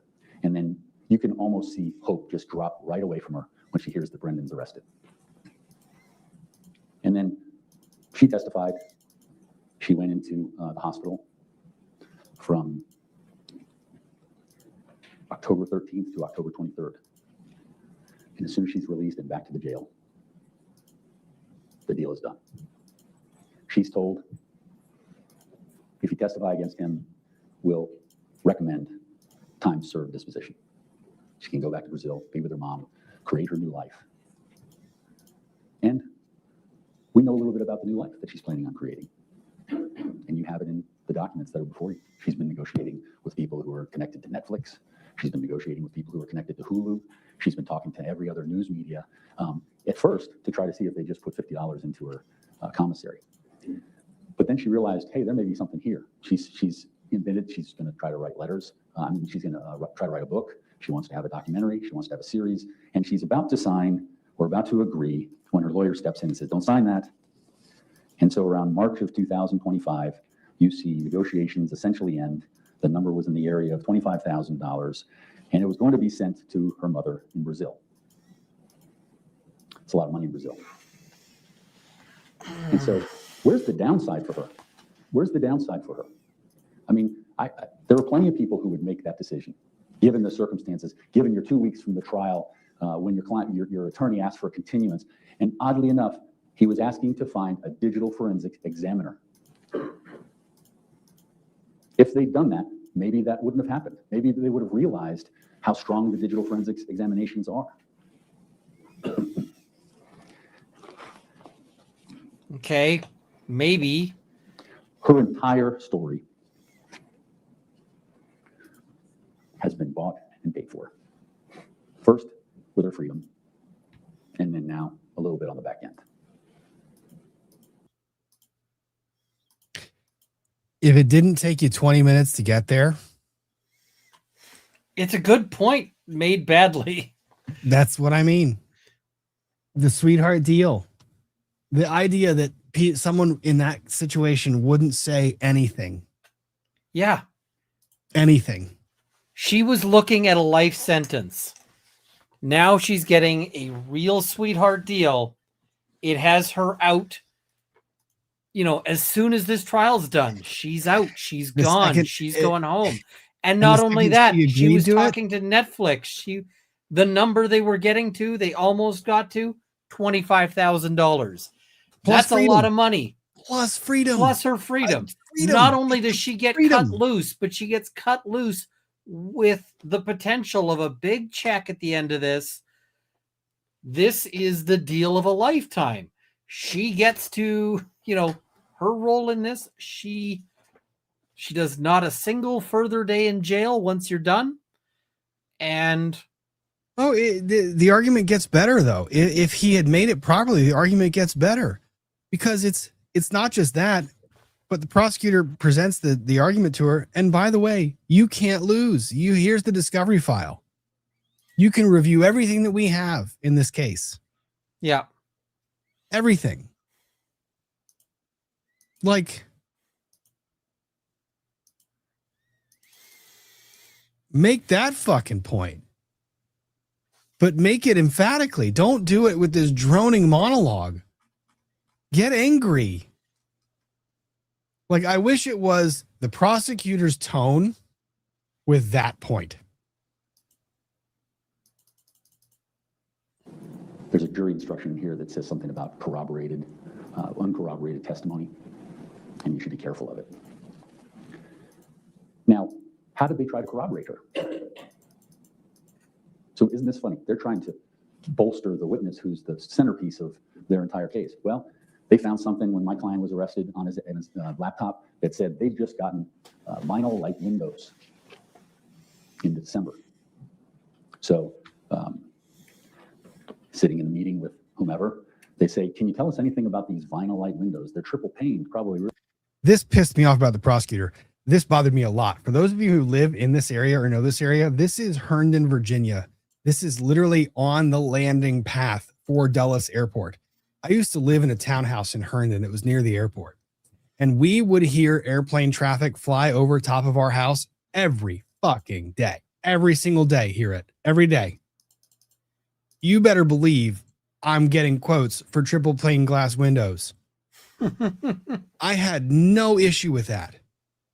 The glass windows, and you're right. The story about like, oh, we were testing it because he wanted to fire a gun inside. No, I bet you 10 out of 10. This was one of those things where there was a discussion between husband and wife, like, hey, you know, those airplanes are really fucking annoying and keep our daughter awake and wake us up all the time.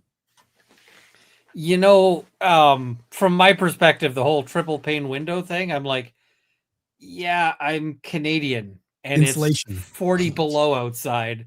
So yeah, we want the triple pane windows because it keeps the outside, which is where it needs to be. But the other thing I look at with that is I go, wait a second. You know, even if you're in a warm climate, having good insulation is good. Like triple pane windows is just it's like, okay. And wasn't it like 6 months ahead? Like, this is a real big plan. It was a lot. No, I don't think he's not. I don't. I think I'm the just- defense makes some good points in this, just not but he makes winning them points. badly. And I think that even with the best interpretation of the defense, I don't see how he did not play some role in this. Really good. I wasn't there. I don't know. But the story she gave was that, I mean, We had the windows and the ridiculous windows, and then Judge Ascarati gives a mercy break. Where is it? Because he keeps on. He keeps on going. That was mercy to the jury. It was horrible thing that this officer allowed him to do, and it was even an insinuation that my client was trying to cover something up. This was 45 minutes later. It wasn't as though he went into the bathroom and did it right there after being removed from rendering aid. Brendon's DNA does not show up anywhere on Joe Ryan, which is consistent with what he told you, which is that he never touched Joe Ryan. There's no indication that there was any sort of movement, and frankly, what's the possibility, I guess I'll use the same word, that a 185-pound man would have been moved if he was otherwise dead? It's not an easy task. And Brendon Banfield's an athletic guy, but I don't think he's up to moving 200 pounds in that sort of way. So that's an absolute red herring in this. When Mr. Kuros, do you have quite a bit more? probably about another half hour. Yes, let's go ahead and take our morning. Judge is like, yeah, no, we're gonna take a fucking break. You have another half hour. I'm not gonna put them. I'm wondering if one of the jurors looked probably a little tired. The judge is like, we're gonna take a break, because he does. He continues going for a half hour, and if there's a point to be had, I don't know that he gets there. Inconsistent with catfishing, inconsistent with someone pursuing a fantasy. February 23rd. We saw digital forensics evidence from the evening of February 23rd. We saw use of Christine's laptop for 90 minutes for resort searches, with a couple of minutes of Telegram use interspersed. The Commonwealth in cross-examination opined, well, wouldn't it be possible that even if you were sitting in the same room, that she could have gone away to go to the bathroom for 2 minutes? And I guess, in this world, anything's possible. Is it probable, however? And that's really the more germane point to this. And this is where he needs to be hammering on beyond reasonable doubt. I guess. Because what he needs to say is, isn't it possible? Yeah, it's possible. But their burden of proof is beyond a reasonable doubt. If it's only possible, that's an acquittal, folks. Yep. And you know when he needs to make this argument? Not an hour and 15 minutes into his closing argument. Oh. Not after he's been doing this for an hour.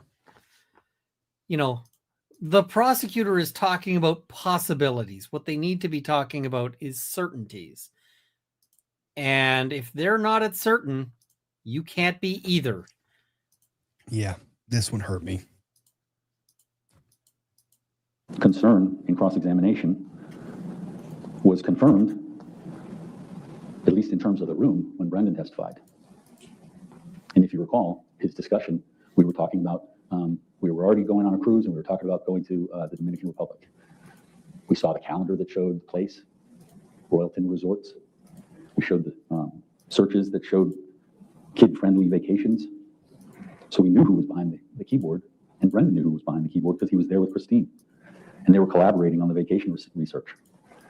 Brendon was playing with Valerie and Christine was on the couch with her laptop and her phone. That's the testimony.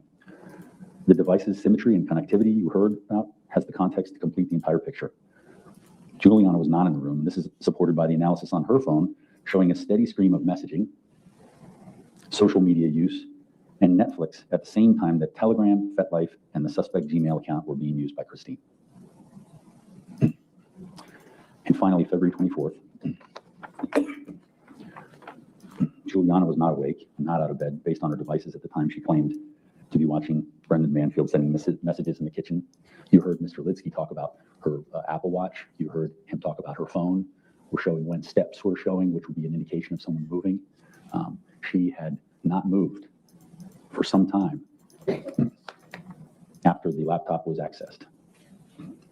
What we know from the testimony yesterday was that Christine Banfield had the laptop and the phone in her bedroom and was awake when he went up to retrieve Valerie. That is an artifact in the world of digital forensic analysis. And you'll see this entire exchange, Defense Exhibit 348, 349, 350. You'll see Juliana Peres Magalhães' first steps at 626. Defense Exhibit 351, 352, and 353. Juliana Peres starts her day after the telegram message is already sent. In conflict with what she's told, in conflict with the story that she's adopted on behalf of the Commonwealth.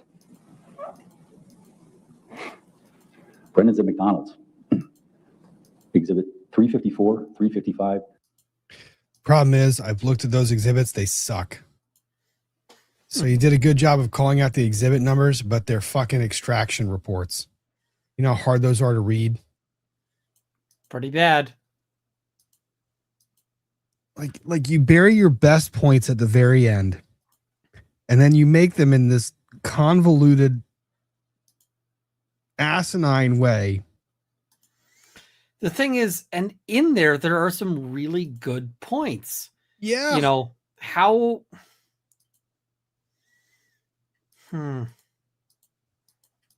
But they're buried, and now you're sending the jury to go digging. And he doesn't, there's no punchline. He doesn't pick it up. He doesn't. Life of 12 years? Is that reasonable? You heard from my client. He thinks it's absurd. In pursuing this case, the Commonwealth has presented absolutely no forensics evidence that supports that Brendon Banfield had anything to do with this, yet the story continues. This isn't how justice works, and you can't just come up with a theory and make it fit. They're trying to sell you a story without any facts, and we have the facts, and those facts are in evidence. Those jury instructions, when you see them, you'll realize they're very clear. If you have doubts about the investigation, if you have doubts about how they've conducted this investigation, if you believe that there's something that's been held back in this investigation, that's reasonable doubt. That's reasonable doubt before you even get into not necessarily. I don't think that's a bad argument. And these are hard decisions. There's a lot on the line.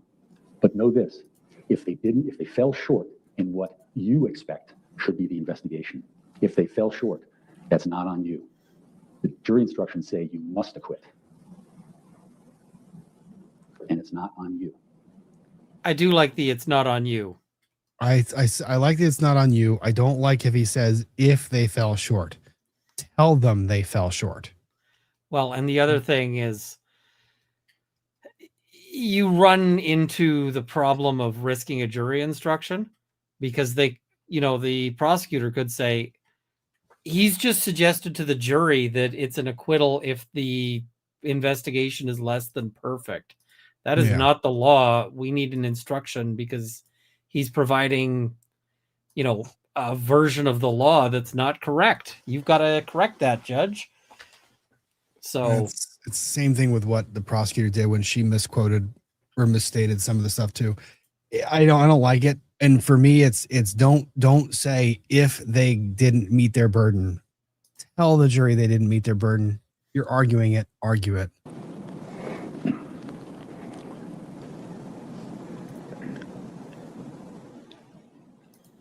I don't have another opportunity to talk to you. It's their burden to prove this beyond a reasonable doubt, so they get the opportunity to speak. So I apologize if I've gone too long, but I wanted to make sure that these important issues came before you. And might leave you with these words. When they lie and manipulate to get someone to make a statement, that's not discovering the truth. That's planting the truth.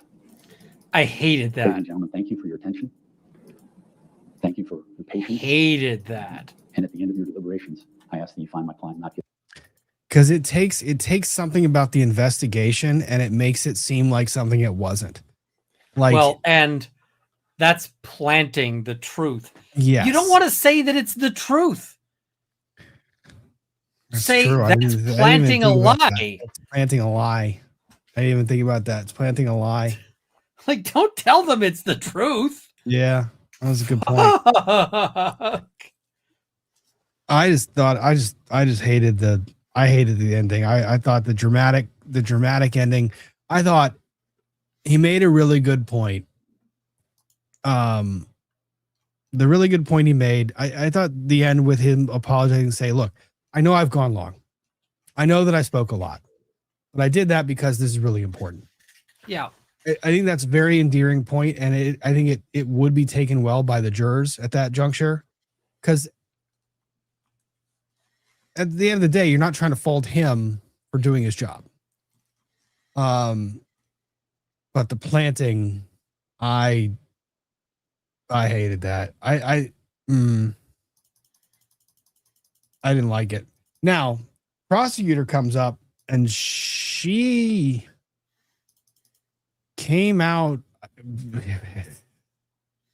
Something he said pissed her off. Maybe she was just cranky because she didn't get the nap that she wanted when he was giving his closing, but she was spicy in rebuttal close. Thank you. I actually think that that was planned, and that she was waiting to attack. Yeah, and because like a lot of prosecutors will do this, they'll sit on it until because they know they get their last word, and they wait till they can't be rebutted. Yeah. So I think that might have been the strategy there. Could have been.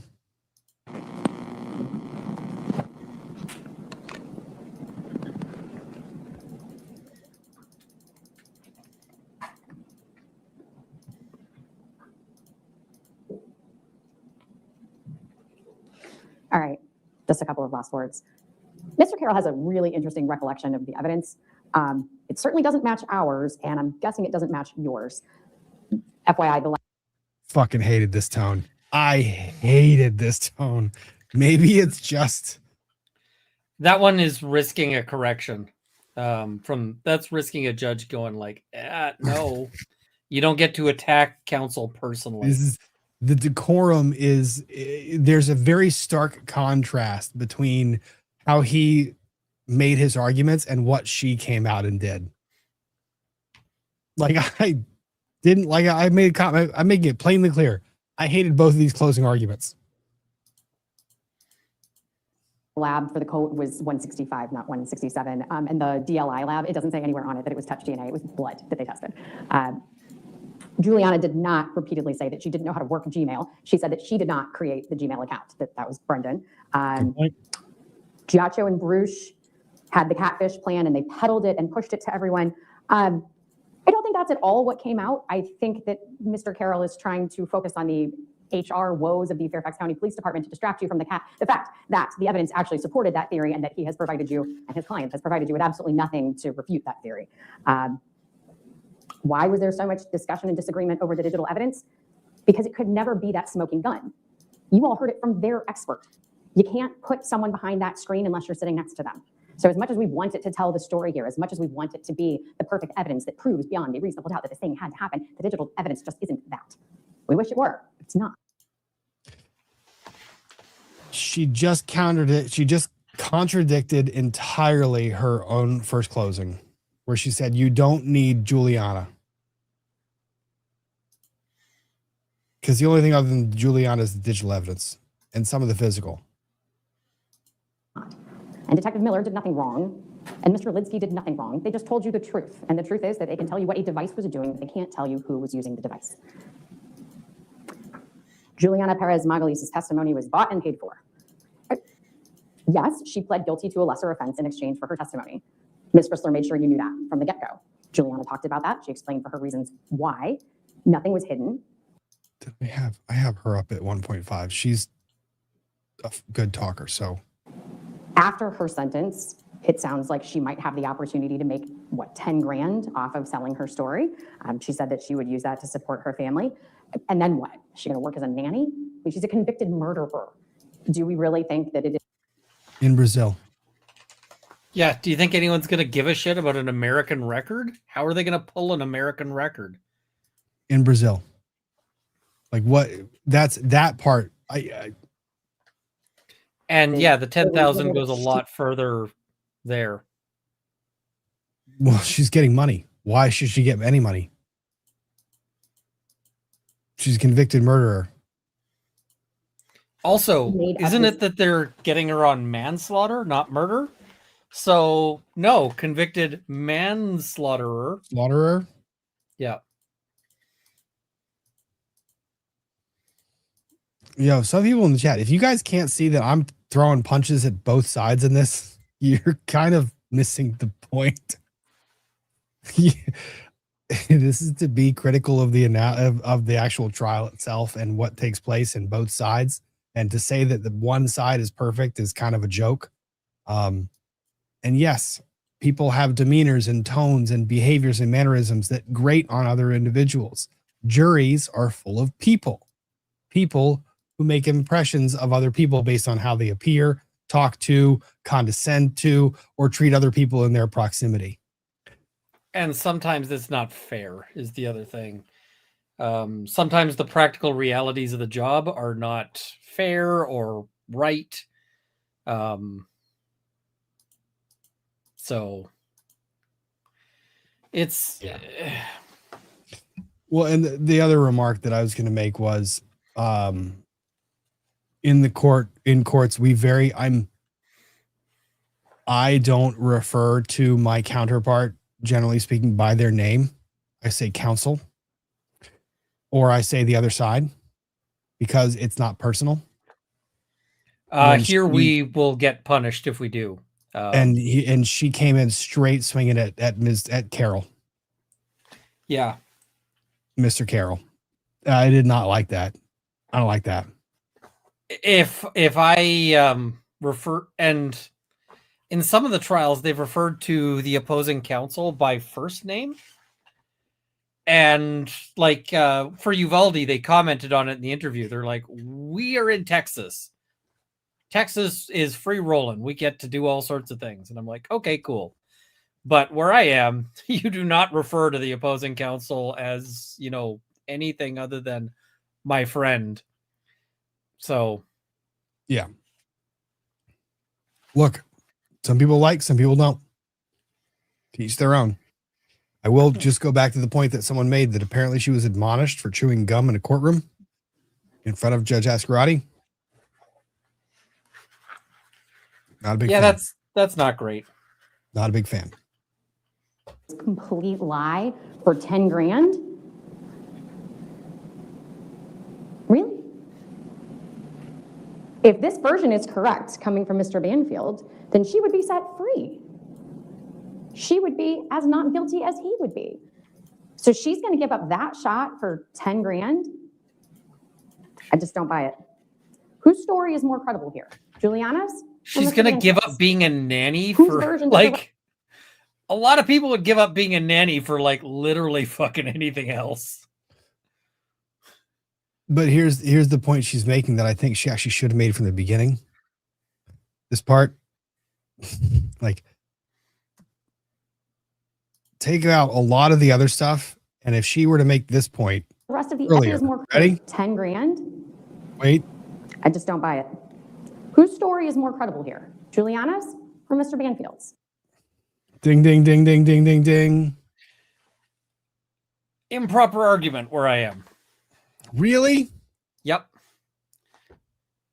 I think this that argument is explicitly contrary to like the critical case that it's like the critical case on credibility says that you absolutely cannot do that.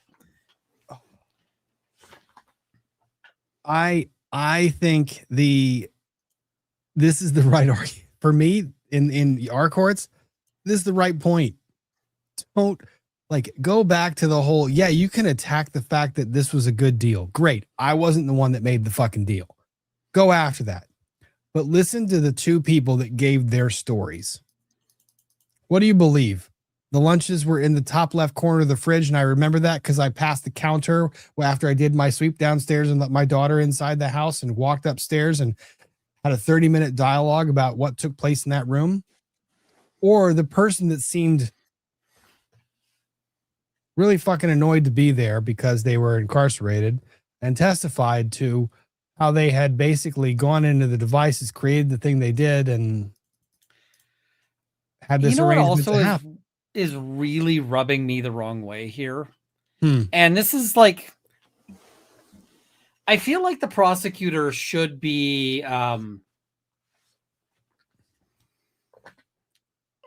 the arguments they make should be required to be constrained by their experience and by the arguments that they make in other cases. And what I mean by that is that she's getting up and she's saying, do you really think somebody would commit murder for $10,000? You know how many cases her office, and I'm betting she personally has argued where somebody was murdered over $50, $500, $1,000? Because like you see cases where like somebody was hired, like there was a hired killer, and like the money in it is just stupid low. Now that doesn't mean that like, that doesn't mean that like the average person can hire a hitman or whatever for, $3,000 or whatever, because the average person is going to hire a cop. But the amounts that are typically there is like people get killed over like lunch money, basically. It's,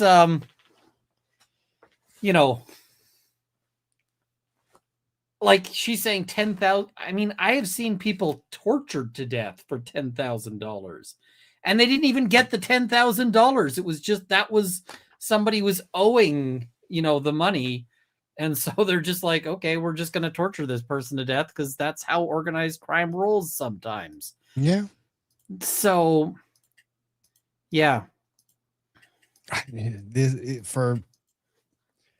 This argument should have been her argument going into it. Yes, it's a bad deal. I hate the fucking deal. Her story makes more sense than Brendon's. 10 out of 10.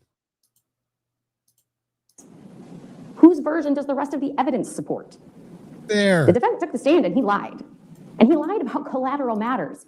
He told you that he had a big career-defining work meeting the morning of the murder. And then you heard from his boss who said, no, he didn't. He lied.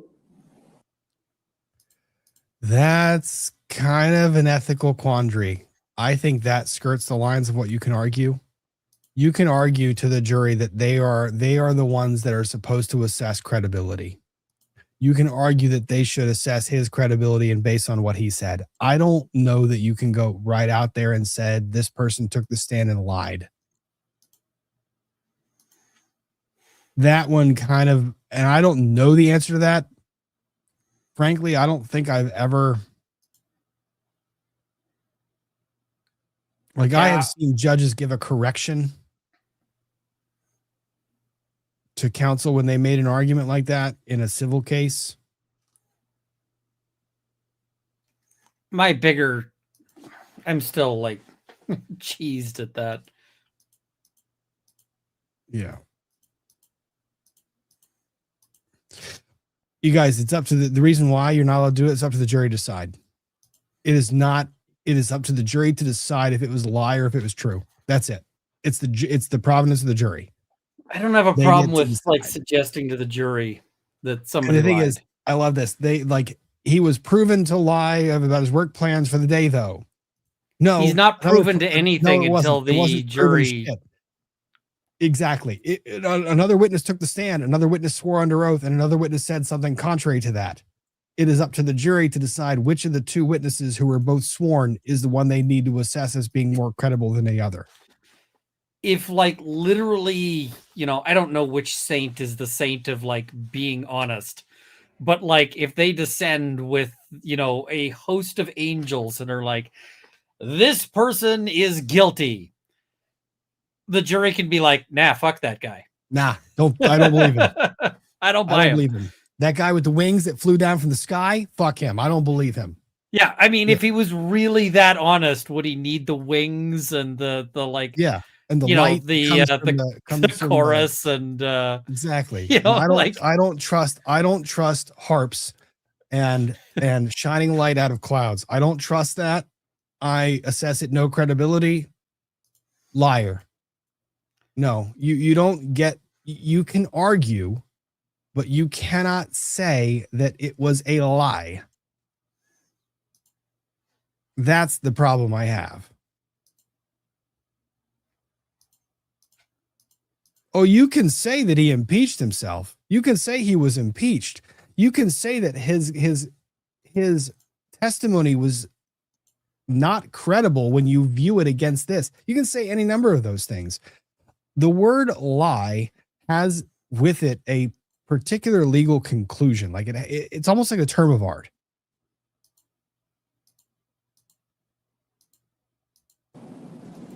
He said that he and Juliana did not have a plan to kill Christine at the time that they went to the shooting range. Well, he said not at that time. If he's lying about the things that don't matter, how can you believe a single word he said? And ladies and gentlemen, you have to do that in this case, because without some alternate theory, the Commonwealth's evidence is uncontroverted. So you got to pick one. Juliana, Mr. Banfield. Whose story does the evidence support? All of that blood, the DNA, to some extent, the digital forensics, the physical evidence collected at the scene. That's what you can rely on. Don't rely on his narrative and his recollection of the evidence. For that reason, don't rely on mine or on Mr. That's a proper argument. That's a proper argument. That's how you roll. That's how you make the argument. Rely on yours. It is your collective recollection of the evidence that you have heard that is controlling. You know what was said here. You know what the evidence is. We trust you to make the decision. Thank you. Thank you, ma'am. Members of the jury, this is an important case to both the Commonwealth And this is the thing. She's got such a really strong case. She can actually just lean on, you know, you've seen the evidence. I'm not here to convince you of anything. You've seen it. You know what the right call is. This is one you could literally do a 2-minute close on. Wasn't bad. I mean, it's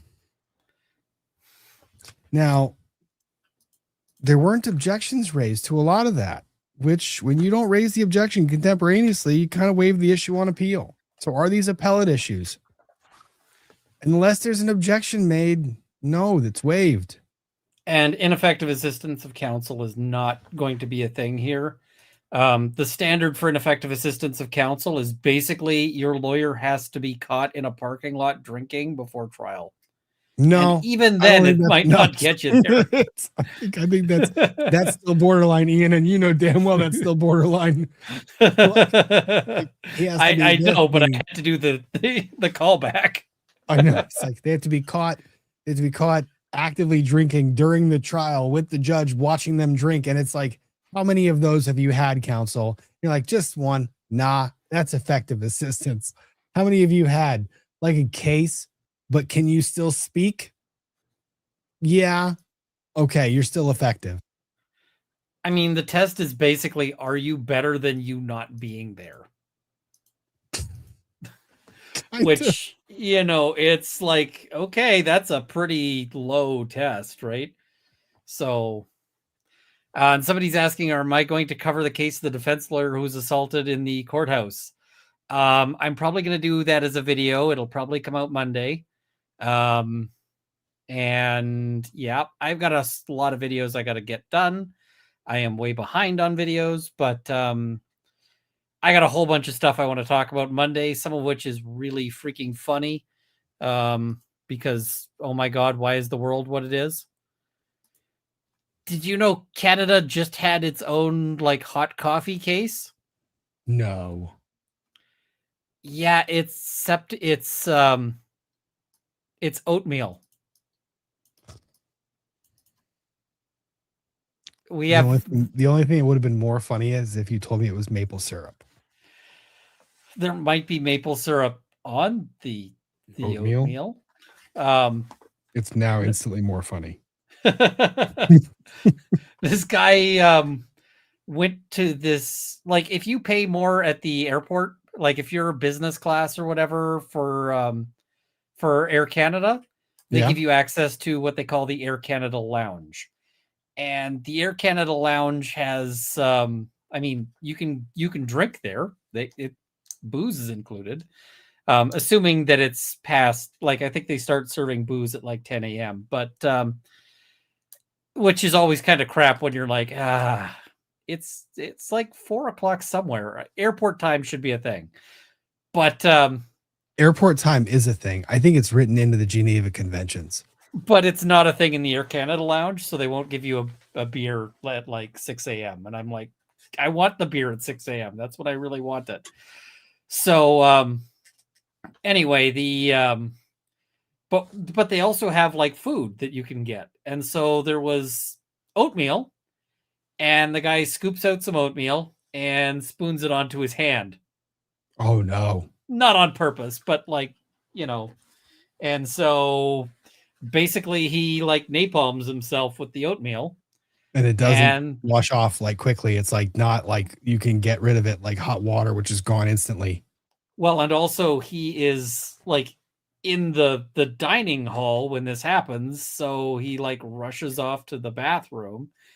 But I mean, that's still some good burning time that's, getting in there.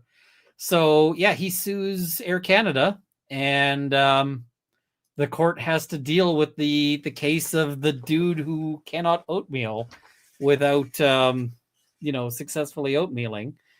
And yeah, it's now a fun little the hot coffee case is not a bullshit case.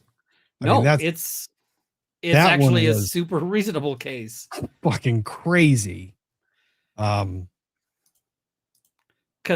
the hot coffee thing was third degree burns, right? So you sue over third degree burns because you are seriously burned on the genitals, bedridden and hospitalized for months and months and months, permanently physically disabled, had a walker for a period of time. Those injuries were. Yeah, I mean, you totally get why somebody would sue over that. And also McDonald's, it turned out, had been aware that their coffee was like excessively hot, and they themselves considered it dangerous, but they thought it was better than than serving it at a reasonable temperature, because when you have shitty coffee, people don't notice if it's super hot. So and I mean, and the award got cut down on appeal because they found that it was improper to suggest to the jury that they should award 1 day of coffee, because that's what the jury's award was. It was 1 day of McDonald's coffee sales. Oh, that's right. I forgot that. And the sales were like, it was how many $1 million? It was insane how much money it was. Yeah. And so it got knocked, like the amount got knocked down on appeal. And so she asked for was hospital costs. I remember that. God, it was a fun trial to cover. God, I love it. I mean, at one point, my mom fell at a restaurant, and like she tripped over a concrete step that wasn't painted. There was no like markings on it or whatever, and she broke her teeth. So she ended up, having to go and get like dental, whatever. And initially they treated her quite badly at the restaurant. They wanted her to sign a waiver before they would let her call for help. Like she wanted to call an ambulance, and they're like, you can use the phone as soon as you sign the waiver. Which, is messed valid. up. That makes it valid, of course. Oh, I mean, that waiver would have been completely worthless. Toilet paper. But she ended up walking out, going like bleeding and whatever else, going into another business. And they were like, let's call you an ambulance. She's like, yeah, thank you. So, but she ended up going back, and all she wanted was her dental costs covered. And when they finally, like, when the lawyer for the company was there, they were like, "That's all you want?" She's like, "Yeah." They're like, "We will write you the check right now." Like, I'll throw another 0 on it just to make it even. I mean, to their credit, they wrote her the check and they didn't ask for a waiver or whatever else. They were just like, "Here's a check." And I mean, I'm sure they were thinking she's going to sue and then we can just deduct the check off what we end up having to pay. But I mean, now in hindsight, as a lawyer, I'm like, I would have loved that case. Like, oh yeah, we're taking that to a jury. Like, we're taking that to, because, you know, they would have gone nuclear over that, right? So, yeah. So I'm going to go through the last super chats. I put the poll up in the chat again. So after we've done that little breakdown, going through some of his testimony and going through closing arguments, where are we? Guilty, not guilty, hung jury. So you guys have an opportunity to vote while I'm going through the super chats. We've been streaming for 5 hours. So if you are one of the 2,700 people still watching, please hit the like button. Please, please, please. YouTube is like, hey, Rob has not been here for a very long time. Like, who is this person? Hit the like button to remind them I'm still alive. Sorry. Also, I am going to be going back to Mondays if you're back on Fridays. So I will have a stream Monday. So perfect. And then Monday, I think I can actually probably try to pop on for a bit on Monday. Excellent. Let me see. See, I like this most of my trials kind of getting resolved for the most part. Then February was miserable until some things got lined up. We're just going to keep fingers crossed. That's what we're going to do. We're going to keep fingers crossed, and we're gonna swoop to super chat read and get out of here. There's some other events you got to plan, but I am getting closer to being ready for them. Okay. My business firearms license is getting adjusted a little bit. Yes. It allows for some 3D printing of objects. So, reminds me, I didn't talk about the Washington statute on the 3D printer regulations they got to do. And Virginia, that's insane. The Washington state that wants to firmware on every 3D printer that checks itself against an AG maintained list of naughty files. Yeah, that's insane. Yeah. The world's going crazy. Insane. And the funny thing is that there's already people who are figuring out how to futz with that. Like, okay, so what we're going to do is every time you download, you will get a slightly modified unique file.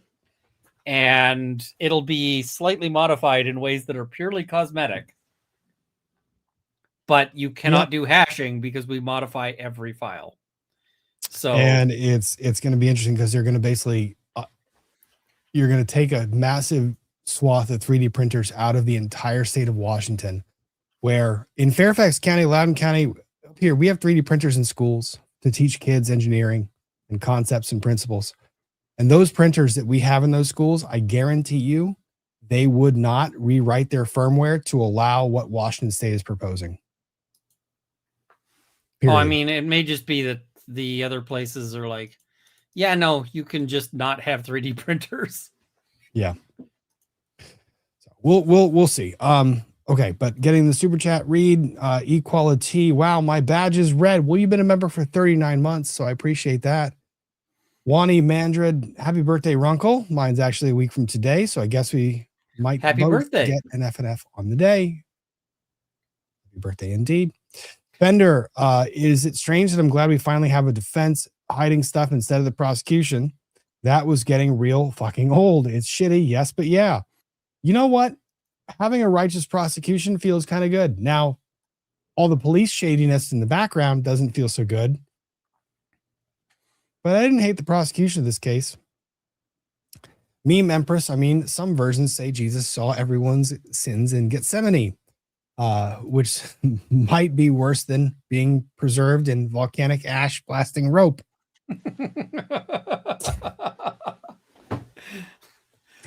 Okay.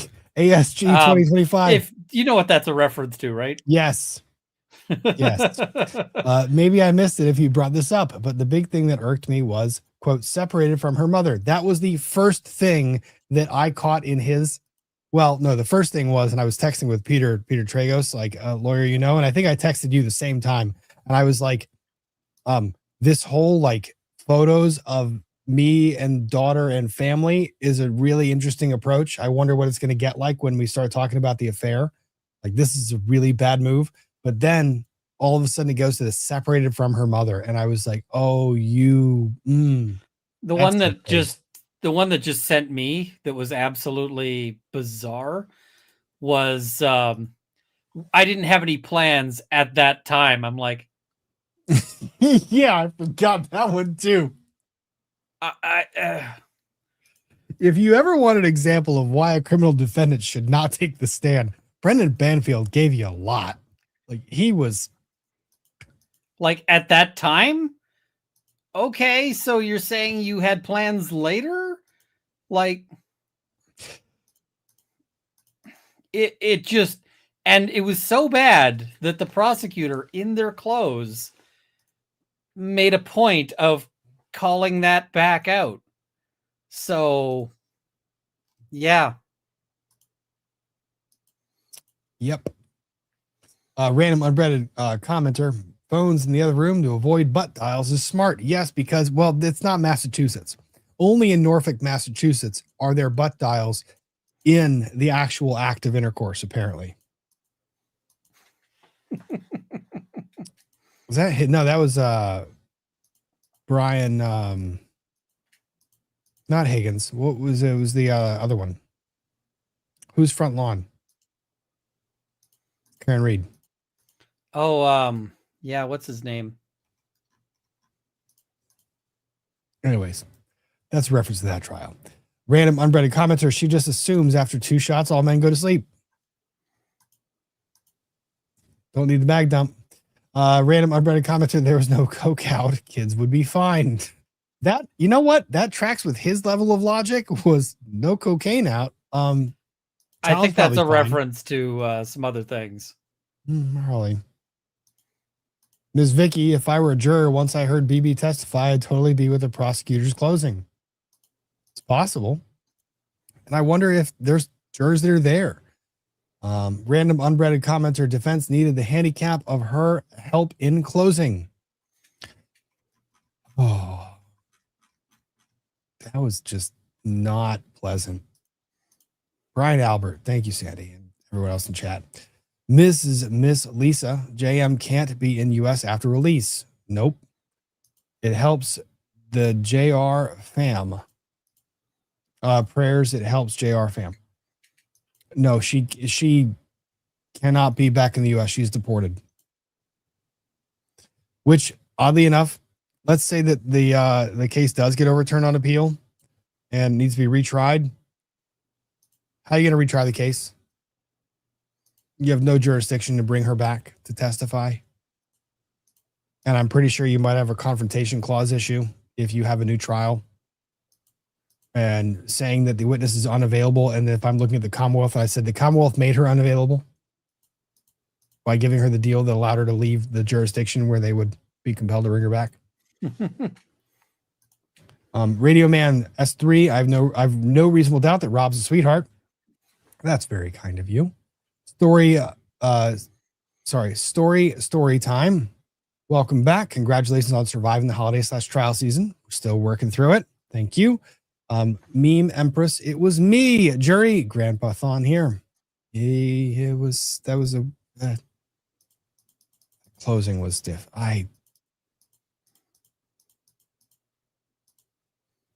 Usually I can watch trials all the way through and be like, I enjoy this.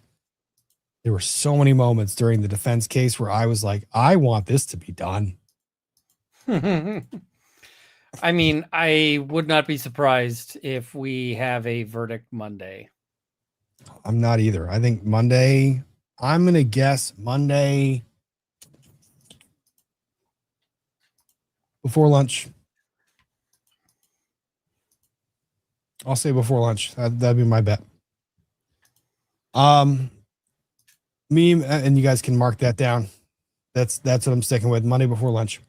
Meme Empress, I made and ate ramen at 12, now 1:30 a.m. Here's making me fall asleep. He's making me fall asleep at 1.5 speed. I imagine listening to jury in real time, or jury listening in real time. I was at 3x for half of his case. Nurturing 2. Love y'all. Need advice working on document production with 200 pages of email correspondence. Is there any software that will sort a PDF file in date order? Not really. Nope. You mean breaking out pages of the PDF file? Nope. That is just pain. I'm sorry. The software has been invented. It's called a junior. Or an intern or somebody. Yeah. Just, yeah. Sorry. Nat, we've all, to be honest, we've all been there.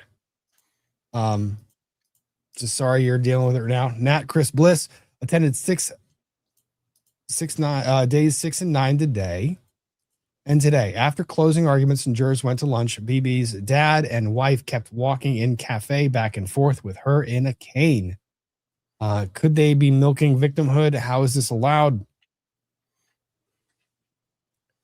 To be honest, the jurors don't really weigh family and family view on that. Not when it's the defendant. I don't see them really perceiving that being negative. Yeah, I don't think that they. Now, Fairfax cafeteria is interesting because they kind of cordon off the jury where the jury's allowed to sit, but it's still completely visible to everybody. Then again, interaction with the jurors happens all the time. I mean, you were there when we were there for the depth stuff. We would see jurors walk all over the place. We had to walk away from them for part of the time, right? Yeah, I had times when I was like, and I got to stop streaming because there's jurors that are just walking right this way. We trust them to do their job. Yeah, and I mean, I just did not want to get turfed from that case because, yeah, I'm pretty sure Judge A would have happily booted me if there was some evidence that I was, streaming jurors' faces. She was even with the yeet. Remember, I actually had to tell one of my associates why the rule exists about why the first 2 rows of the gallery are now cleared. Because of a certain someone who might have had a visual on a certain screen on one of the desks. Yeah, and that was the thing. Judge A found out about it and the next day we came back in. It was like, oh, there's a whole 2 rows that are gone. We're like, well, why do we have this lovely thing? Why can't we sit in the front 2 rows? Because, yep. Don't take that shit lightly. Radio Man, Ari, hot coffee. Oh my God, do Trials of the Century again. It is so hard to get those streams together. Like if I had endless time, I absolutely would. I really would. Yeah, I love that's it. kind It of was the so much fun. And I mean, it kind of ended badly, which was its own thing. Yeah. Not because of 2 individuals were on the screen. Nope, there was another thing.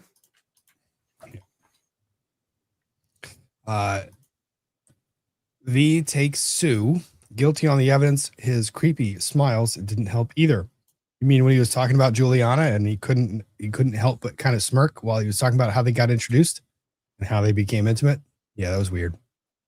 The World Wonders 34. Thanks for giving me. Remember, Kristen M96. EDB said, oh, Spidey's going to have a field day. His body language is all over the place. ASG 2025, just want to say I live in Washington for gun control, owns 6 3D printers. What the actual fuck are they thinking with this law? Firmware is easy to mod anyway. It's pointless. It's easy to mod for people who know how to mod it. The only things this law is going to impact is people who don't know, people who aren't sophisticated enough to do the criming anyways. You know what happens about people doing criming? They tend to be the people who are sophisticated enough to do the criming anyways, or motivated enough to do the criming anyways.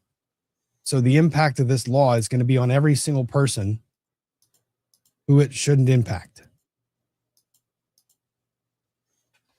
Because what's the Ralph Wiggins? I'm helping. Yeah. Random unbreaded commentary. Objection. No mention of how well hung the jury is. Oh, in the chat, the jury, if they were hung, they would only need to be a little hung. So I don't think we assess how well hung they are.